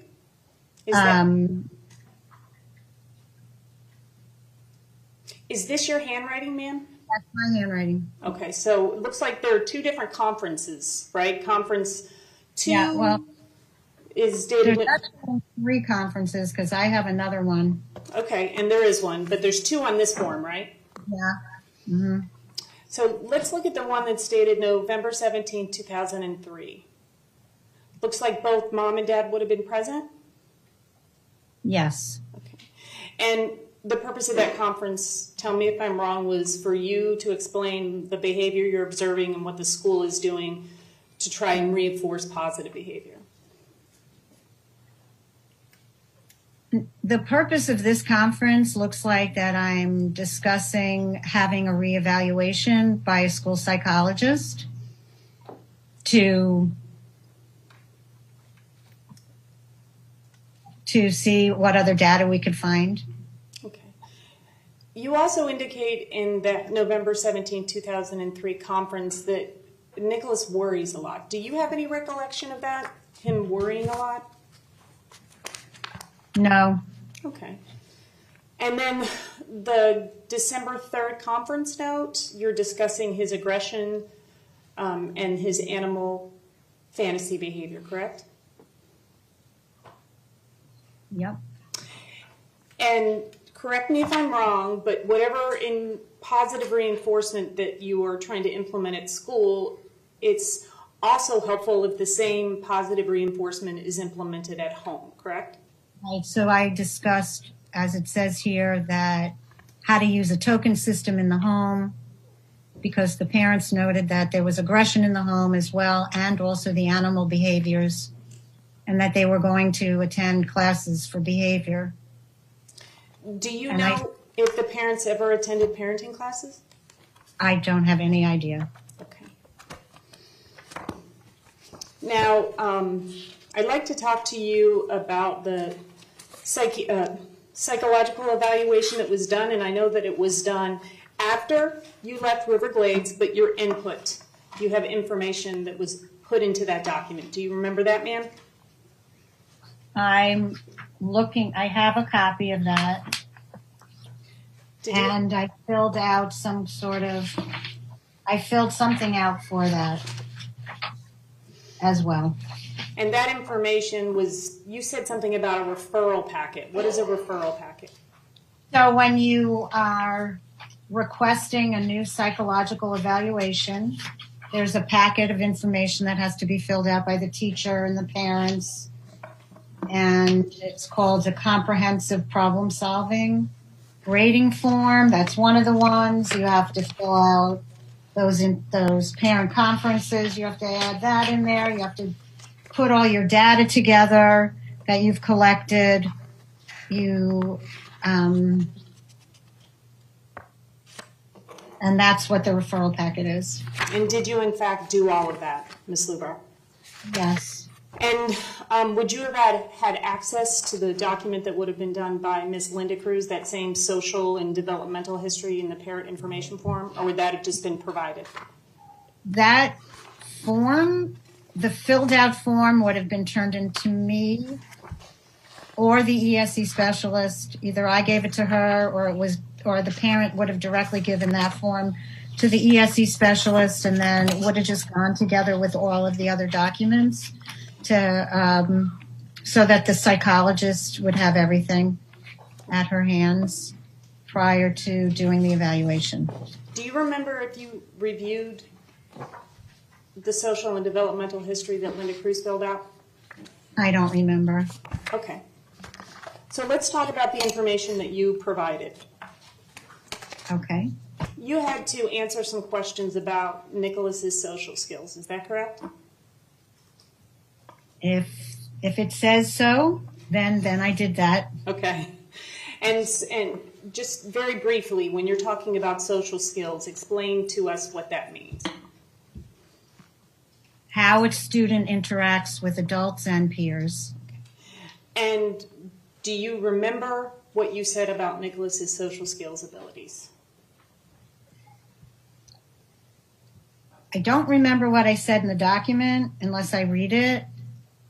You can look at it, ma'am.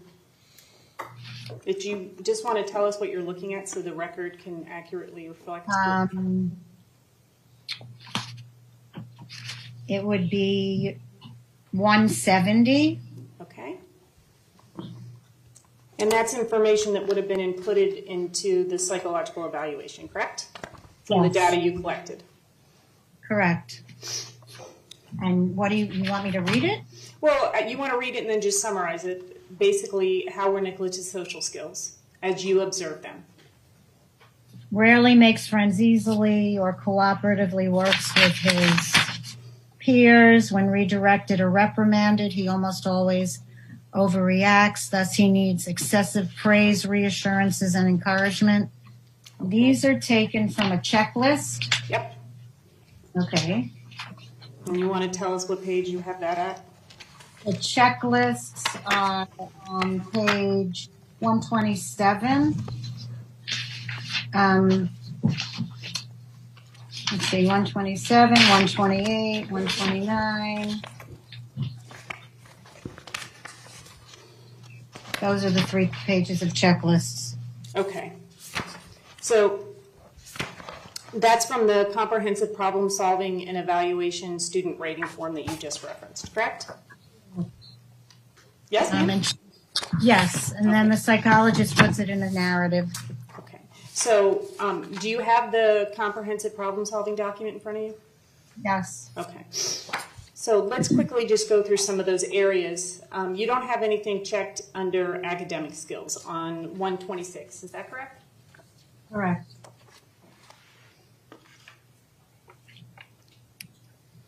Okay. So if any of those things would have applied, you would have checked them. Is that correct in terms of areas of concern?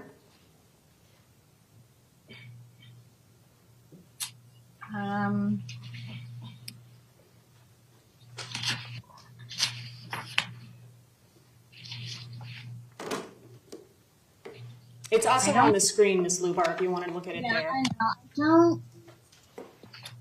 I don't know. I can't answer as to why nothing's checked there. Okay. But if you were, he's just turning 4, so would have these been applicable at that age? Already 4. He turned 4 in September, and this was filled out in November. Okay. So are we spelling, are we doing mathematical calculations when we're 4? We could be doing some math. We do work on math concepts. Okay. We do work on sight vocabulary. But none of the rest of that. Okay, and then under attendance, it looks like that was also not an area of concern for you, is that correct? That's an area that I wouldn't have filled out. Okay. And then if we go to 127. Okay. It's adaptive behaviors. Based on your training and experience as an educator and as an ESE specialist, could you tell us in general what adaptive behaviors covers? It's going to cover all of these areas that you're looking at, how he interacts with others, what type of attending he does, everything that you're looking at, that's considered an adaptive behavior, how you interact in your environment. Okay, so here for the social skills and interpersonal relationships 1 through 7, you made a check either rarely or sometimes, correct? That's what you believed was applicable for Nicholas at that time? Mm-hmm. And then as we go down a little bit, more adaptive behaviors, which is productivity, efficiency, and organization. Is that also classified as executive functioning skills?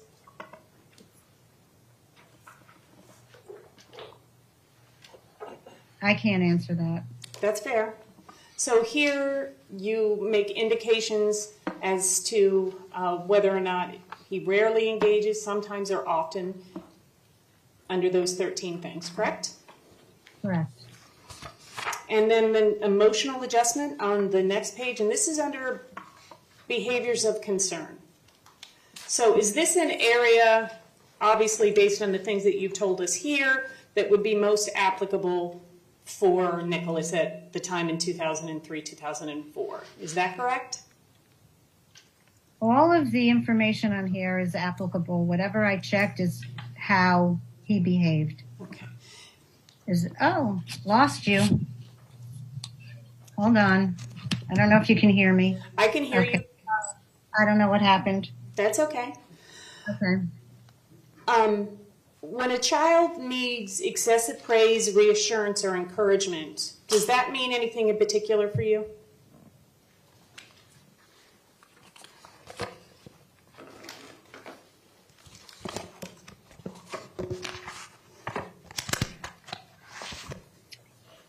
In the classroom setting, that would mean that in order for him to comply with classroom rules, do his work, he would need excessive praise, reassurance, and encouragement to do anything in the classroom. Okay. Excessive. Okay. And you're saying here he avoids verbal communication sometimes and he's withdrawn sometimes? It says he rarely avoids verbal communication was rare. Are we under emotional adjustment? Yes. Avoids other children sometimes. So how was he with following directions? Do you remember, based on the data that you collected and you have in front of you and the psychological evaluation that has some indications of that? Well, the psychological evaluation was done after I left, so I don't have any knowledge of that, how he was at that time, except for whatever I put in there as information that came from me. Okay. And that's all I want you to focus on, Ms. Lubar, whatever the information that came from you, not from anybody else. So, can you repeat the question? So, was it difficult for Nicholas to follow instructions? He could only follow instructions with excessive encouragement and reinforcement. Okay. And was there any particular way that you would have to give Nicholas instructions? Would things have to be broken down in chunks? Would you have to repeat things a lot? I don't recall. Okay. And you also have experience in autism, is that correct? In Florida and in Texas. Yeah. Is that right? So obviously that must, well, not obviously, is that on your radar when you have some of these students? Are you looking for any of that behavior that may be an indication that an autism evaluation would be necessary? I can't say that I would be looking for that behavior. Okay. If you saw behavior that was consistent with what you know autism to be, would you do a referral? Yes. Okay. Were you concerned about that with Nicholas at all? No. But did you believe that there was something else going on with Nicholas and that we just didn't know what it was? So sorry. Every time my phone rings, it interrupts the Zoom. I don't know what's going on. I'm sorry. We're almost Now done. I forgot the question. That's okay. Was there any indication to you that there needed to be an autism referral for Nicholas? And yes, I thought something else was going on with Nicholas. Okay. And you talk a little bit in your records about he liked to hide a lot and had some escape behaviors. Yeah, so escape behavior is not what people typically think, like trying to run away and escape out. What it is that you avoid doing, you do a different behavior to avoid doing what you're being required to do in the classroom. So he would do other things other than engage in what was being required of him. So is that what you would call a preferred or a non-preferred activity?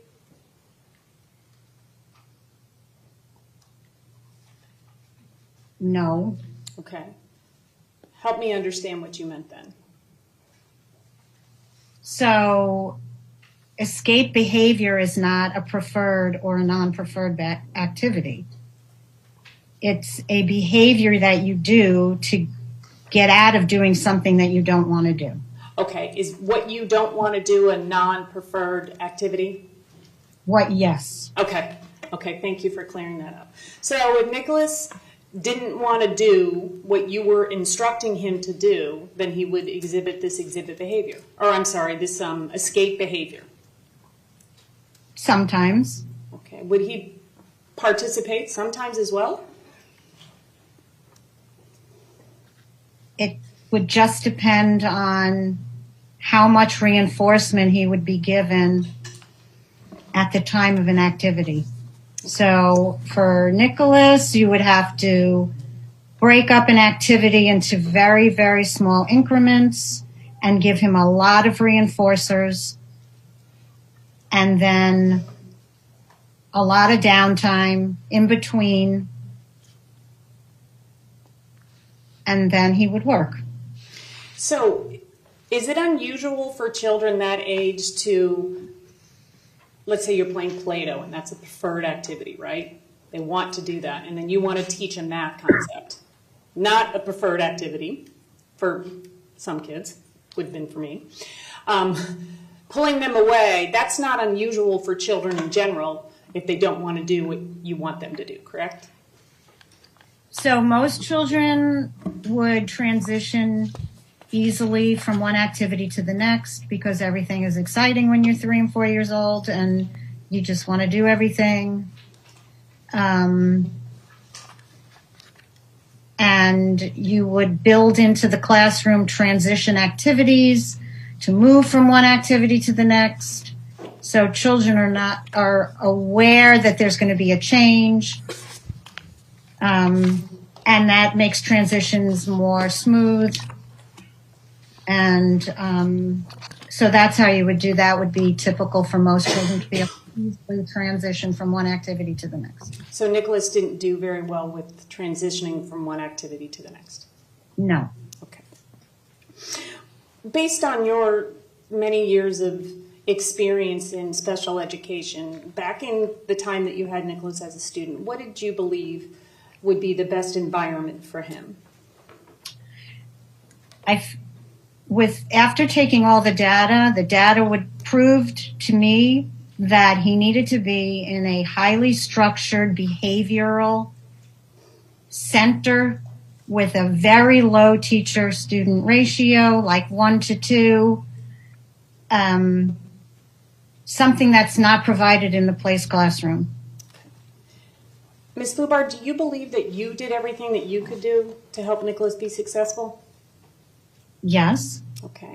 And when you left the PLACE program, you had set in motion and provided all the documentation that you could have provided the school board in order to facilitate perhaps a change of placement. Is that correct?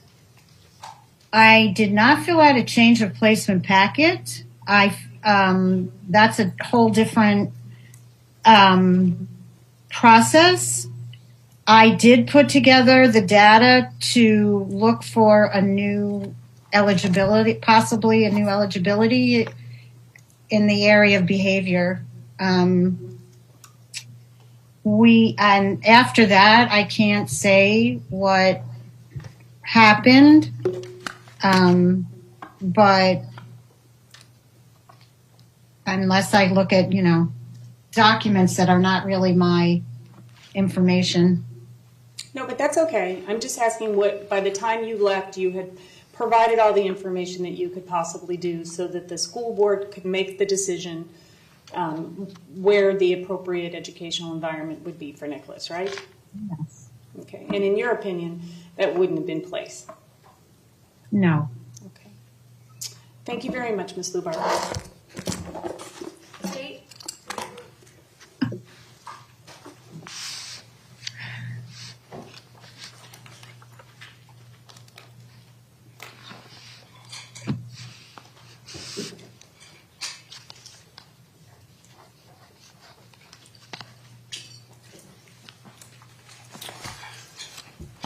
I don't know where I'm looking. Okay, there you are.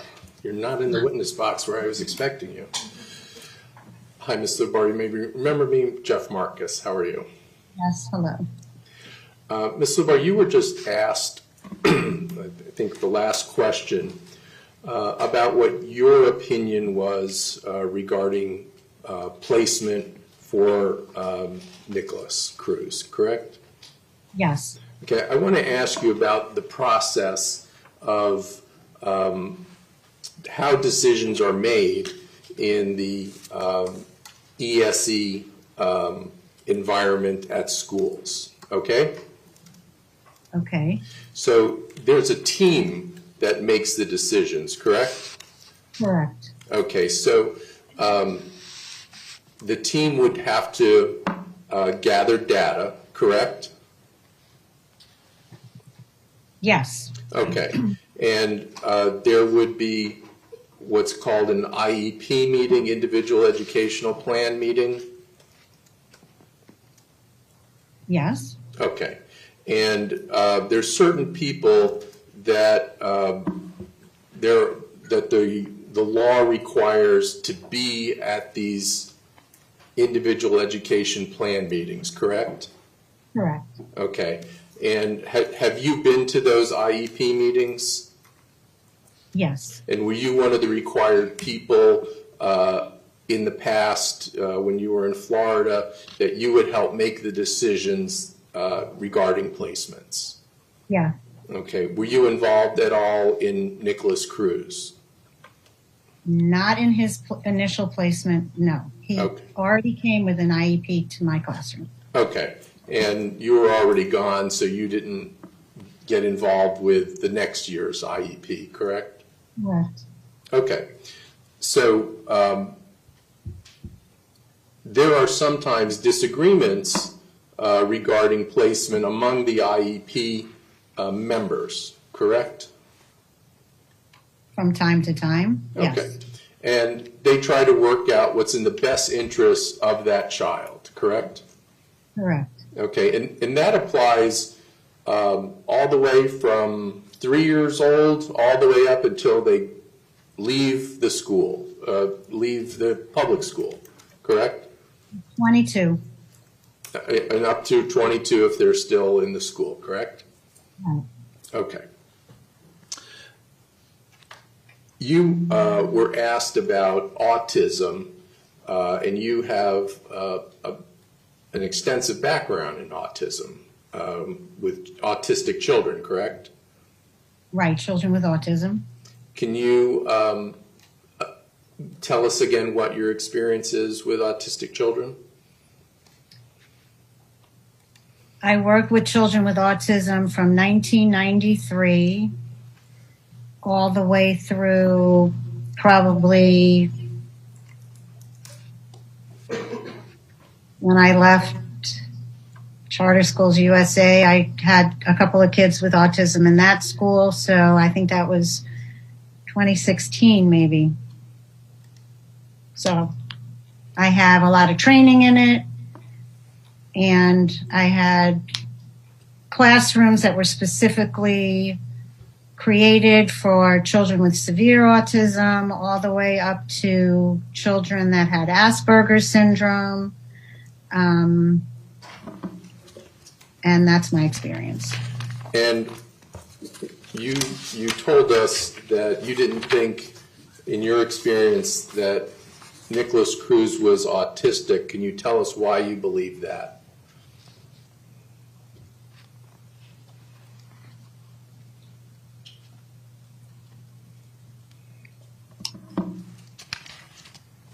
I'm really not sure what the relevance of that is exactly. I mean, I didn't have any, when he came to me, that wasn't his eligibility, and I'm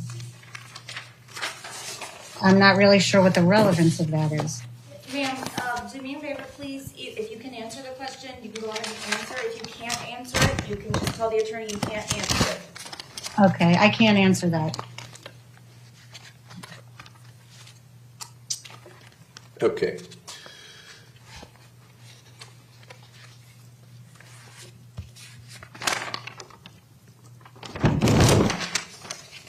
Do you remember in your previous statement to us giving us some of the reasons why you didn't think it was autism, why he was not autistic?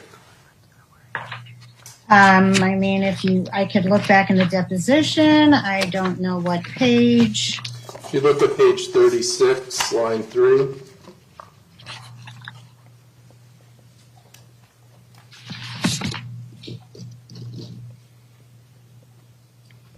Okay. And so you want me to read that? Well, let me just ask you, did you think that his fantasy behaviors, the elaborateness of it, would not fit for you in your experience under autism? Yes. Okay. So that was one of the reasons that you thought that he was not autistic?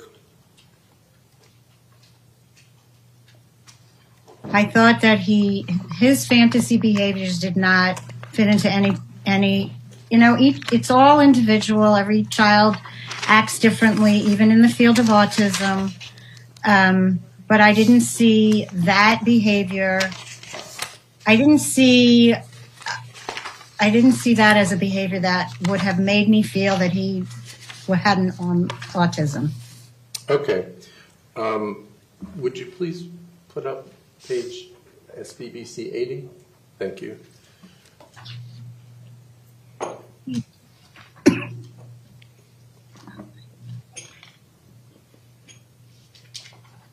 I'm going to show you a document. If you give us just a second.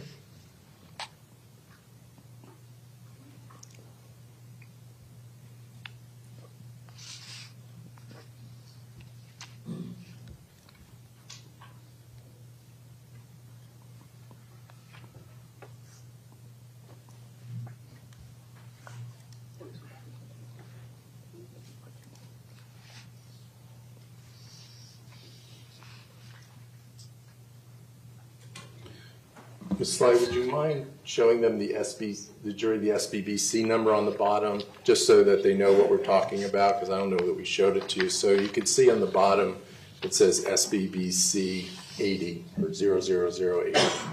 Okay, and if you could scroll up so we can see the document. Thank you. So, Ms. Lubar, this is one of the frequency recording data sheets for September 24th, 03, which was actually his birthday, correct? I don't know when his birthday is, but if you say so, then it's his birthday. Could you show the entire document? Well, I guess I have it. Okay. Well, I want the jury to see it. Thank you very much, Ms. Sly. Now, could you explain this to the jury, what you're documenting on this particular page? Okay. So this observation was done by one of the paraprofessionals in the classroom. There would have been an accompanying document that would have labeled what the aggressive behaviors were that we were looking at. And then the time frame, this is the daily schedule under activity, and under each activity, how many times aggression was noted, and then you would put a tally mark down there. Okay.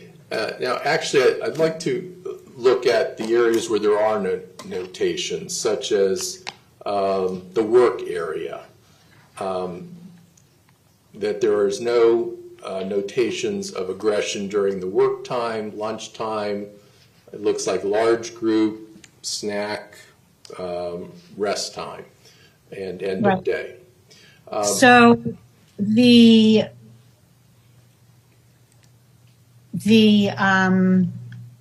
this was just if it was noted. So the paraprofessional would not have been working solely or looking solely at Nicholas all day long to take data, because she would be doing other things. So I don't know if she was asked to just specifically look at certain times of the day. I don't know that. Okay. So we can't say that he was very good at work time as opposed to circle time. It just may not have been being notated at that time. Correct. Or, I mean, if I looked at other data sheets, I'd feel like, we might have said it's a large group. I really don't know. You're right. I don't know. Okay. This is just what happened then. I'd like to show you one more page. Ms. Slide, please, number 77.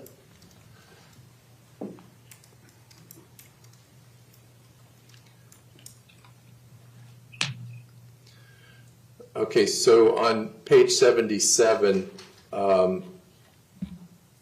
just from a general standpoint, there's less marks on such areas like at the circle time on 9/24, I think there was 10 marks, and here there's 2 marks. Correct? Correct. Now, does this mean there's less aggressive incidents during circle time? Can you make that judgment or not? No. Okay.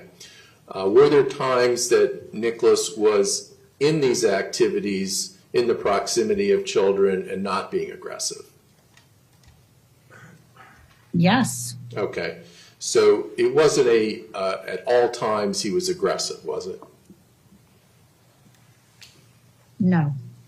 And was he able to play or interact with children without being aggressive?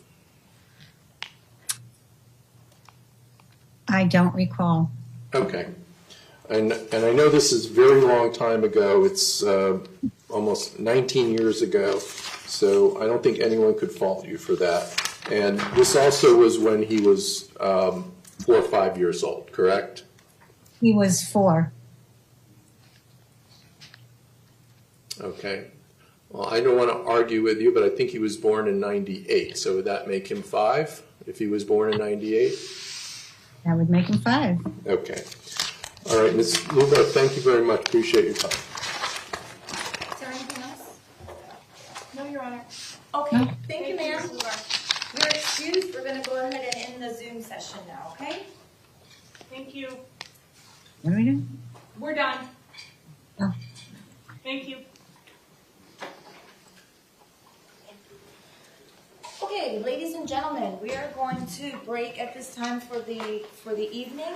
We're going to start back. I ask that you please be here tomorrow morning at 9 so that we can get started around 9:15, 9:30.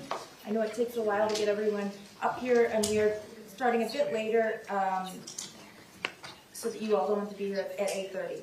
So please be here at 9 o'clock. Please do not discuss the case. Please remember that you may not permit anyone to say anything to you or in your presence about the case. If anyone attempts to say anything to you or in your presence, tell the person to stop and report the incident immediately.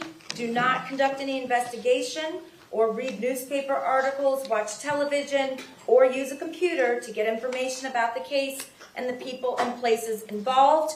Remember, you may not have any discussions of any sort with any friends or family members about the case while we are in recess. Please leave your notepads behind. Have a safe drive, and I'll see you all tomorrow morning at 9 o'clock. Thank you.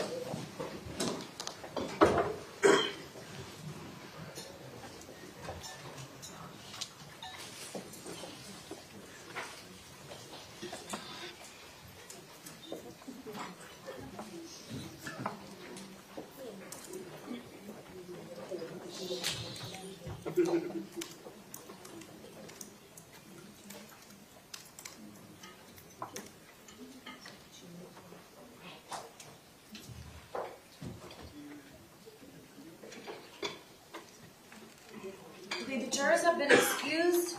I know that there is the issue of the state's motion to redepose a witness that you all indicated needed to be heard tonight. So if anyone needs a short break before I hear argument on the state's motion, go ahead and do so. And as soon as you're back, I will hear argument on those issues.